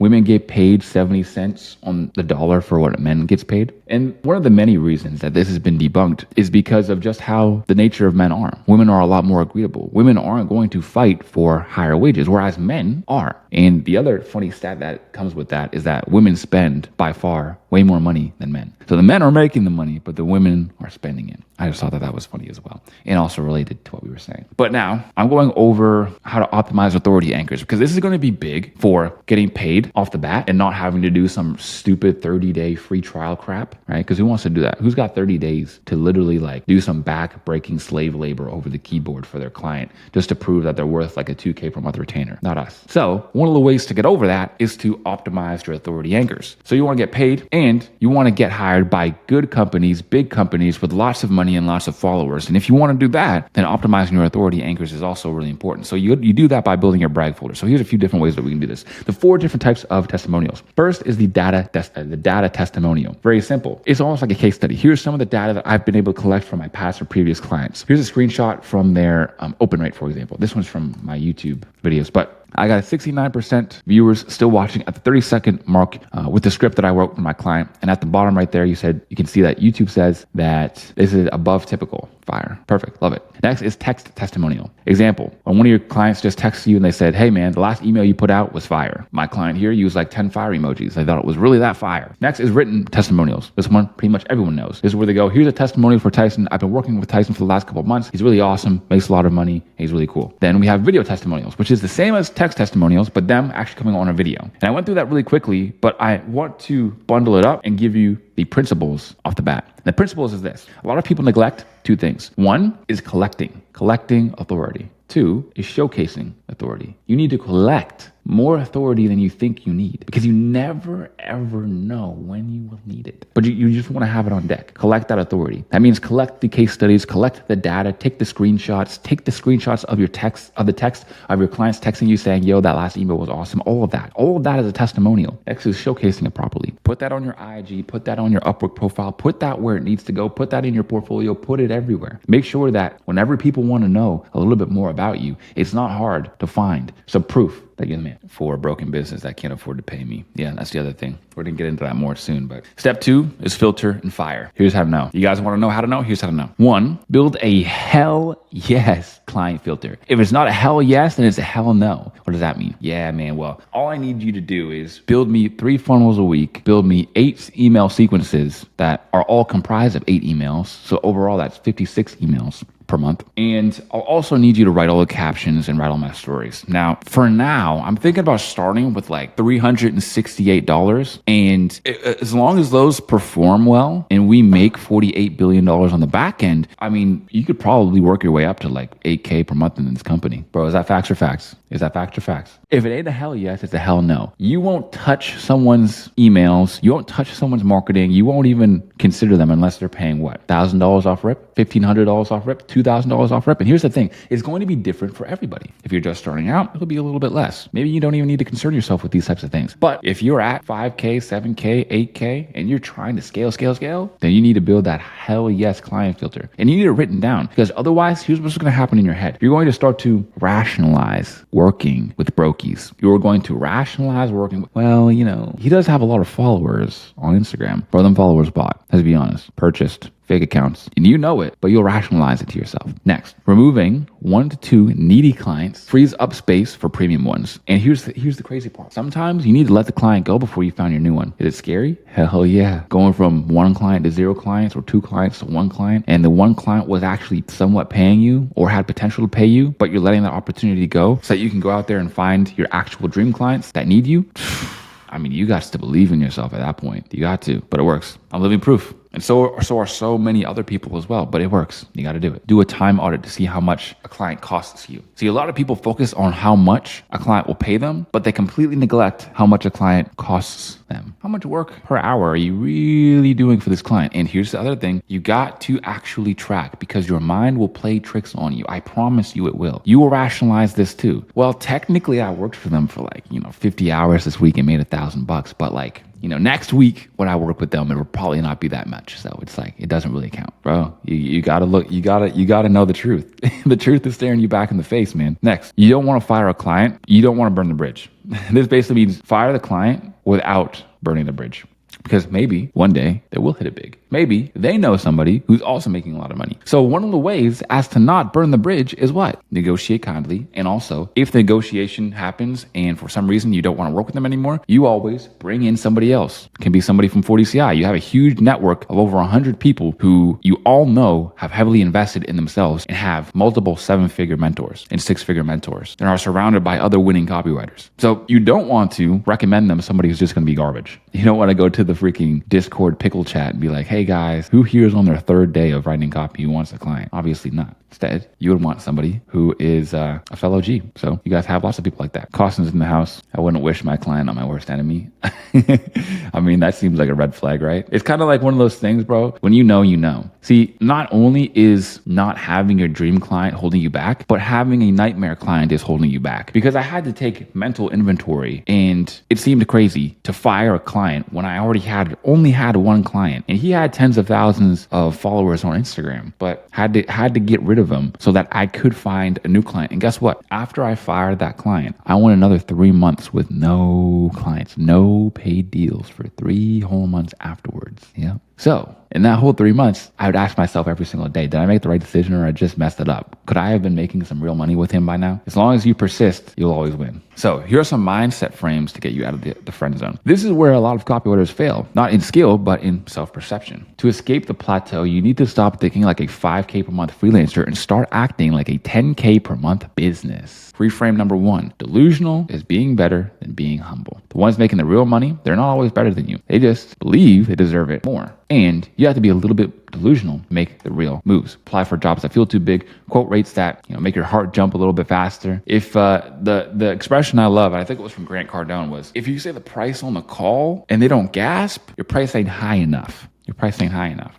Say no to scraps. If you know a client's booty, you know a client's booty. No one breaks 10K per month by being agreeable or being a yes man. This doesn't happen. If you're not a little bit embarrassed, like I said, heart thumping when you raise your rates, then you're not charging enough. Reframe number 2, you're not behind, you're just bound by old rules. Most pros with 5 to 10% of experience, 5 to 10 years of experience are entitled. This is another one where it's like you'll come across applications that say, oh, you should probably have 3 years. You should probably have 3 years of experience and these things. But at the end of the day, I'll tell you exactly what happens with the applications. Costin can back me up on this. Like trying to put out an application to hire people is doo-doo, trash, terrible. Trying to post on your Instagram story, trying to post on your YouTube, hey, hey guys, we're looking for a video editor. We're looking for a copywriter. We're looking for a marketer. Trash, trash, trash, trash.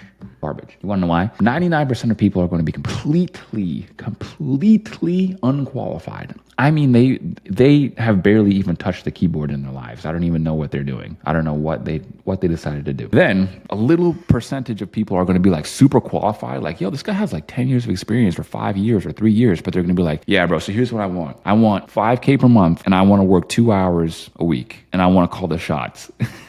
I want to call the shots. And then like, it's just, that's like the big gap. You have either the people who are completely unqualified or the people who want every damn benefit known to man. And then you can come in, sure, you might have 6 months of experience. You've actually worked with some decent companies. You work with some good businesses. You write good copy. You'll start on, you understand there's a season of learning and a season of earning, and you're willing to actually come on and learn their system and give them time. Well, hey man, he don't got the 3 years of experience, but dude's actually about it. Dude's hungry. Dude's driven. Dude's ambitious. Screw it. Let's do it. Let's just get him. And all you need is that one person to say, hey man, I got on a call with him and he was pretty cool. Let's do that. Let's do that. And bam, you just applied and got accepted for that one, whatever it is, one position that's like, oh yeah, I need 3 years of experience. Like I'll put it this way as well. As a carpenter, I applied for so many jobs that are talking about 5 years and 7 years. Brother, I was 2 years in running the game.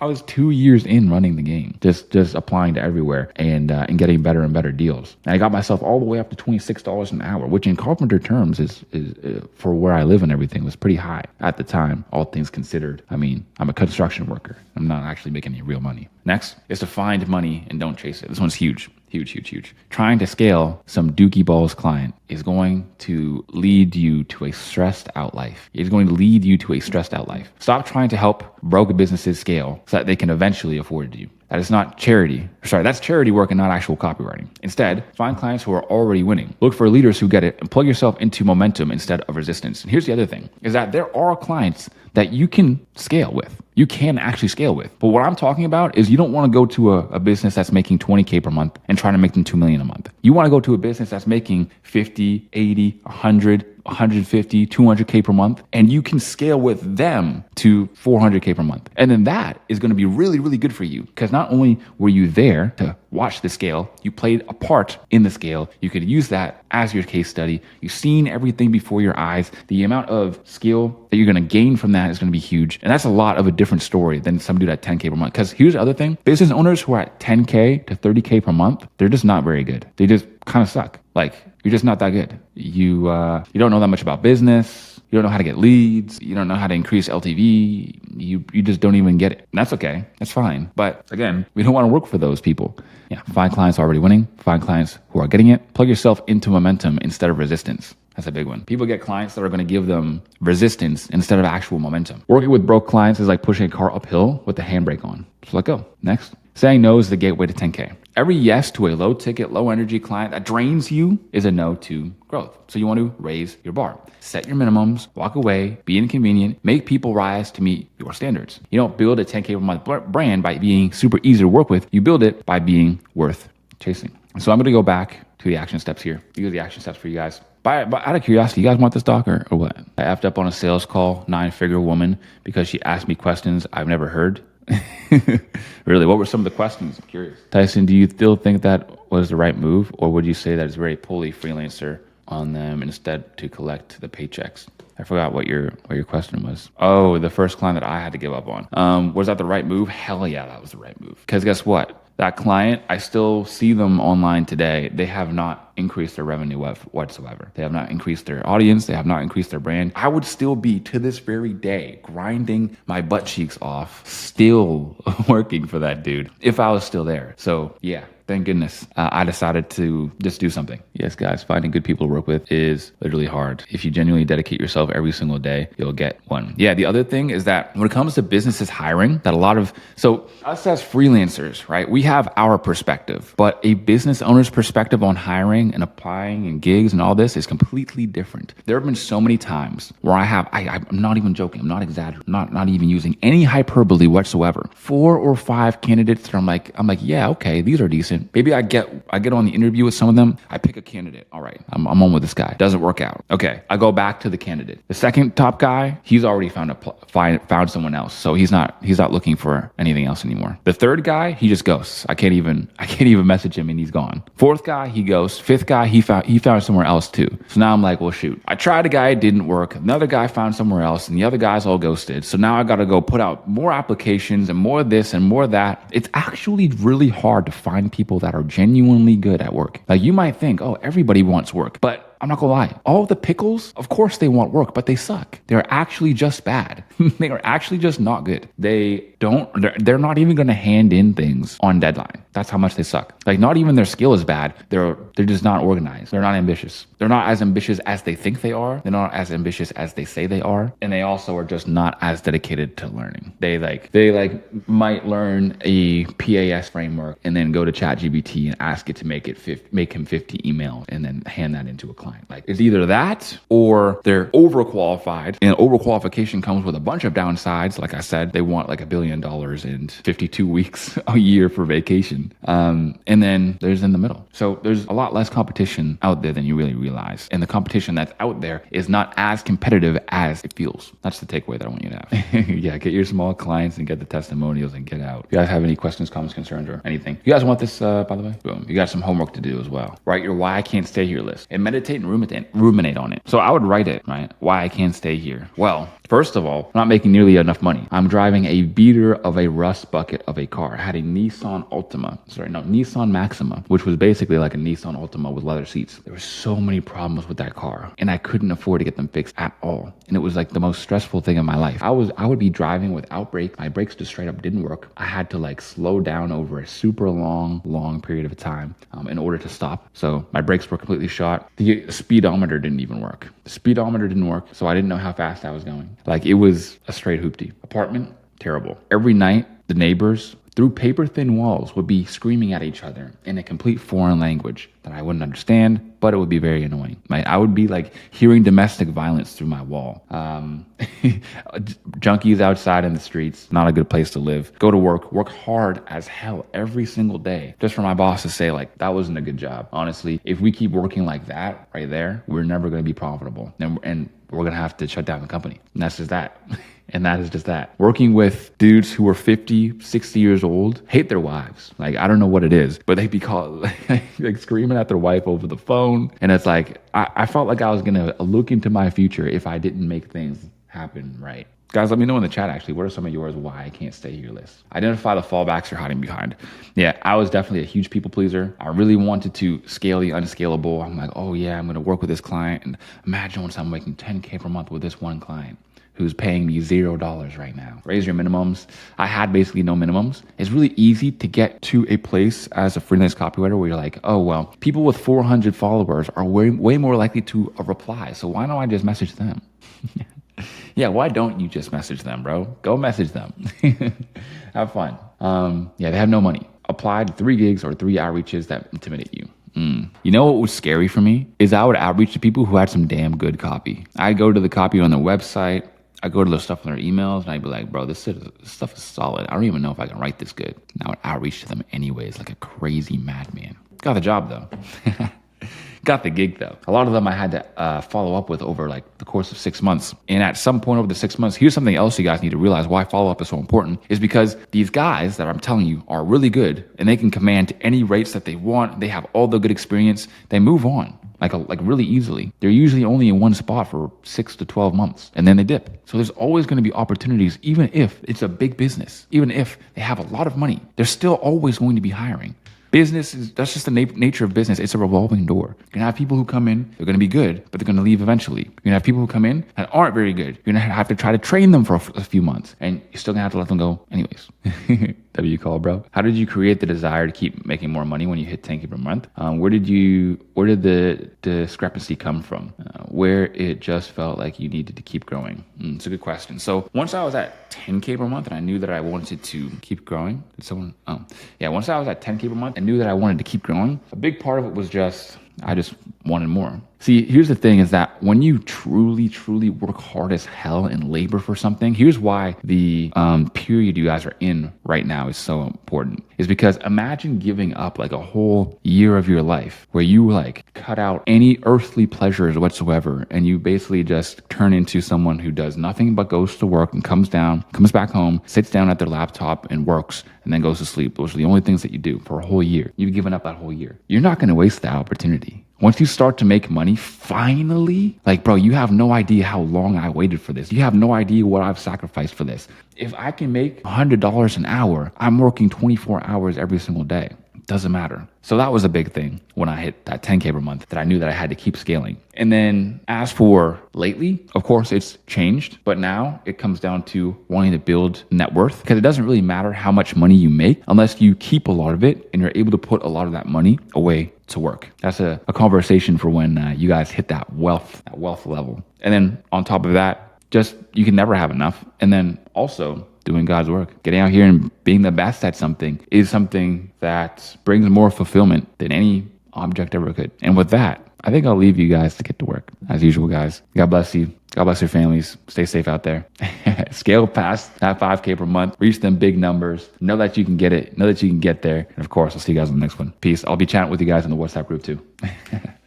Later. So how did they actually do it, right? The people who were able to close crazy clients by nailing the foundations. It really is that. Look, a lot of people are going to come out here and think that it is a strategy finding contest. It's an outreach finding contest, but that couldn't be farther from the truth. The people who are advanced because they have just simply mastered the basics. It is so insanely simple. I can't even put it into words. Their copy skills are really good. Their outreaches are always on point. They've built profiles that attract their dream clients. They're working hard every day to progress forward, and their marketing and psychology knowledge is rock solid. You don't need to worry about learning the most advanced, crazy marketing hacks to work with the best clients out there. Focus on learning the stuff that leaves the biggest impact. Like building solid foundations that your skills can be built upon is where the best opportunities are. So how do you really scale to 10K per month? Well, at the bottom line is really just selling better customers. And this is how people have gotten to not only 10K per month, 15K per month, 18K per month and beyond, literally. To scale the bigger numbers, the 5-figure clients, the focus is not getting clients.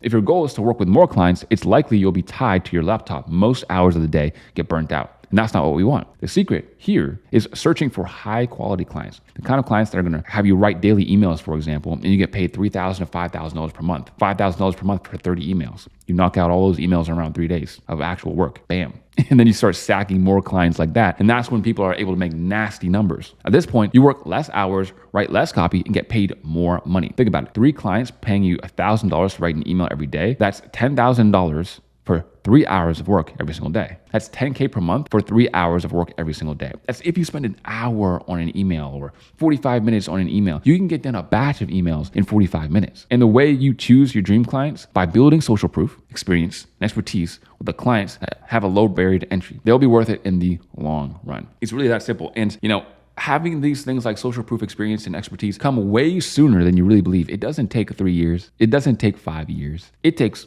2 months, 3 months. I've worked with these other clients. I've done these before. Bam. You just get into it. So in order to scale, you'll need to shift supply and demand in your favor. Max out your time and then raise your rates. So for example, we have somebody here who closed 30 emails for 2.5K. All he needs is 4 of those clients. And he's writing 4 emails per day for 10K per month. Like that is insane.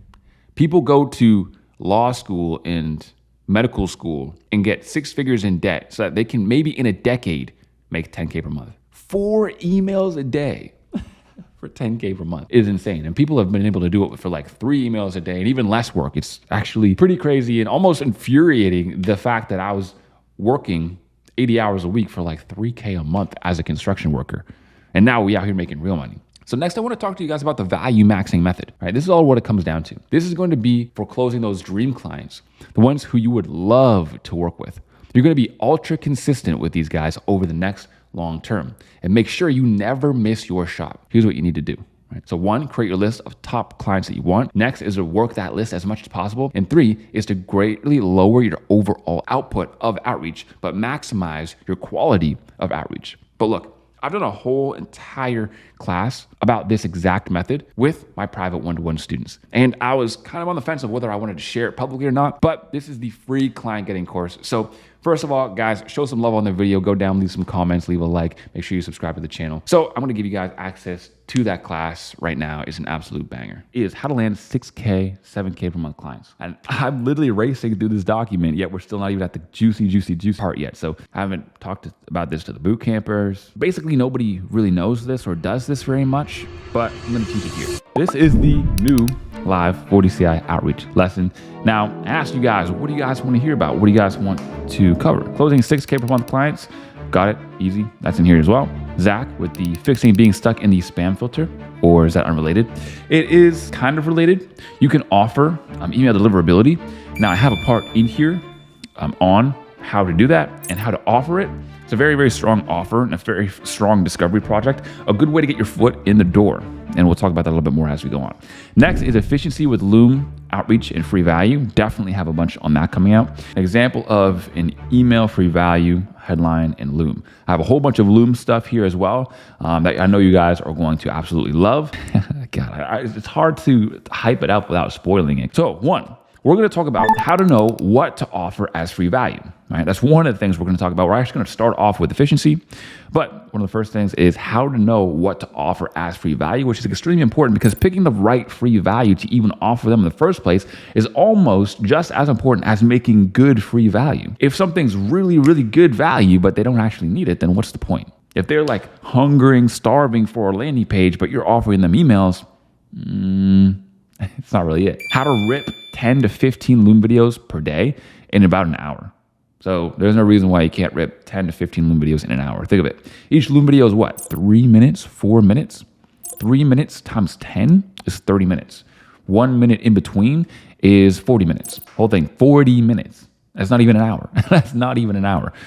You can rip easily 10, 15 Loom videos in an hour. Next, finally, how to close 6K per month clients, and you basically work for them part-time. So I don't mean like 6K per month, but you're breaking your back. I mean like 6K per month, but you're basically working for them part-time. Start off, I wanted to talk about outreach efficiency. Outreach efficiency first starts with prospecting efficiency. You have to efficiency optimize every level of your outreach. And this is how you have to think about business as well, because business is just steps, and you have to optimize each step.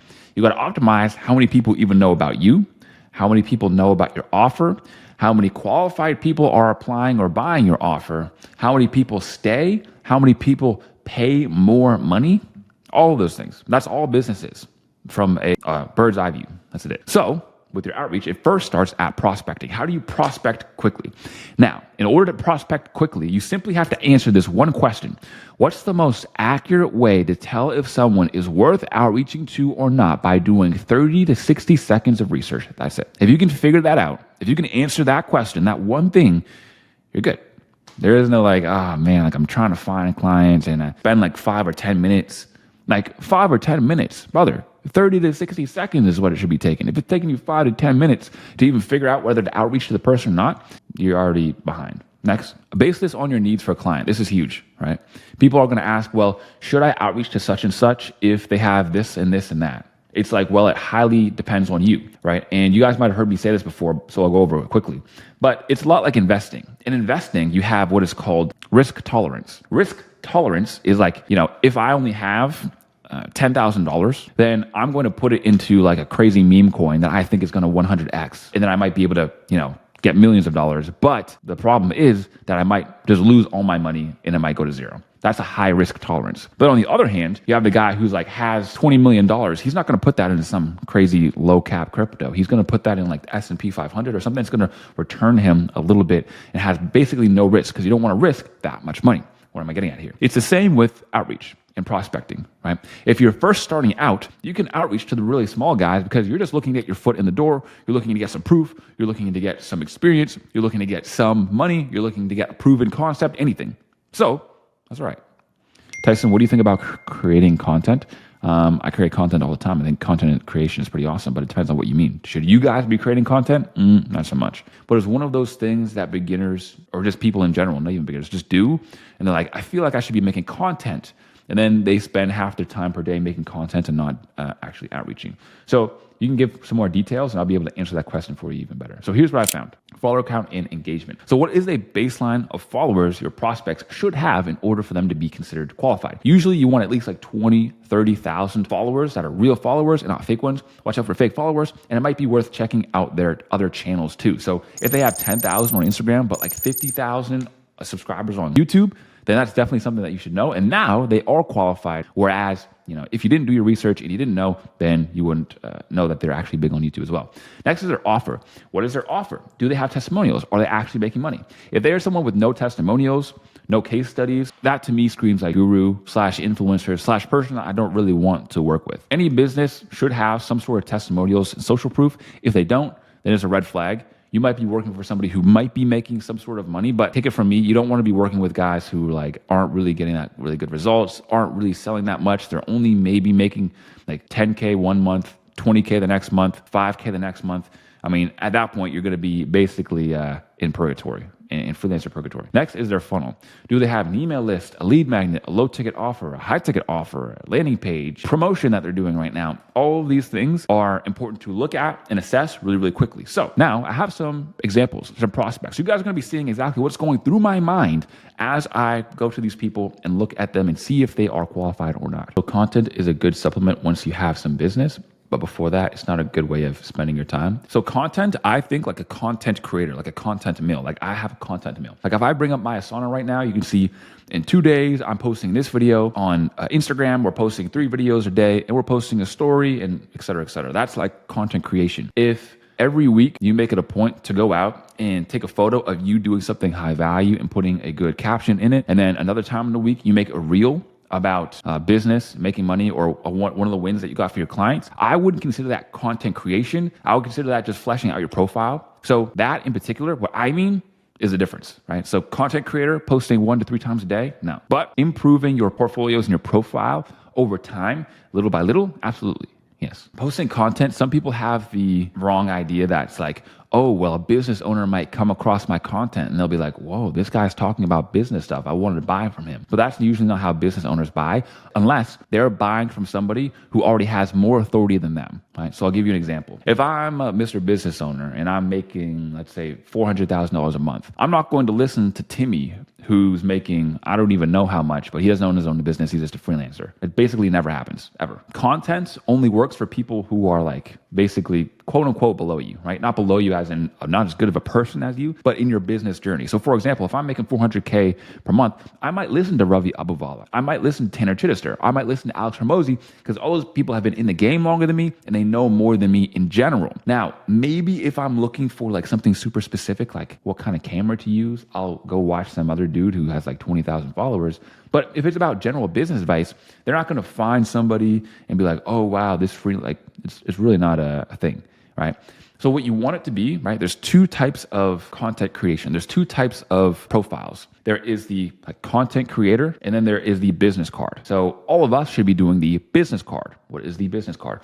The profile online business card is when people come across your page or whatever you're doing, you want to tailor your content for them. So you outreach to somebody, they see your outreach, they click on your profile, and they're going to see your page. That's what you want to optimize for. You don't want to optimize for people in the algorithm looking about copywriting because usually that's just people who want to get started with copywriting.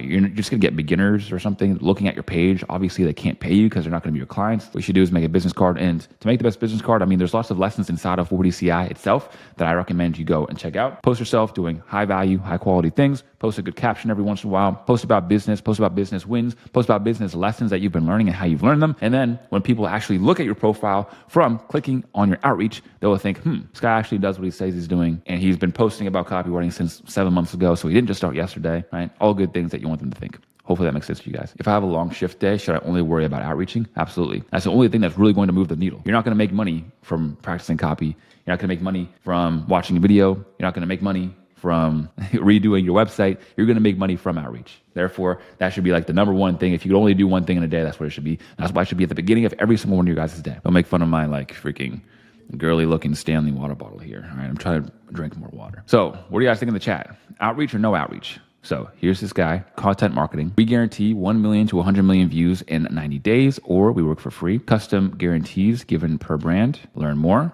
And then, here's his little website. Get 1 million to 100 million views in 90 days on social media, or we work for free. Backed by our sub-account strategy. Okay, the system behind over 6 billion views and 24 million followers. Okay, cool. So he has lots of social proof. This looks really crazy. Like, what the heck is that? Is this real? I don't know if bro just rented out like the craziest, hugest space ever or what. Apparently he's worked with all these guys. Dane says outreach. What do you guys think? Let me know in the chat. Results we've generated. He has 37,000. Let's see what his views are. He has some with 20,000 views, but it's pinned, so that's probably like his most viewed. Usually he's averaging about 1,000 to 3,000 views. Okay, not bad. He's also B2B, so it's really not as big of a deal. His background looks good. So here's what I can tell. Dude's making money. Dude gets results. Dude has a good slamming offer. He has 37,000 followers, but he's in B2B, so it doesn't really matter. Yes, outreach. All right, very simple. You find somebody who is worth outreaching to, click the little suggestion button, and you go down here, and you find basically everybody. Let's see this guy, AI Clubhouse. Former banker with exits. He's the founder of Next Call Agent. Okay, I see. So he does like a agent caller. Now this content is a little bit of a red flag. Like, is this him talking or what? So I'll go over to his reels. Okay, yeah, it is him talking. He has a nose band-aid like Alex Hormozy. He has decent views. Okay, what do you guys think? Logan Forsyth's inbox about to get rated by 40 CI. Is Reels a big deal if someone is B2C?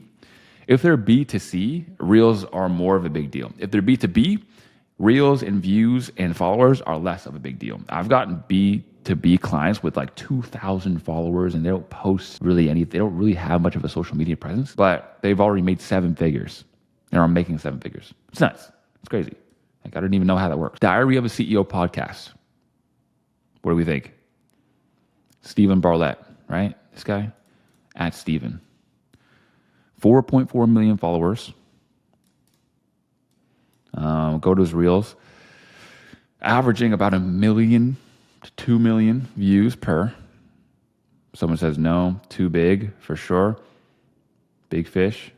Does he have any courses or products?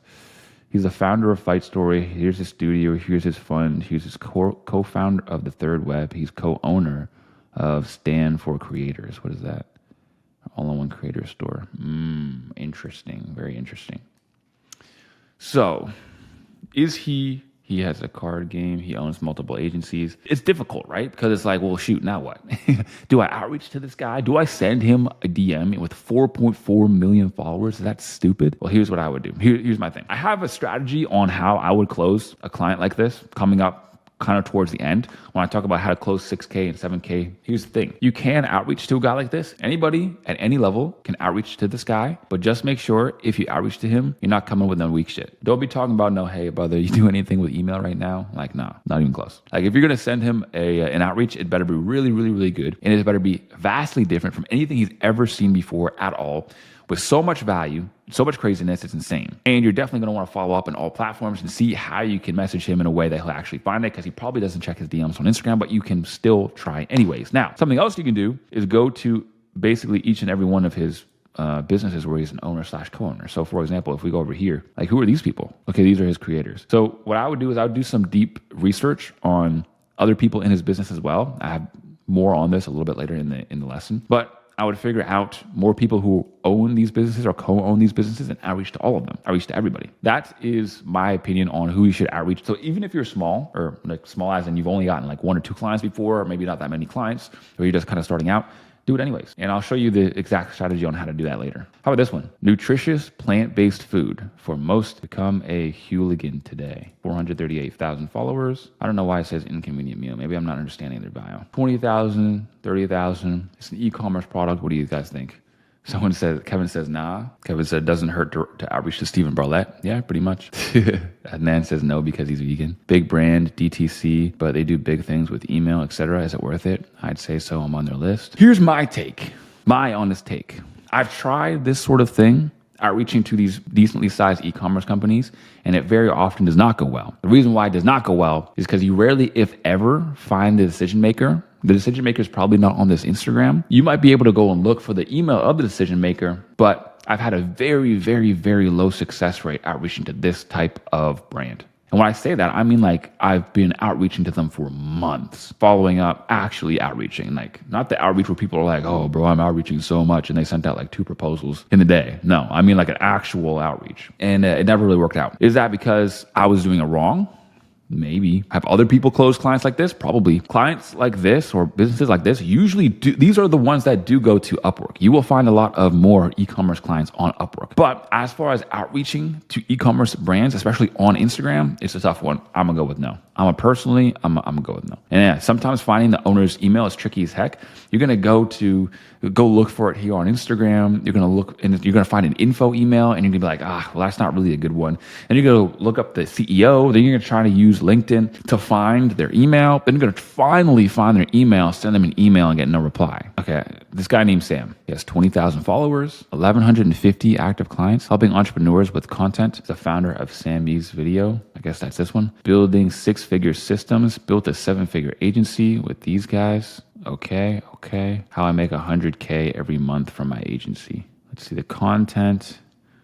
All right, the content got like a couple thousand, but he doesn't really post consistently. And then as far as the other one, he posts and gets a couple thousand views per each. Let's see what his link is. We will edit your short/long form videos in high quality with super fast turnaround time. You can get ideas and scripts after we research in your niche. Say no to freelance video editors. So here's what I mean by offer, right? If you come across your offer like this and it's like, we will edit your short and long form videos. This is what I mean by selling a service. Nobody wants your service. I don't care about your edits with short and long form videos in high quality with super fast. I don't care. What are you going to do? What output are you going to give from me? There are these one video editing guys that I worked with, a video editing agency, and its name was Unlimited Editing. They said, we will give you unlimited editing that's high quality for $1,000. Which offer is better? So what do you guys think? Outreach or no outreach? If you're just starting out, you can stick with this guy and learn with him. Apparently he has a 7-figure agency. Apparently, I mean, what? I don't know.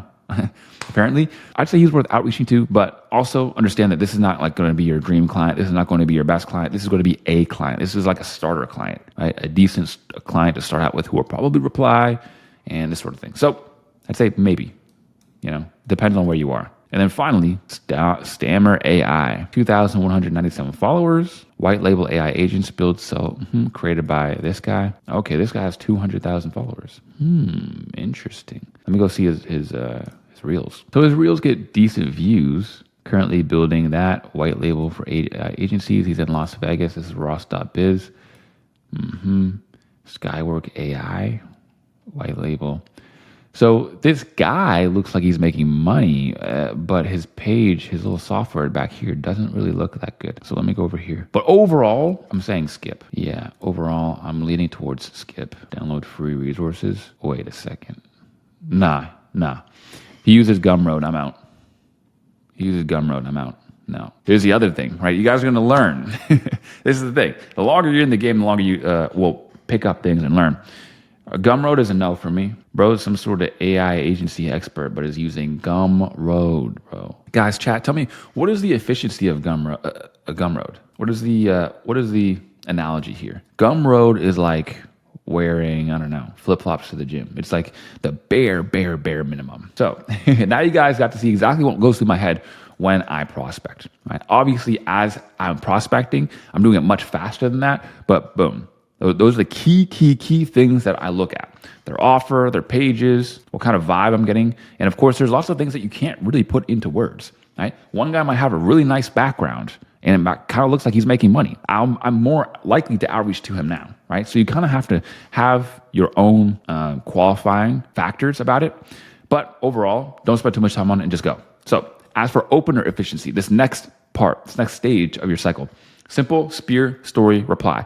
These are like the biggest. These are the ones that I recommend the most if you're doing some sort of Instagram outreach. Spear, short, personalized, expecting a response. Personalized compliment with a reference and make sure your first line is somewhat intriguing. So you can use the first line almost as a subject line. If you go into your Instagram DMs, you will see that people have messaged you. If the message preview says something like, "Hey Tyson, I like your brand," you already know it's an outreach before you even open it. However, if it says something intriguing, then it'll make you think. I actually heard Alex Hormozi say this, I believe. I don't know if you guys have ever heard this. One of his best performing cold outreach lines was sending the person subject line of their direct competitor. Oh, so let's say you were messaging McDonald's. The subject line would say, "Wendy's, question mark." Now you're like, why did they just message me about my competitor? It's a little bit intriguing. So you open it up and that's what you're looking for. And then the email itself can be about like how you can make more money than your competitor, Wendy's or something like that, right? You can do the same with your Instagram as well. Put like their competitor's name in the first line and then write your outreach down below. You can actually use this as an intriguing subject line and get more opens that way. A lot of people don't know that. Next is free value efficiency. This one's huge. If you can productize and templatize your free value, a free value delivery method, which I'll get here in a second, you'll be able to go way faster. But don't worry, we have lots on that coming up. So have an email sequence mapped out. So whenever I'm making like free email examples, I like to have an idea of what I want to write. Okay, I want to write 3 emails.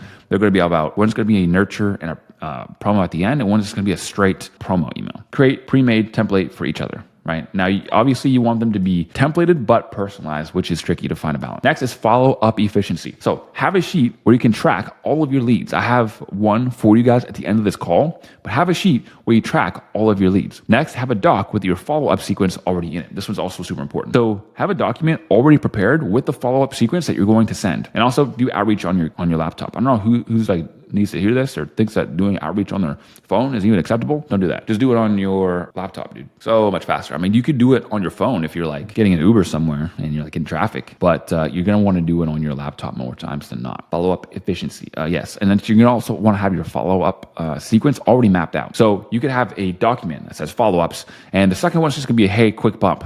Copy, paste that in there, quick bump. The next one is going to be like maybe a meme. So maybe you have a link to a meme generator. You go there, you click the meme, you make it, boom, boom, done. Next is the appointment setter switcheroo. Guys, question. Let me know in the chat. How many of you guys have been outreaching to people on Instagram and then they start trying to sell you something where they're like, "Hey man, would you be interested in like this product?" Or maybe you're looking forward to like looking into coaching or something, or looking into mentorship, or you're looking into like getting this product, or you need some help, or how long have you been doing this for? Too many times, way too much, right? Does anyone know what to do? It's like, how do you turn that around but still get the client? Is there even a way to do such a thing? I submit to you that there is. Or I send an opener in their AI, bro. Be upfront. Yeah, that's part of it. When it's AI, it's usually just a ManyChat automation. So you send the message, they send a ManyChat automation back. You just send another message and it will be like the previous messages never happened. Or it will say 2 unread messages, but I believe it will just say the 1 unread message because it's technically read when ManyChat replies to it. So if you ever get like an instant reply and it's like a templated thing, just send your message again. What does it mean? It says you can't send a message because they don't know your messages. How do you bypass that? That's a setting that they have in their own Instagram. So make it clear that you know they're probably a setter, acknowledge that they're doing their job, and kindly ask them to talk to the guy at the top. That is pretty close. Yes. Okay, so here's what we do. Inevitably, you're going to have setters trying to sell you when you outreach to them in the DMs, right? When you're outreach to businesses. This creates a weird scenario where you're like trying to sell them and they're trying to sell you. So what do? Well, number 1 is you call it out politely. So say something direct to the setter that explains, you know exactly that you're not talking to the business owner and what they're doing. So, "Hey man, I figured this must be name's setter. I know you're just doing your job, but would you mind shooting this video over to name or shooting this message over to name?" Now, that's like level number 1. Then we also have number 2. You align incentives. Oof. So why would they do that? There's no reason for them conceivably to want to do that. So why would I do that for you, brother? You explain that you're trying to help them. This will help you get more qualified leads in the pipeline, and you can get a lot more setting opportunities for you in the DMs. I think it can make your job way easier. Not only is this going to help the business owner, it's also going to help you, bro. Like when I come in and write the copy correctly and do what I'm saying here in this video, it's actually going to help you as well. It's going to make your job as a setter way easier. Now you're actually aligning incentives. And then one more step that you can go even farther, which is like the extra cherry on top, add some humor in there. Name's setter trying to set me trying to show name how he can make more money. Maybe you can come up with another line that you like. Getting these 3 points in gives you the best possible chances of getting in there regardless. What to do when the prospect doesn't allow story replies? Then don't reply to the story, just send them a compliment. So next is Loom and free value creation. So I haven't done a little Loom masterclass in a while. What do you guys say we do one right now? First, step of the loom is I like to come up with a hook. Now, a lot of people, basically nobody really knows this or does this very much, but I'm going to teach it here. I haven't talked about this to the boot campers. I haven't talked about this to the pickles. There's two types of hooks that I like to use at the beginning of my Loom videos. Visual hooks and payoff hooks. Visual hooks, like a photo of them, and a payoff hook that's telling them exactly what they're gonna get. So I use these at the beginning of every Loom video that I do that performs really well. I don't just say, hey, how's it going? My name is Tyson. I'm gonna show you how to make some money. I usually add in some sort of photo or thing that is a hook as well. And also, ideally, something that makes them laugh, like something that's just a little bit witty and humorous. Some examples coming up. Next is I give them an objection handle. So the first questions that are going to pop in their mind are what? One, what is this and why should I watch it? Two are the objections. As soon as you say anything, objections are going to float right into their mind. Who is this guy? Why is he outreaching to me? Why should I listen to him? He's just another desperate business person. So the next thing you do is you handle that objection after you give the hook. And then finally, what they're going to think is, all right, this guy has this promise. He says he's not like anybody else. He seems to know what I mean and what I'm thinking. Does this method actually work? How does it work? And what is he offering? In each transaction, there's two sales that must happen first. They must be sold that your solution works and sold that you are the person that can do it for them. They have to be sold on the idea that you can achieve the outcome for them. So once they're sold on those things, then they'll buy. But they need to know that the method works. And a lot of people don't do enough method selling and they don't do it properly. And you don't actually need that much experience to sell the method properly. Examples coming up. Here's the exact Loom structure I like to do. Visual hook and verbal hook, objection handles, sell the method, sell my skills, recap and final offer, and then I'm also going to show you guys how to use AI to help you come up with some Loom scripts. Recap and final offer is really important because a lot of times they're going to zone out. They're going to focus on different things. They're not going to really hear what you say. They're not going to replay the video either. So you want to give one last 15 to 30 second, what's this video actually about? And then boom, send it over. So visual hooks. This is when you do something / show something that visually hooks in the watcher. It makes them think, okay, they've got my attention. A great way to do this is with a hint of hyper-personalized humor. So one of my outreaches, for example, I would put their face and I'll put my face and I'll put equal. And then this guy owns a Mustang. So I'd be like, hey man, I'm going to show you an idea that will hopefully let you generate enough money to buy another Mustang if you wanted to. If he didn't have a Mustang and he had a Mercedes, I would put a Mercedes there. So it's hyper-personalized and it's kind of witty and it's also easy because with the next person, guess what I do? I go and take a picture of the next person's face. I find something else expensive that the next person likes. I put it right here in this video. And now what did I just do? Now I didn't come up with something brand new off the dome. All I did was I took the same exact outreach that I had before, took two different screenshots and put it here. This is what I mean by systematizing your outreach. Now this is in Miro board. So that's kind of where I use this, but you can use anything as an outreach medium.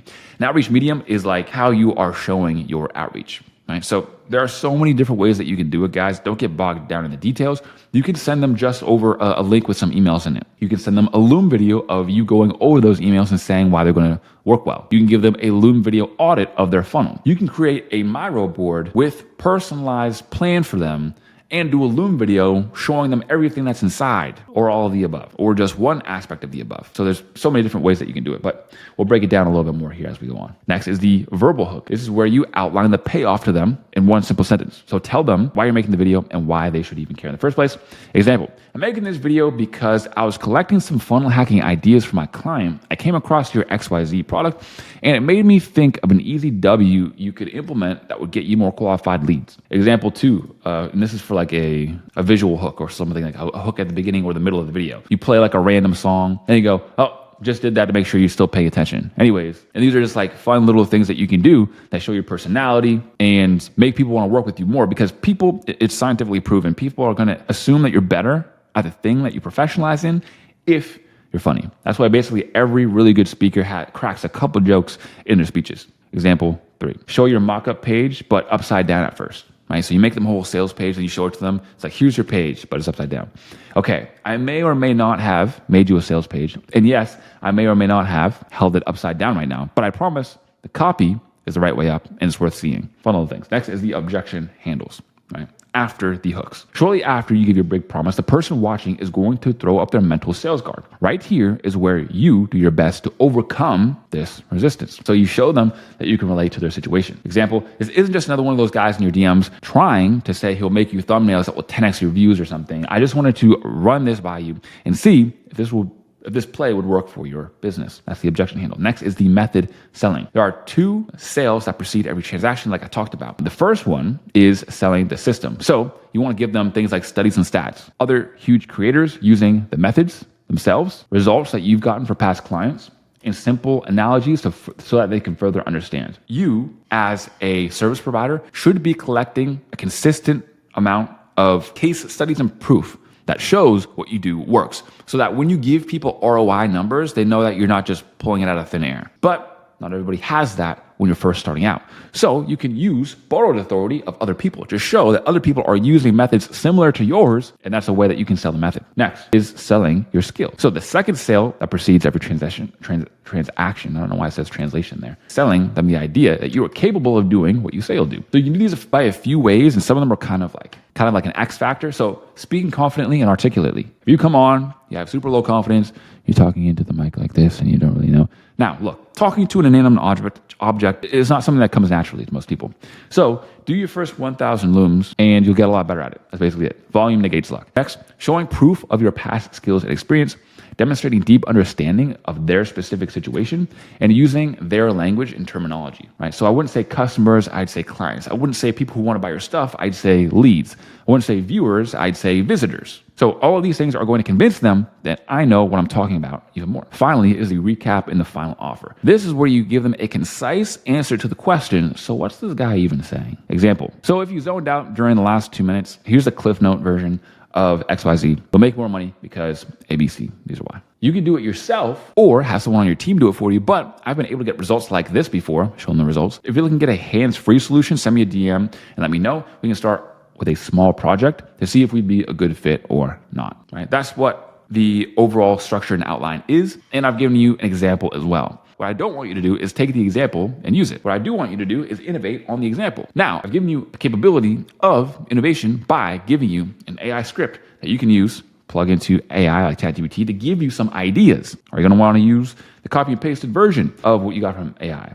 No, because it won't be as good as the one that you can make. So let's check it out. Simple version is like this. Basically, I'm not going to read out the whole prompt, but it tells ChatGPT exactly what prompt it is. And then you put your info for down right here at the bottom. So insert info about their business, niche, funnel, social media, offer, what you're offering them, all that stuff, do it right here. Then I came up with this idea. I mocked this up because honestly, this idea could fund another vacation. But if you're not into vacations, at least enough to cover a new set of golf clubs. And it's the fancy ones, not the Walmart set, if they're into golf, for example. All right, so don't roast me if I butchered your brand fonts here. I literally mocked this up in about an hour. So if Canva crashes, we're blaming Canva, not me. The reason I'm making this video is because I saw your promo running right now on your low ticket offer and gave me an idea of how I could help you drive way more signups using copy that matches your exact style. Now, I know you're probably thinking, here we go, another random guy pitching services in my inbox. That's totally fair, but this isn't another cold template blast of people sending like 10 billion outreaches a day. I already have clients and I came across your video and wanted to send you this. Now you sell a method. Here's why this works. Skill.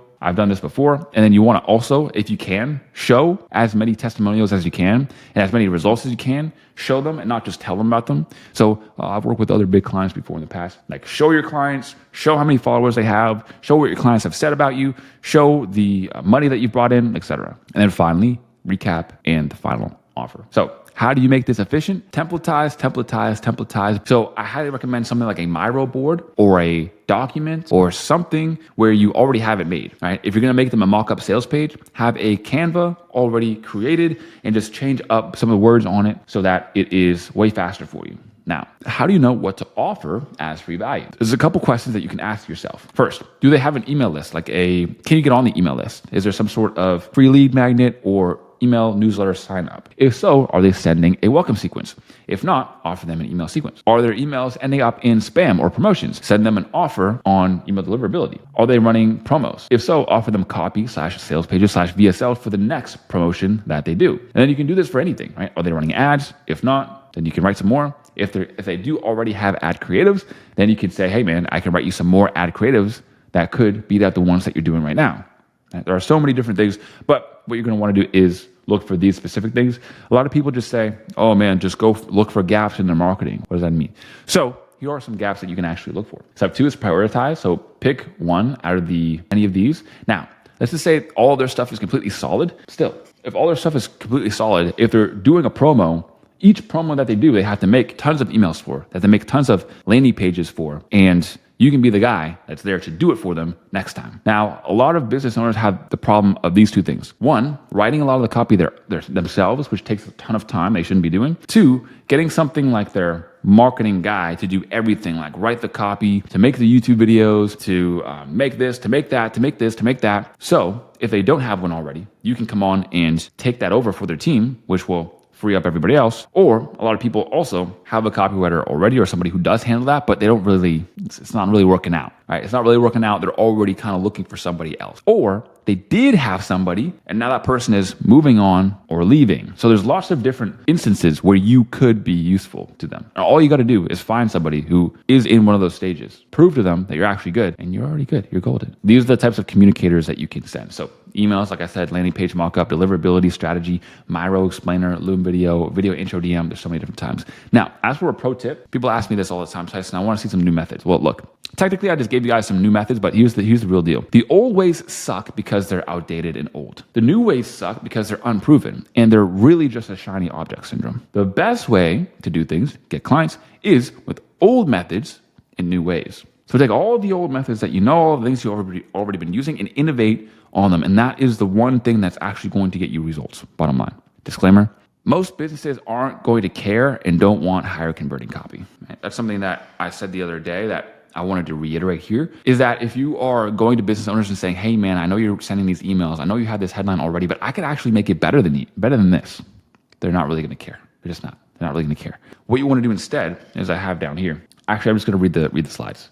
As for offering deliverability fixes, right? Hey man, you're ending up in spam. Hey man, you're ending up in promotions. I can get you out. Hey, I was signing up to some email lists to get some ideas for my clients, and I noticed that your emails are going to spam. Here's how you can increase your opens by 15% and pretty much guarantee a 15% increase in revenue from email. That's basically it. With the deliverability angle, it's not really difficult. And it's pretty, I wouldn't say easy. It's pretty simple to increase their deliverability. You get people to send them emails, take them out of their spam folder, et cetera, et cetera. You do all of these things consistently over time, and they will eventually get out of spam and get a higher open rate. But it takes some time. Now, as for how to specifically do that, you guys want the doc? Yeah, 1 second. How to specifically do that? You're going to want to look at the 40 CI lessons we have on there. I literally take you through step by step everything I would do to get out of spam. And I'm not going to repeat it right here in this video, especially because we only have a few minutes left. And I'm literally racing through this document, yet we're still not even at the juicy part yet. So let's keep going. Next is offering emails. So there's so many different emails or so many different angles that you can offer emails from. But the one that you don't want to do is, hey man, I have better emails. I can write better emails than what you already got. Why would they pay you thousands of dollars to just write better emails? Right? So for example, I signed up and I didn't receive a welcome sequence. Most businesses leave thousands, tens of thousands of dollars on the table every month with dead email lists. So I made you these emails. Next, I'll create an unfinished application email sequence that recovers 15 to 30% of your lost appointments automatically. Now, this is it's not even advanced, but it is an intermediate level marketing understanding. When people have a high ticket product or anything, people go through an application in order to get onto it. Even if it's like a B2B service. Now, the first question it asks is your name in your email. Then maybe they also ask like, what revenue are you doing in your business already? What problems are you doing in your business already? And a lot of those applications drop off, meaning they're filling it out, they're in the middle of it, and then forget about it. But I can create you a sequence to where when people forget about it, they are sent a specific tailored to them email sequence that will handle all of their objections and get them to finish the application so that they can get on the call and they can buy your product, right? This is going to recover 15 to 30% of your lost appointments automatically. Now, to a business owner, that sounds like a pretty sweet deal, better than I'll just write you some better copy, right? Am I right or am I right? Next is, I'll write 30 days worth of emails so you never have to worry about what to send to your list today or how do you nurture your list today. All that content will be completely handled for you, hands-free. Next, I'll write emails that wake up your dead subscribers and turn them back into paying customers. Next, I'll write your Black Friday email sequence so that you can increase your holiday revenue. All ones that you can use. all better than I can write you better copy. Next is offering a sales page. So I'll create a VSL that handles the biggest objections, that informs your leads or the viewers of everything they need before they hop on a call. And I'll create a landing page like this mock-up that I have right here, I just made, and you'll be able to run it for your next promo. I'll handle everything so you can be totally hands-off, right? Notice, if you want this all condensed into like one sentence, you don't want to sell the service, you don't want to sell I'll write copy for you. You want to sell the result. You want to tell people you can make them more money, save them time. And you can also make them money that they're already leaving on the table. It's a big one. Finally, probably the biggest, beautifulest part is how to land 6K, 7K per month clients. All right, let's go. This is the outreach conversion chart. Understanding this is what's going to get you your first clients, your next clients, your 6K per month clients, all of it. On the left, we have the low conversion, which is low effort, low skill requirement, best for guppies and high traffic. On the right, we have high effort, high skill requirement, best for sharks and low traffic. I'm pretty sure if you go to school, oh yeah, do you have Loom examples? Yeah, I have a bunch, my friend. I will, we'll look at them afterwards. Yeah, they're also in school. You can check them out. The bigger the client you're after, the farther of the right spectrum you have to go. The thing with over here on the left with the low conversions is that you are going to be sending tons of outreach per day, but it's going to be mostly to smaller people and you're just looking for your first deal. But if the farther you go on the right, you're not going to be able to send as many outreaches, but they will have a much higher conversion because you're standing out and you are taking your time with each outreach and you're doing the utmost research. If you want to reach those $6,000, $7,000 per month clients, which side of the spectrum do you think you got to go? The problem that a lot of people have is they try to get their like big dream client, 6K, 7K per month client, but they're sending a 1 outreach on the one conversion chart. Yeah, exactly, Kevin Green. Or they're sending a 2. You're only going to get those big name clients like Stephen Barlett, the one that I showed. You're only going to get those massive clients if you are sending 4, 5 level conversion outreach. Otherwise, it's basically a no-go. How do you do that? I'm glad you asked. Overall, I'm calling it the Valuemaxxing method. Number 1 is you create your Mount Rushmore list of 100 dream clients, and you do so in this sheet right here. So right here, you can put their name. Over to the right, you can put their email. Over to the right, you can put their Instagram. And if you want, you can even insert a column to the left and do more, but you don't have to. And then over here, you have a status. So you're going to be able to keep track of them. Are they frozen, meaning that they haven't even replied yet? Cold, meaning they haven't replied in a while or they ghosted you? Warm, as in they have replied and they are ghost, or they have sent multiple replies, but they're not really replying right now. Hot, meaning they're replying to you consistently. And fire is like, you already have them on a sales call. They already said that they're interested, something like that, right? If they say something like, yeah, I really like what you're doing, but not right now, they're hot. That means, bro, I reached to them for basically forever. There are multiple versions of this that I have around. I believe there's one in 40CI, but I got this one just from the sheets that I already had in my files. So you're going to put your top 100 people in there. And these are the clients that will completely transform your career. Think companies doing $5 million plus per year, $10 million plus per year. They have massive followings. You say their name and people know their names. And brands you'd be so proud to put in your portfolio. This is your A-list, your championship roster. This is your if I could work with anyone list. And once you're at the zone where you already have some clients, you're making some money, this sort of thing, and you're really, really going for those next level clients, this is what you have to do. And I'll tell you why. I'll show you why. I'm going to go a little bit longer. I hope you guys don't mind. Right? I hope I'm not offending anybody. By giving some extra value in this call. I basically haven't stopped yapping for the whole entire call. We haven't even finished it yet. It's insane.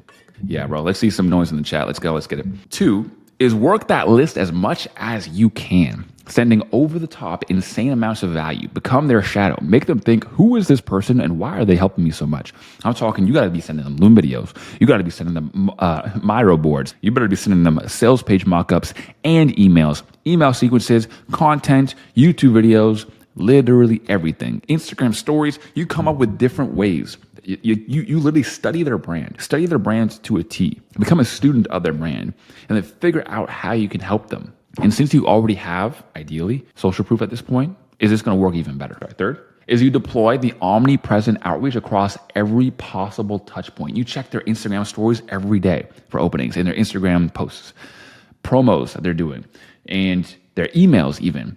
And you send conversation starters. You watch their YouTube videos and send thoughtful insights. You track their podcast appearances and reference specific things that they said. You want to be an actual genuine consumer of their content. You have to use the chain of command method. A lot of you guys should know what this is, maybe. Chain of command method by outreaching to partners and teammates about possibly joining them. Quick story on the chain of command method. I was working for a 7-figure business coach at the time, and I outreached to Tanner Chittister to get on a podcast with the business coach that I was working for. But I got ghosted because Tanner Chittister is like a freaking 9-figure entrepreneur with tons of people in his DMs. So what did I do? I went to Tanner Chittister's brother that most people don't know, and his name is Benson. I went to Benson's DMs and I messaged Benson, yo man, I'm trying to get Tanner on a podcast. And I actually closed the podcast. I actually did it. So I got huge props. Employee of the month for that as well. It was crazy. But yes, another example of just how using the chain of command method and like you're really looking, guys, I actually did this and nobody told me to do this. I actually thought of this. You have to get creative. You have to really think to yourself, bro, this guy's being my client. This guy will be my client. It's just a matter of contacting him. How do I do it? There is a way. Next is to send follow-ups across different platforms with different angles, email, Instagram, if they got freaking Kick, Snapchat, brother, you're outreaching to them on that as well. Harry said, I recently pitched email deliverability to a prospect through IG and they said they don't have the need. I sent proof of their emails and a Loom video how to fix it. What would you do next? Change the angle. They don't have the need. Yeah, if they're landing in a spam promo, but they're like, yeah, we could fix that, but we don't want to. This is the other thing is that you have to offer people stuff that they value, not what's actually right. Because there's two things. There's what will help people and what people will think will help them. And you have to sell them what they think will help them. And then somewhere along the way, you give them what will actually help them. A lot of the times there's some overlap between the two, but that's the game. That's the game. This is how it is. Next, play the long game with laser focus.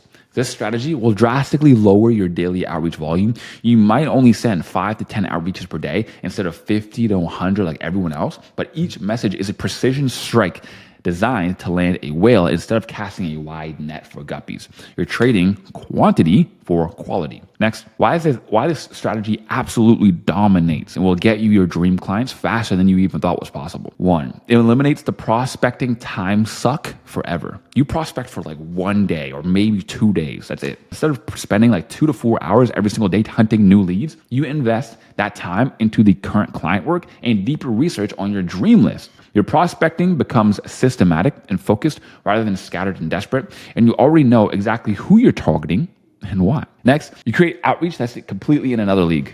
Like, bro, nobody can even come close to matching your outreach. It's nuts. When you're sending your 47th outreach to a dream client, freaking 6-9 months after your first contact with them, referencing something that they said in their podcast last week and including a custom strategy document, you're not competing with, hey, I can help you grow your business crowd. You're in a completely different game entirely.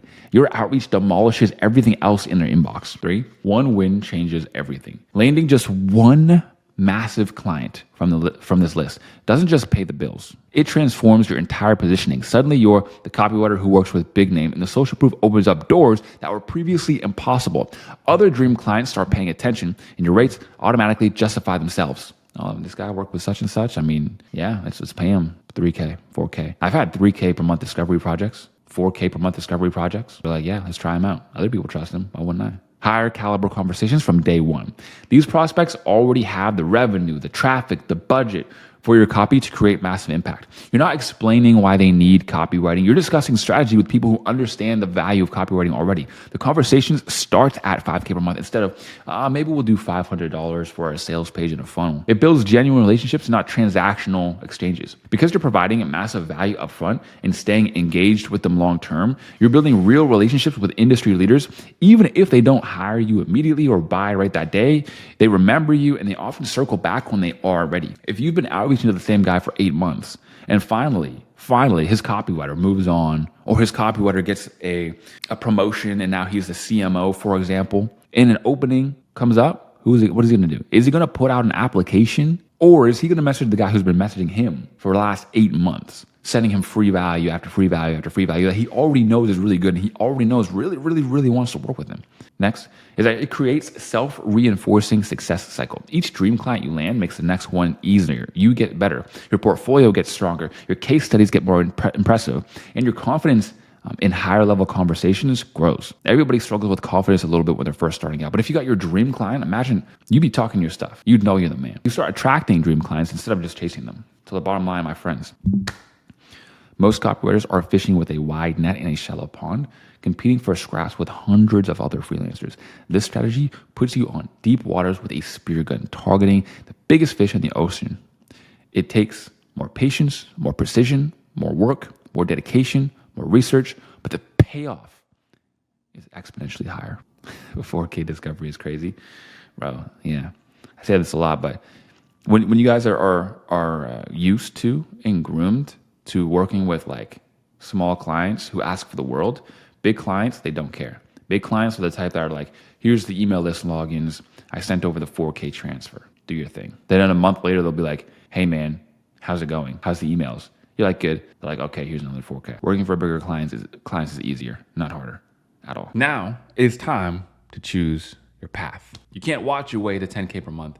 So it's time to actually do something. Which outreach method are you going to use first? Did one look more attractive than the other when you were actually watching them? Everyone resonates with different methods. So you just have to find out which one works the best for you in your workflow. You might crush it with Instagram DMs and land a client in a couple of weeks or a couple of days, or storm through email outreach and collect someone in just the right time, or even just hop on Upwork and close your first deal in the blink of an eye. You never really know unless you try. Now, if you want the actual day-to-day breakdown, here's exactly what I would do.